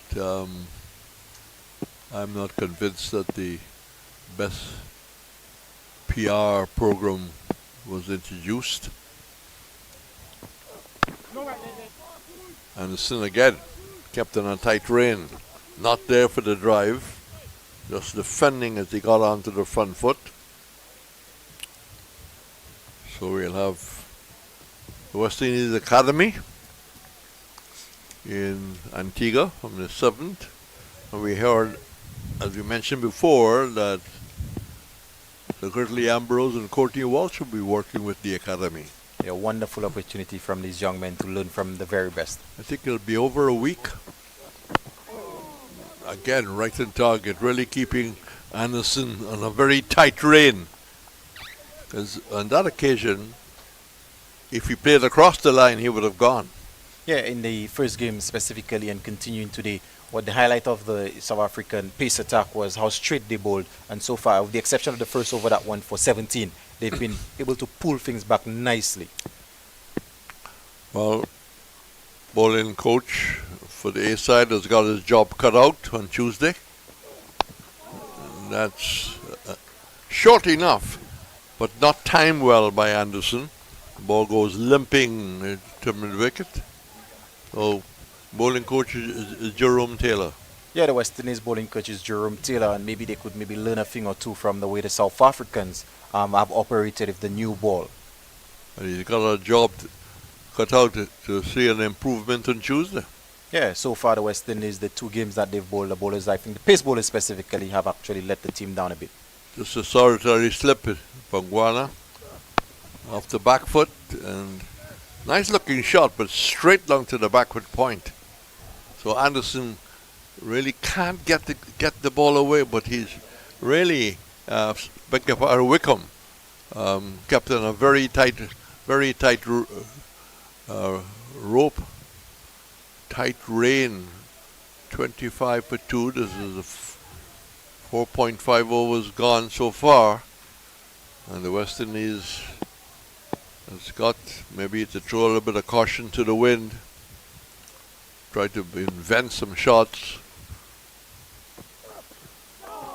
That was short outside the off stump, and again the logical shot was to hit that true backward point to the cover. Yeah, and with that, that's a maiden over. That's a maiden over there from Saleh, who continues to bowl very well. In the first game, he did have figures of 10 overs, 2 for 70. So far, wicketless, but he's bowled really well so far. The first over, he went for 17, and since then, he's been able to pull things back nicely. But really good start from a South Africa point of view. West Indies 27 for 2 after 5, and they've lost the captain, Alec Atenes, and Kadeem Aline. More from you, and then it'll be Claudius. Yes, so a partnership is needed here. Partnership so far 1 of 10. They would need a lot more than that to get West Indies back in the game. example of this game. And Moriki bowls good delivery outside the off stump, forcing Kevlon Anderson to play a naughty drive, but that one goes by to be taken by the wicket keeper. And I guess that's the pressure of having to go at over 7.5 runs and over. It's a good delivery, and Moriki continues to bowl very well. So far, he has the figures of 2 for 9 in 2.1.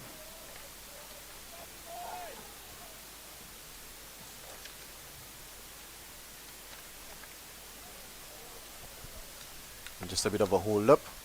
Maybe there is someone crossing over the side screen. But Moriki will continue.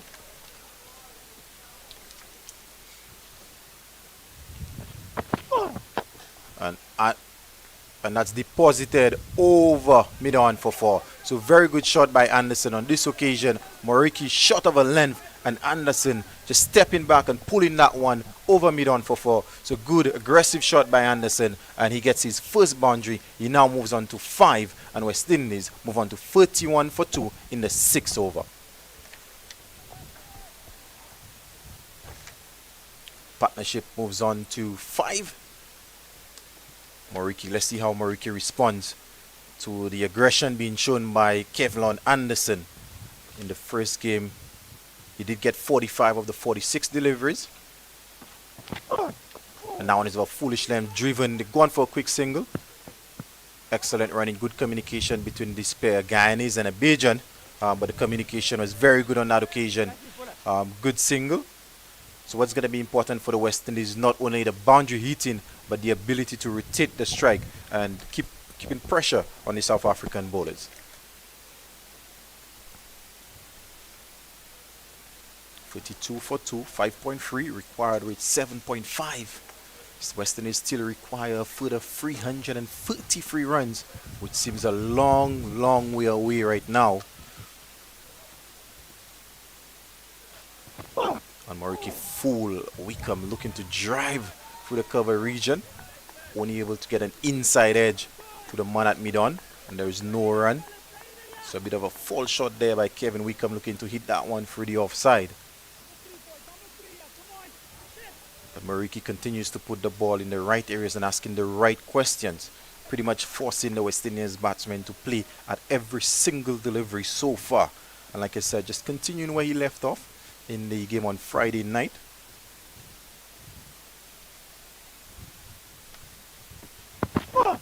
That's full outside the off stump, and Wickham drive. Didn't get the timing that he wanted. They've gone for 1, thinking of 2, but they've settled for 1. Again, Wickham would feel like he missed out on that opportunity. That was full wide outside the off stump. And as we see on the replay, going for the drive, that was wide. Just not getting the timing. Just got 1 into the offside. I'm sure he's going to feel like he missed out on that opportunity of maybe getting a boundary, because the width and the length was given to him there. With that, he moves on to 2 of 12 deliveries, and it brings back Anderson on strike.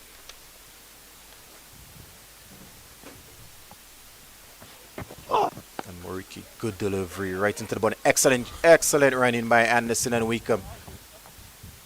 Anderson just playing that one, good delivery, just playing that one with soft hands, and both himself and Wickham almost great communication, just decided to go for the single and turned out to be a comfortable single. So we've come to the end of another Moriki over. So far he's bowled the 3 overs, 2 for 16, and West Indies at the end of the 6th over, 34 for 2, as I welcome Claudius. Thank you, Dwight, proving that you're quite an all-rounder. So 34 for 2, all-round support in the crowd, appreciative of the action. Some spectators taking in the action, nice to see. Even the very young, very much there. Those who maybe can't even understand what's happening. Understanding what's happening is silly. The bowls starts with a wide door over number 7. West Indies A, 34 for 2.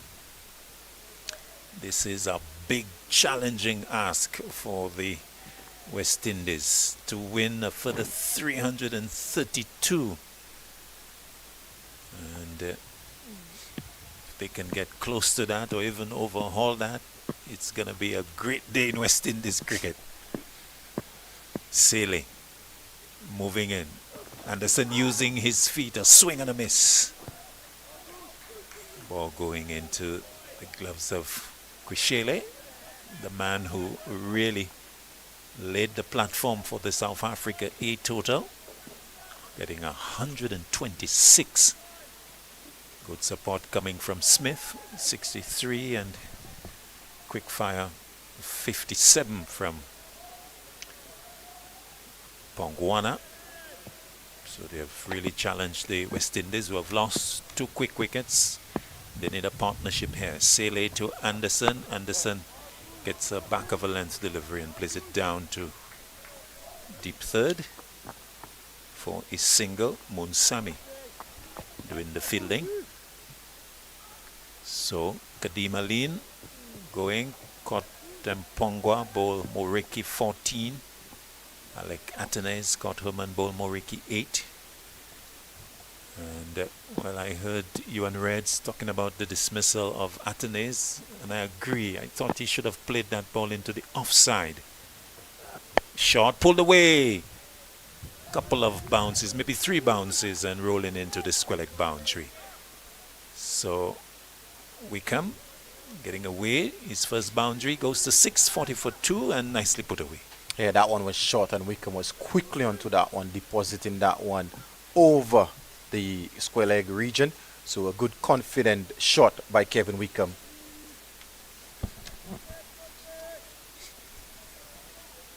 Needs plenty of those. Solitary slip in Pongwana.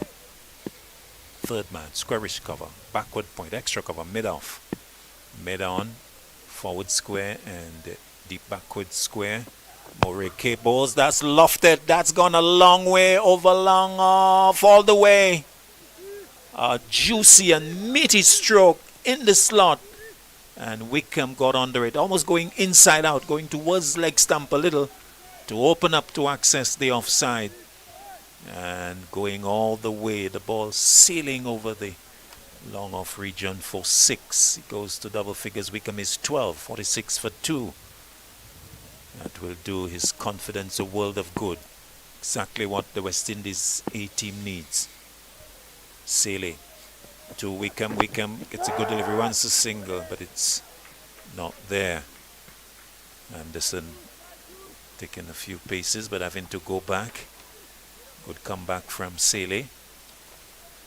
Yet to take a wicket in his over. This is his 4th, so in fact he's been given all 4 at the start. Pulls away the slip now and will post him into the onside. Change of personnel also. The man from inside the circle going to square leg. Long leg coming into the circle. In the end, the slip being pulled away, and so we have man at 45 on the edge of the circle, square leg fielder. Driven, attempting to do so outside the off stump. Looks like it was a change of pace. Pace off to finish the over from Sele, to finish his quarter as well. Well, not his quarter. Oh, I'm stuck in T20 mode. This is just his 4th over. Bowlers have 10 overs in this version. Yeah, good way to end the over. Change of pace, slower delivery, completely deceiving Kevin Wickham. As we see on the replay, there was played that shot way too early. Excellent, excellent, excellent slower delivery there. And it's nice to see. I felt like maybe the West Indies bowlers didn't use the variations as much. So it's good to see that Sealy, even if the new ball, using his variations. Indeed. So Sealy finishing his 4th over. I think I'm stuck in T20 mode. I think my mind is on the SPL final happening tomorrow at this time. Local T20 franchise coming to its conclusion tomorrow. Dwight Thomas' team has been knocked out, not into the final, and so he'll be a spectator like all of us. New over, Moriki starting. Bowls to Anderson, clipped away to the long leg. Position for 1. And the total going up to 47. Of course, lots of T20 action. West Indies involved in a T20 encounter yesterday and going down for the second time against the England women. But this is 50-50 stuff. Shepo Morike, he'll bowl to Kevin Wickham, who's on 12. Morike to Wickham. Wickham, nice straight bat in defense though into the extra cover region. And there's no run. So local SPLs and Lucia Premier League 2020 action on the way and completing tomorrow. Government of St. Lucia putting some resources into that as well. So nice to see the development at the local level, encouraging the players and officials to get involved outside the off stump, hit off the back foot. But again, finding the fielder. And there's no run, 47 for 2. Where would be your money for the SPL final tomorrow evening? South Castries Lions versus the Grizzly Knights. I think the fact that South Castries are missing 4 maybe of the key players is going to take something special tomorrow for them to defeat the Grizzly Knights. Grizzly Knights playing at home. Action at the Grizzly Mini Stadium, not too far away from here. Morike to Anderson, clipped away in the air. In fact, Wickham clipping that towards mid-wicket, and it will have enough legs to reach the boundary ahead of the man chasing from mid-on. So another boundary to Wickham. He goes to 16 and 50 coming up for West Indies. A 50 in the 8th over, and really looking to repair the loss of the 2 early wickets. Yeah, Kevin Wickham looks good. This is his second boundary. He's moved on to 16 of the 19 deliveries, and so far this pair they've put on 25 of 26. So good start to a partnership for West Indies. They'll be hoping that long may this continue.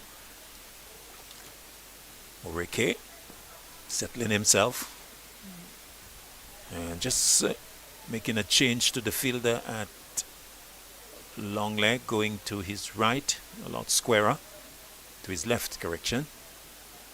Maybe Morike looking to go short. We'll have to wait and see. He's also got a solitary slip. Wickham waits. Good delivery. On target, into the off stump and played back to the bowler. So Morike continuing to plug away. This is his 4th over. Both wickets so far. Aline and Atenes. And continuing to plug away in the first game on Friday. Morike proved to be very difficult to get away. 7.1 overs, 2 for 20 was his return.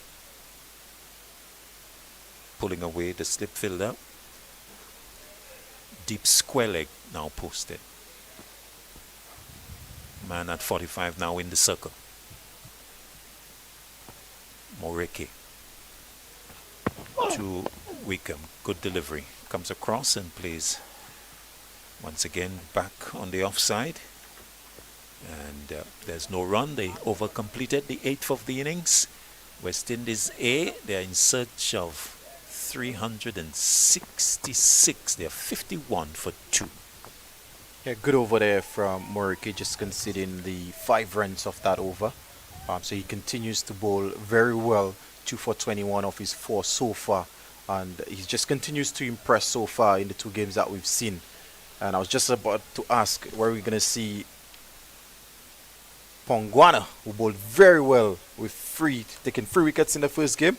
And looks like he's going to be operating from the Players' Pavilion end. Yes. Mishlali Pongwana, 10 overs, no maidens, 3 for 37 on Friday evening. And he would be a man high on confidence, because he was one of those responsible for pushing the South Africa A total beyond 350. 364 they got, so the target 365. So not the 366 I mentioned earlier. So Pongwana, the tall 6-footer, has been introduced by Ackerman. He will bowl to Anderson. Short and wide and tap down to third man, or really backward point, as Munsami comes across to his right. So 2 more to Anderson. He goes into double figures. 11.53 for 2. Current rate 6.49. Required rate 7.5, thereabouts. I'll give you the exact one in a while, the exact rate. Pongwana up to Anderson, clipped away out towards the backward square leg region. Square leg fielder coming across, another couple to Anderson, taking him to 13.55 now for 2. So the spare of right-handers needing to lay a good platform for the West Indies A. Anderson waits. Pongwana is into him. Back, wants the single, has to go back, loses his footing momentarily, but able to come back and then falling as he was trying to get back into his crease. He was able to do so. Bit of maybe spike trouble there. Hard surface around the edge of the wicket, and able to come back. Pongwana into him again, lays that down to third man, to the left of Munsami, and just a single. Danger being noted there, and Wickham saying stay up. 56 for 2, as Pongwana is starting his spell in good areas, so there's not much Anderson and Wickham can do, except they want to take calculated risks. They have not really done so far. Pongwana bowls to him. Tickle fine for 4. Away from the man in the circle at 45. And so a boundary to Wickham. Nice deft touch. Away to the boundary, taking him to 20. And the total to 60 for 2.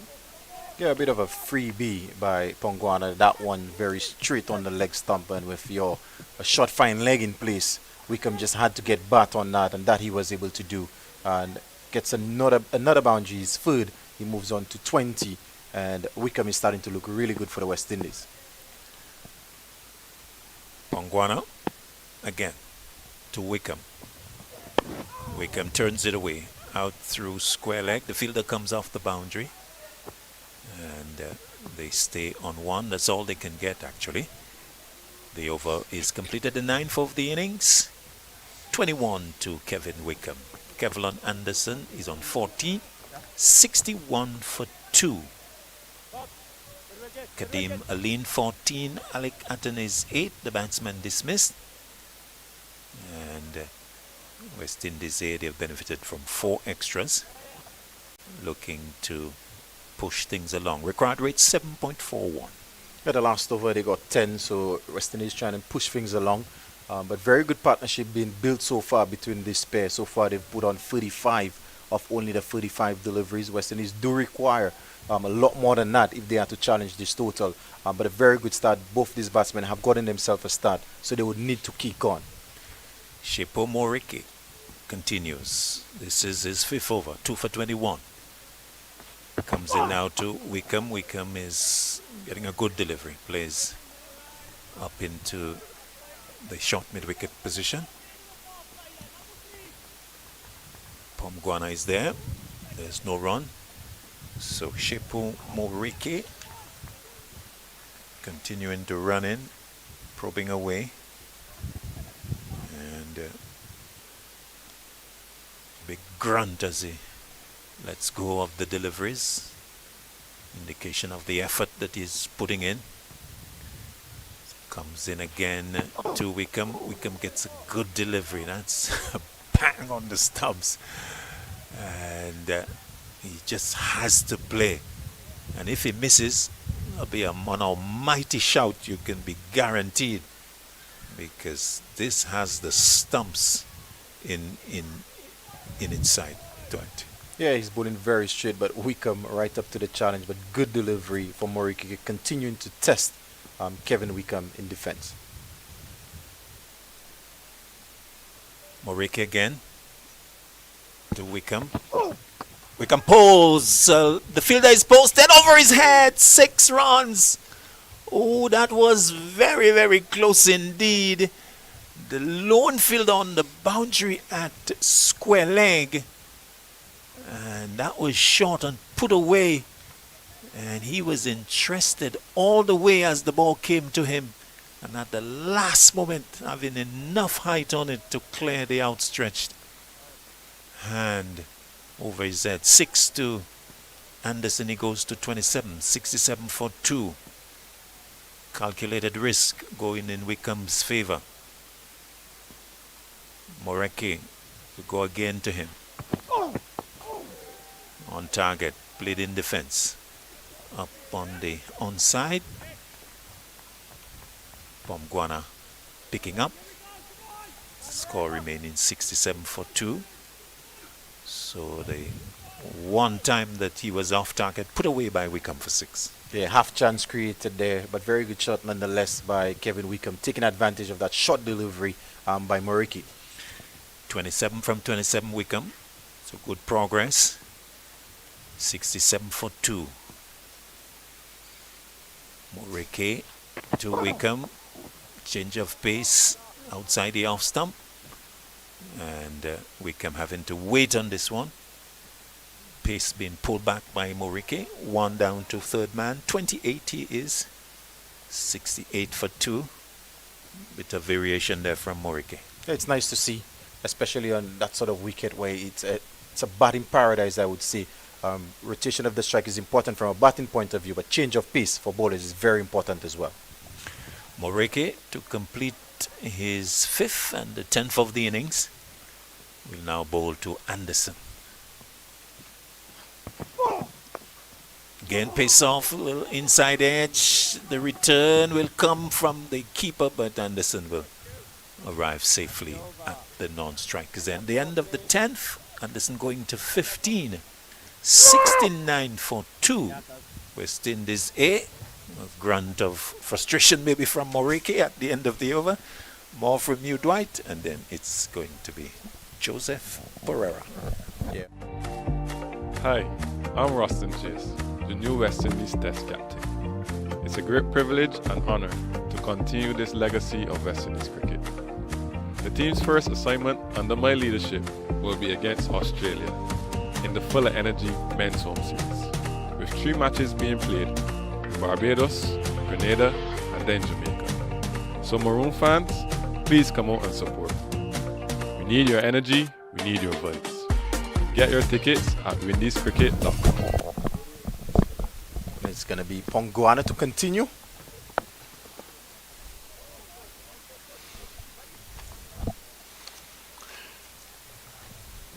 Just a signal of the first delivery as the new over starts. But the West Indies, the rate now is 6.9, required is 7.4. So they're not too far away from the required limit, but they need to keep wickets in hand. This is a very quick signal. Just push to a short mid-on. Quickly they came. He moves to 29. Anderson needs to just push on a gear or 2. Needs to move into a second gear and a third gear. Wickham has done the bulk of the scoring, but it's been a good partnership. Partnership of 40 odd. Wickham is going for an impossible run. It just pushed out in the offside. There were 3 men charging at just on the square, really. It was just not on. 71 for 2. 10.3 overs. So the challenge is very much there for the West Indies. Can they keep the momentum and keep their wickets in hand? Bongala from the far end.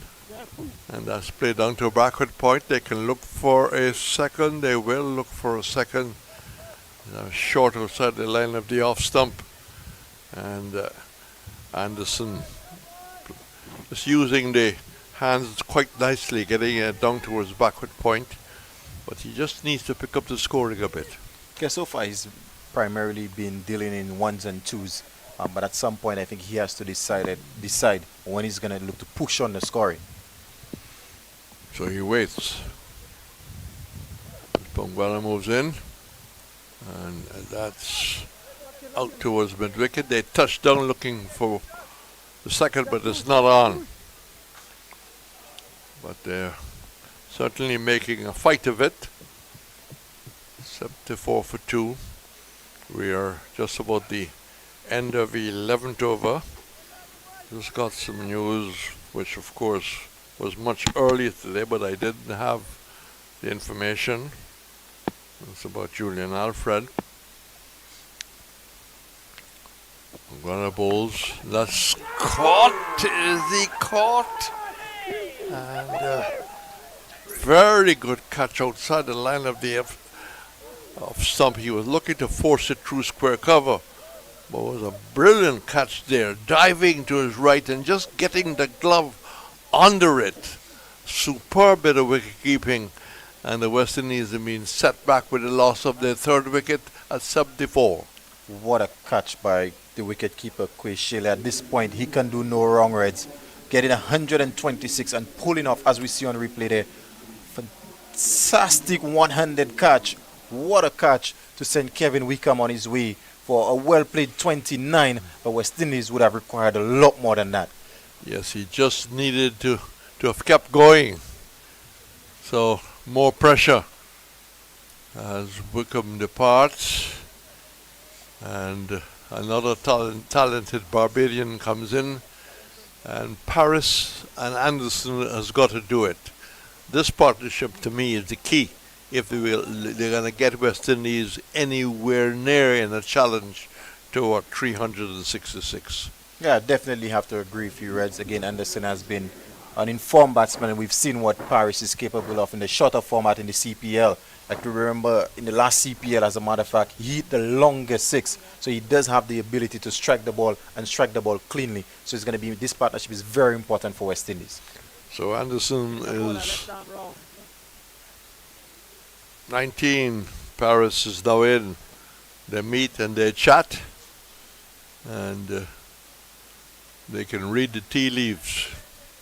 Gotta keep going. Gotta, as they say, die with your boots on. I think we're about to have some spin. 14. To move in. He's played at the highest level for South Africa. He went off to New Zealand. Left arm orthodox. He's got a good arm ball. As he comes into Anderson. Anderson clips it off the pad straight to mid wicket. Anderson needs to free himself. Must invest in some aggression. That's looking to sweep, but brilliantly stop at backward point. And South Africa has been very sharp on their toes. Okay, they've been excellent in the field, but Anderson has to be careful. He swept that one off middle. And if recalling the first game Friday evening, he was out LBW to 14. Well, the demands of the pressure. Fontaine in, looking to sweep once more and gets it nicely down to deep square leg, but only a single. He needs to get more value from his shots. Yeah, there is a man at square leg for that shot. So he himself now, Anderson, has to maybe hit it a bit more behind, or maybe look to hit it more from mid wicket, a lot straighter. Well, Paris now comes into strike as the West Indies goes to 3 for 75, 11.3 overs. I was trying to get the information. Julian Alfred, who won the 200 today in Europe, just back of a length, and Paris is very orthodox. But we know, we were seen in this CPL playing for the Royals, that he's really capable of being very attacking. Looks to drive, bring covers to his left, and decides to start off with a meek, very meek signal. The West Indies and Ireland is on tomorrow morning. You can set your alarm at 5:30, grab a cup of tea or a cup of coffee, whatever you do, and set yourself. That's gone into the stand, and all of a sudden, there's Anderson finding the necessary shot to push the total on. The total goes to 82, and Anderson raises up to 26. That was a good hit. Yeah, the previous two sweep shots that he played was off the stump. That one, he got a bit of width outside the off stump, and it allowed him to free his hands. And a great shot by Anderson, depositing that one into the Johnson Charles stand for the first 6. So 3 for 82. And Bongwana to continue for the far end. Paris 1. Waits for the discussion between Captain Ackerman and the bowler.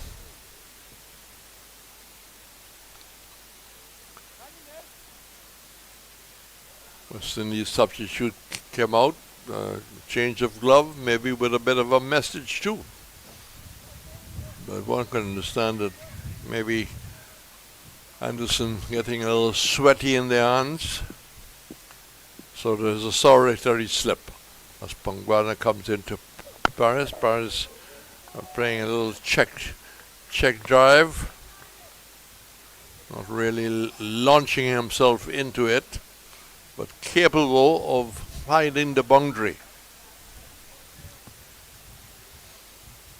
We certainly feel that this is the partnership that if they can put together a big partnership, well, they can challenge, but it's a big challenge to get up to 366 off the back foot, just running that down towards third man. So there's rotation to strike as Anderson 26. Now about to face the very tall, rangy South African who looks to be a very genuine all-round in the making. Yeah, Bongwana, he bowled really well in the first game, batted really well today, and he's bowling well as well. Nice footwork, some very nice shots as he comes in once more, and that's tucked away. Just so it's square leg. They were thinking for a second and realized that this South African feeling side is a good one. Their first feeling side I saw that was brilliant was the 53 Indian side led by Hazari. You see if he got carry. That's short and pulled around by Paris. Hit it straight down towards the man at the long leg position. Strike changing over once more.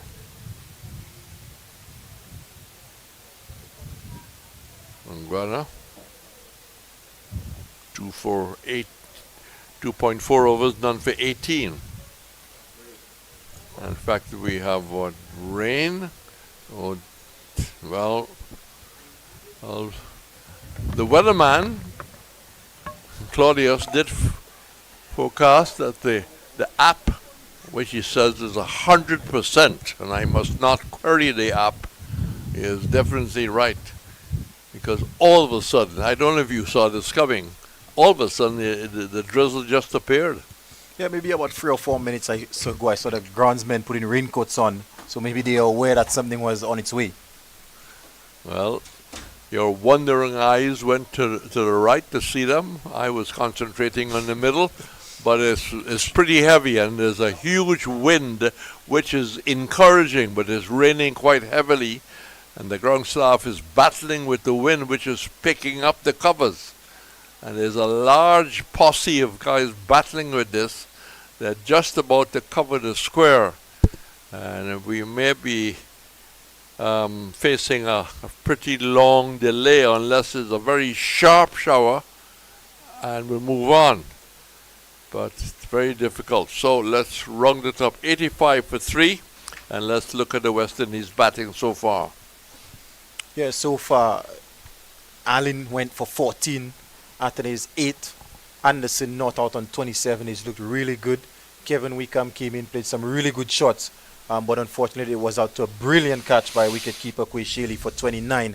And Paris, who just came in, is on free. West Indies 85 for free, which means they require a further 280 runs at 7.5 runs and over. And let's update the 365 for 7 by the South Africans. We have people maybe just getting up early morning in South Africa and wherever you are in the Caribbean, wherever you are in the world. The brilliant 126 by Kwesheli headed the 365. Brilliant. Yeah, Kwesheli batted very well, just continuing where he left off. So far, his scores of 55 on Friday evening and 126. And Jason Smith and must definitely get a mention for his 64. Yeah, he's been impressive in the 2 games that he's played so far. And Pongda, 57 not out. Showing his all-round all-round ability. in the making. Yep. Well, the covers for the square has been put on. They haven't really tried to bring on any more covers to stop the present the water hitting the run-ups. But this looks like a fairly major shower. And until there is further information, I think we can say that we have a rain delay, 85 for 3 of 12.4. The West Indies needing 366. That's where we'll take a break. Maybe you might just like to refresh yourself wherever you are.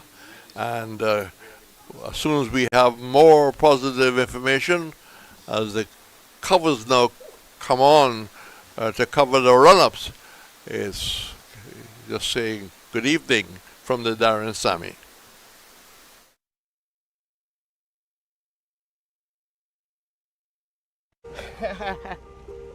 Shay, West Indies will be taking the first straight this summer at home against South Africa. You know once that first ball's bowled, it's game on. Full of energy from the start. For real, Haley. The fans already lining up. Flags waving, drums beating. Because when we home, we full of energy. Let me add in quote Sammy real quick, see what the vibe is. Shay, skipper, I was just about to call you. This will be a summer to remember. Action package with T20s, ODIs and Test cricket. The tickets are now available. We bring in the fire and the fans bring in the vibes. But we're missing that extra spark. Hold on, I know who to call. Coachman Sammy, you know I'm always ready. But where's he play? Teja, we heard you're the man with the vibes for this summer home series. We need a fire to light up this whole region.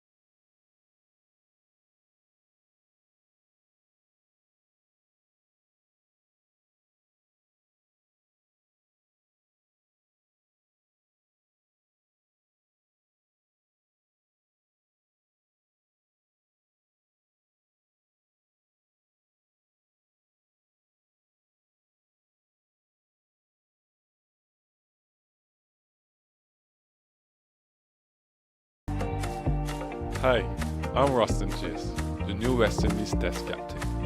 It's a great privilege and honour to continue this legacy of West Indies cricket. The team's first assignment under my leadership will be against Australia in the Fuller Energy Men's Home Series, with 3 matches being played in Barbados, Grenada and then Jamaica. So Maroon fans, please come out and support. We need your energy, we need your vibes. Get your tickets at windiescricket.com. Shay, West Indies women taking the first straight this summer at home against South Africa. You know once that first ball's bowled, it's game on. Full of energy from the start. For real, Haley. The fans already lining up. Flags waving, drums beating. Because when we home, we full of energy. Let me add in quote Sammy real quick. See what the vibe is. Shay, skipper, I was just about to call you. This will be a summer to remember. Action package with T20s, ODIs and Test cricket. The tickets are now available. We bring in the fire and the fans bring in the vibes. But we're missing that extra spark. Hold on, I know who to call.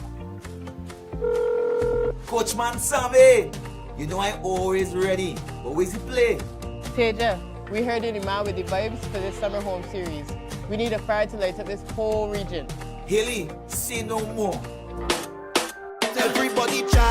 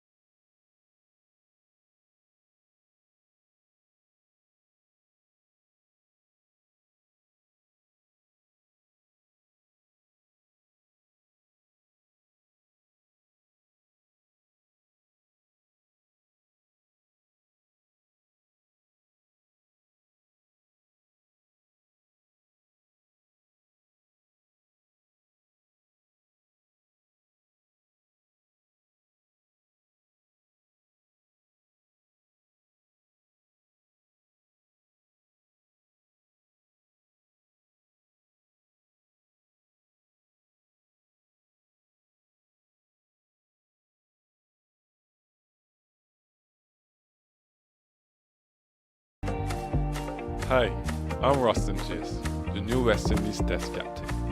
It's a great privilege and honor to continue this legacy of West Indies cricket. The team's first assignment under my leadership will be against Australia in the Fuller Energy Men's Home Series, with 3 matches being played in Barbados, Grenada, and then Jamaica. So Maroon fans, please come out and support. We need your energy, we need your vibes. Get your tickets at windiescricket.com. Shay, West Indies women taking the first straight this summer at home against South Africa. You know once that first ball's bowled, it's game on. Full of energy from the start.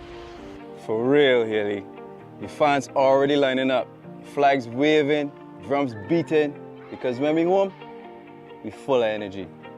Let me add in quote Sammy real quick. See what the vibe is. Shay, Skipper, I was just about to call you. This will be a summer to remember. Action package with T20s, ODIs, and Test cricket.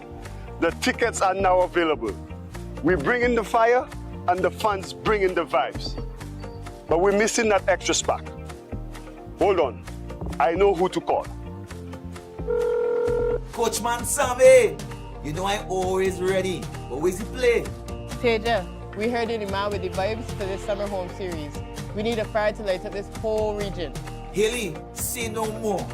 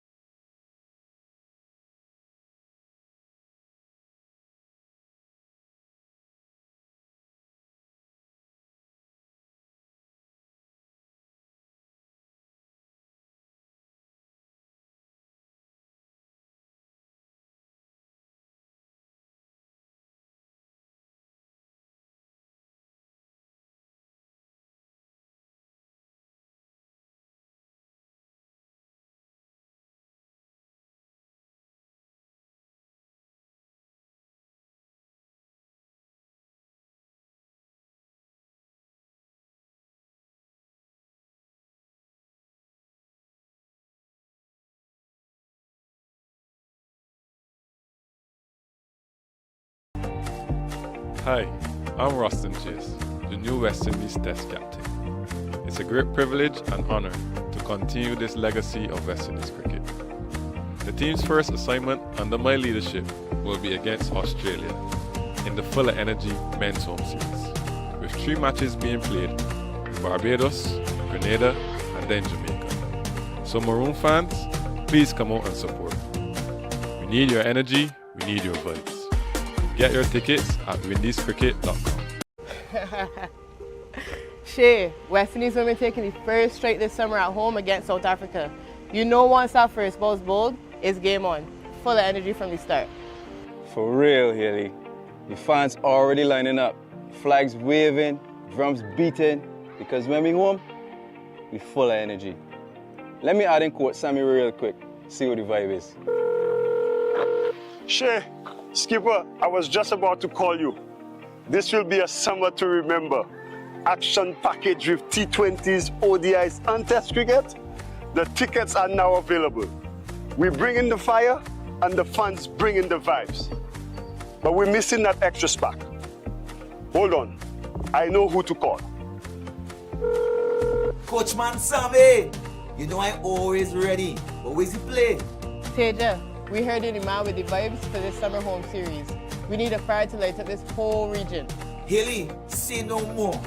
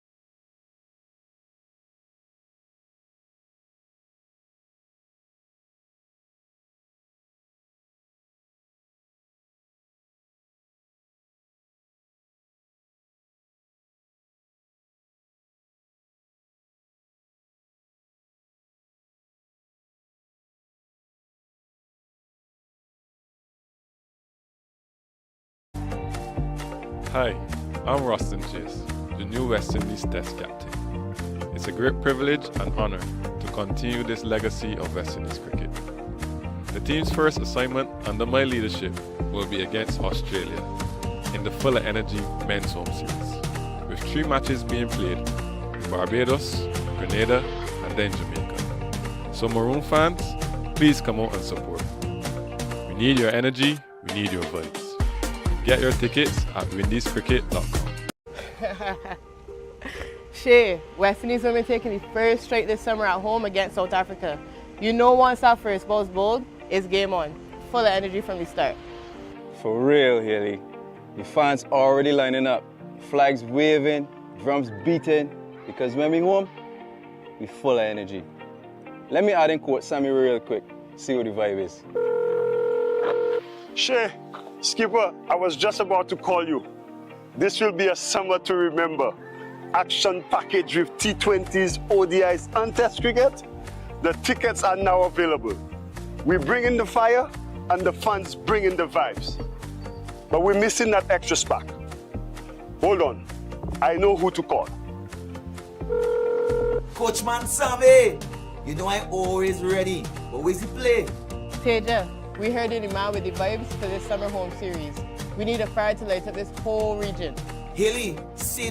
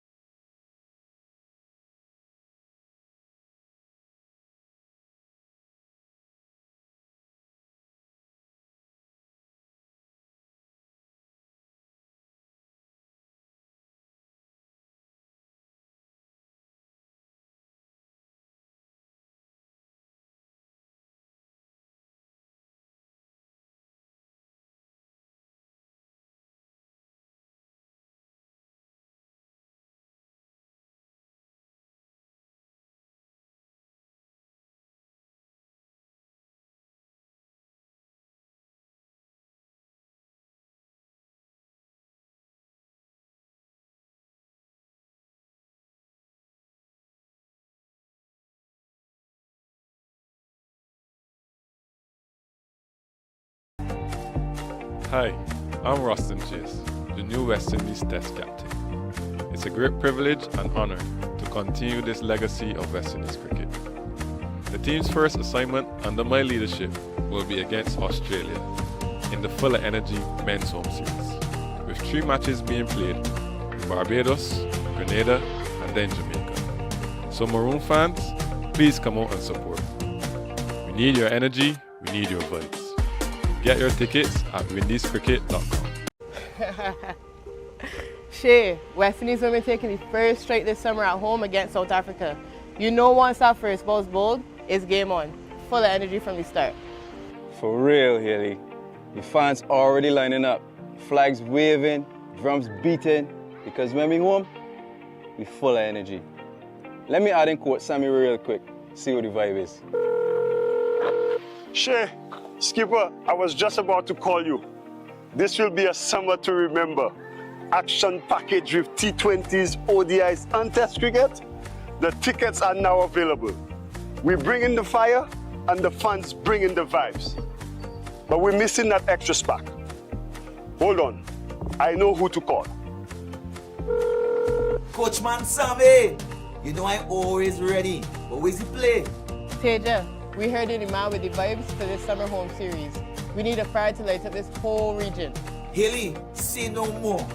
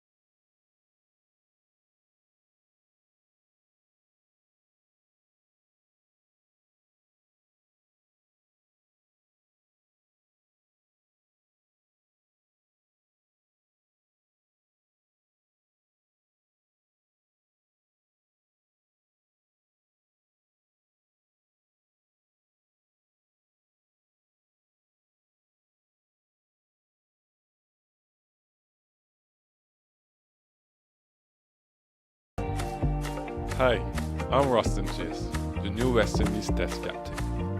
It's a great privilege and honor to continue this legacy of West Indies cricket. The team's first assignment under my leadership will be against Australia in the Full of Energy Men's Home Series, with 3 matches being played in Barbados, Grenada, and then Jamaica. So Maroon fans, please come out and support. We need your energy, we need your vibes.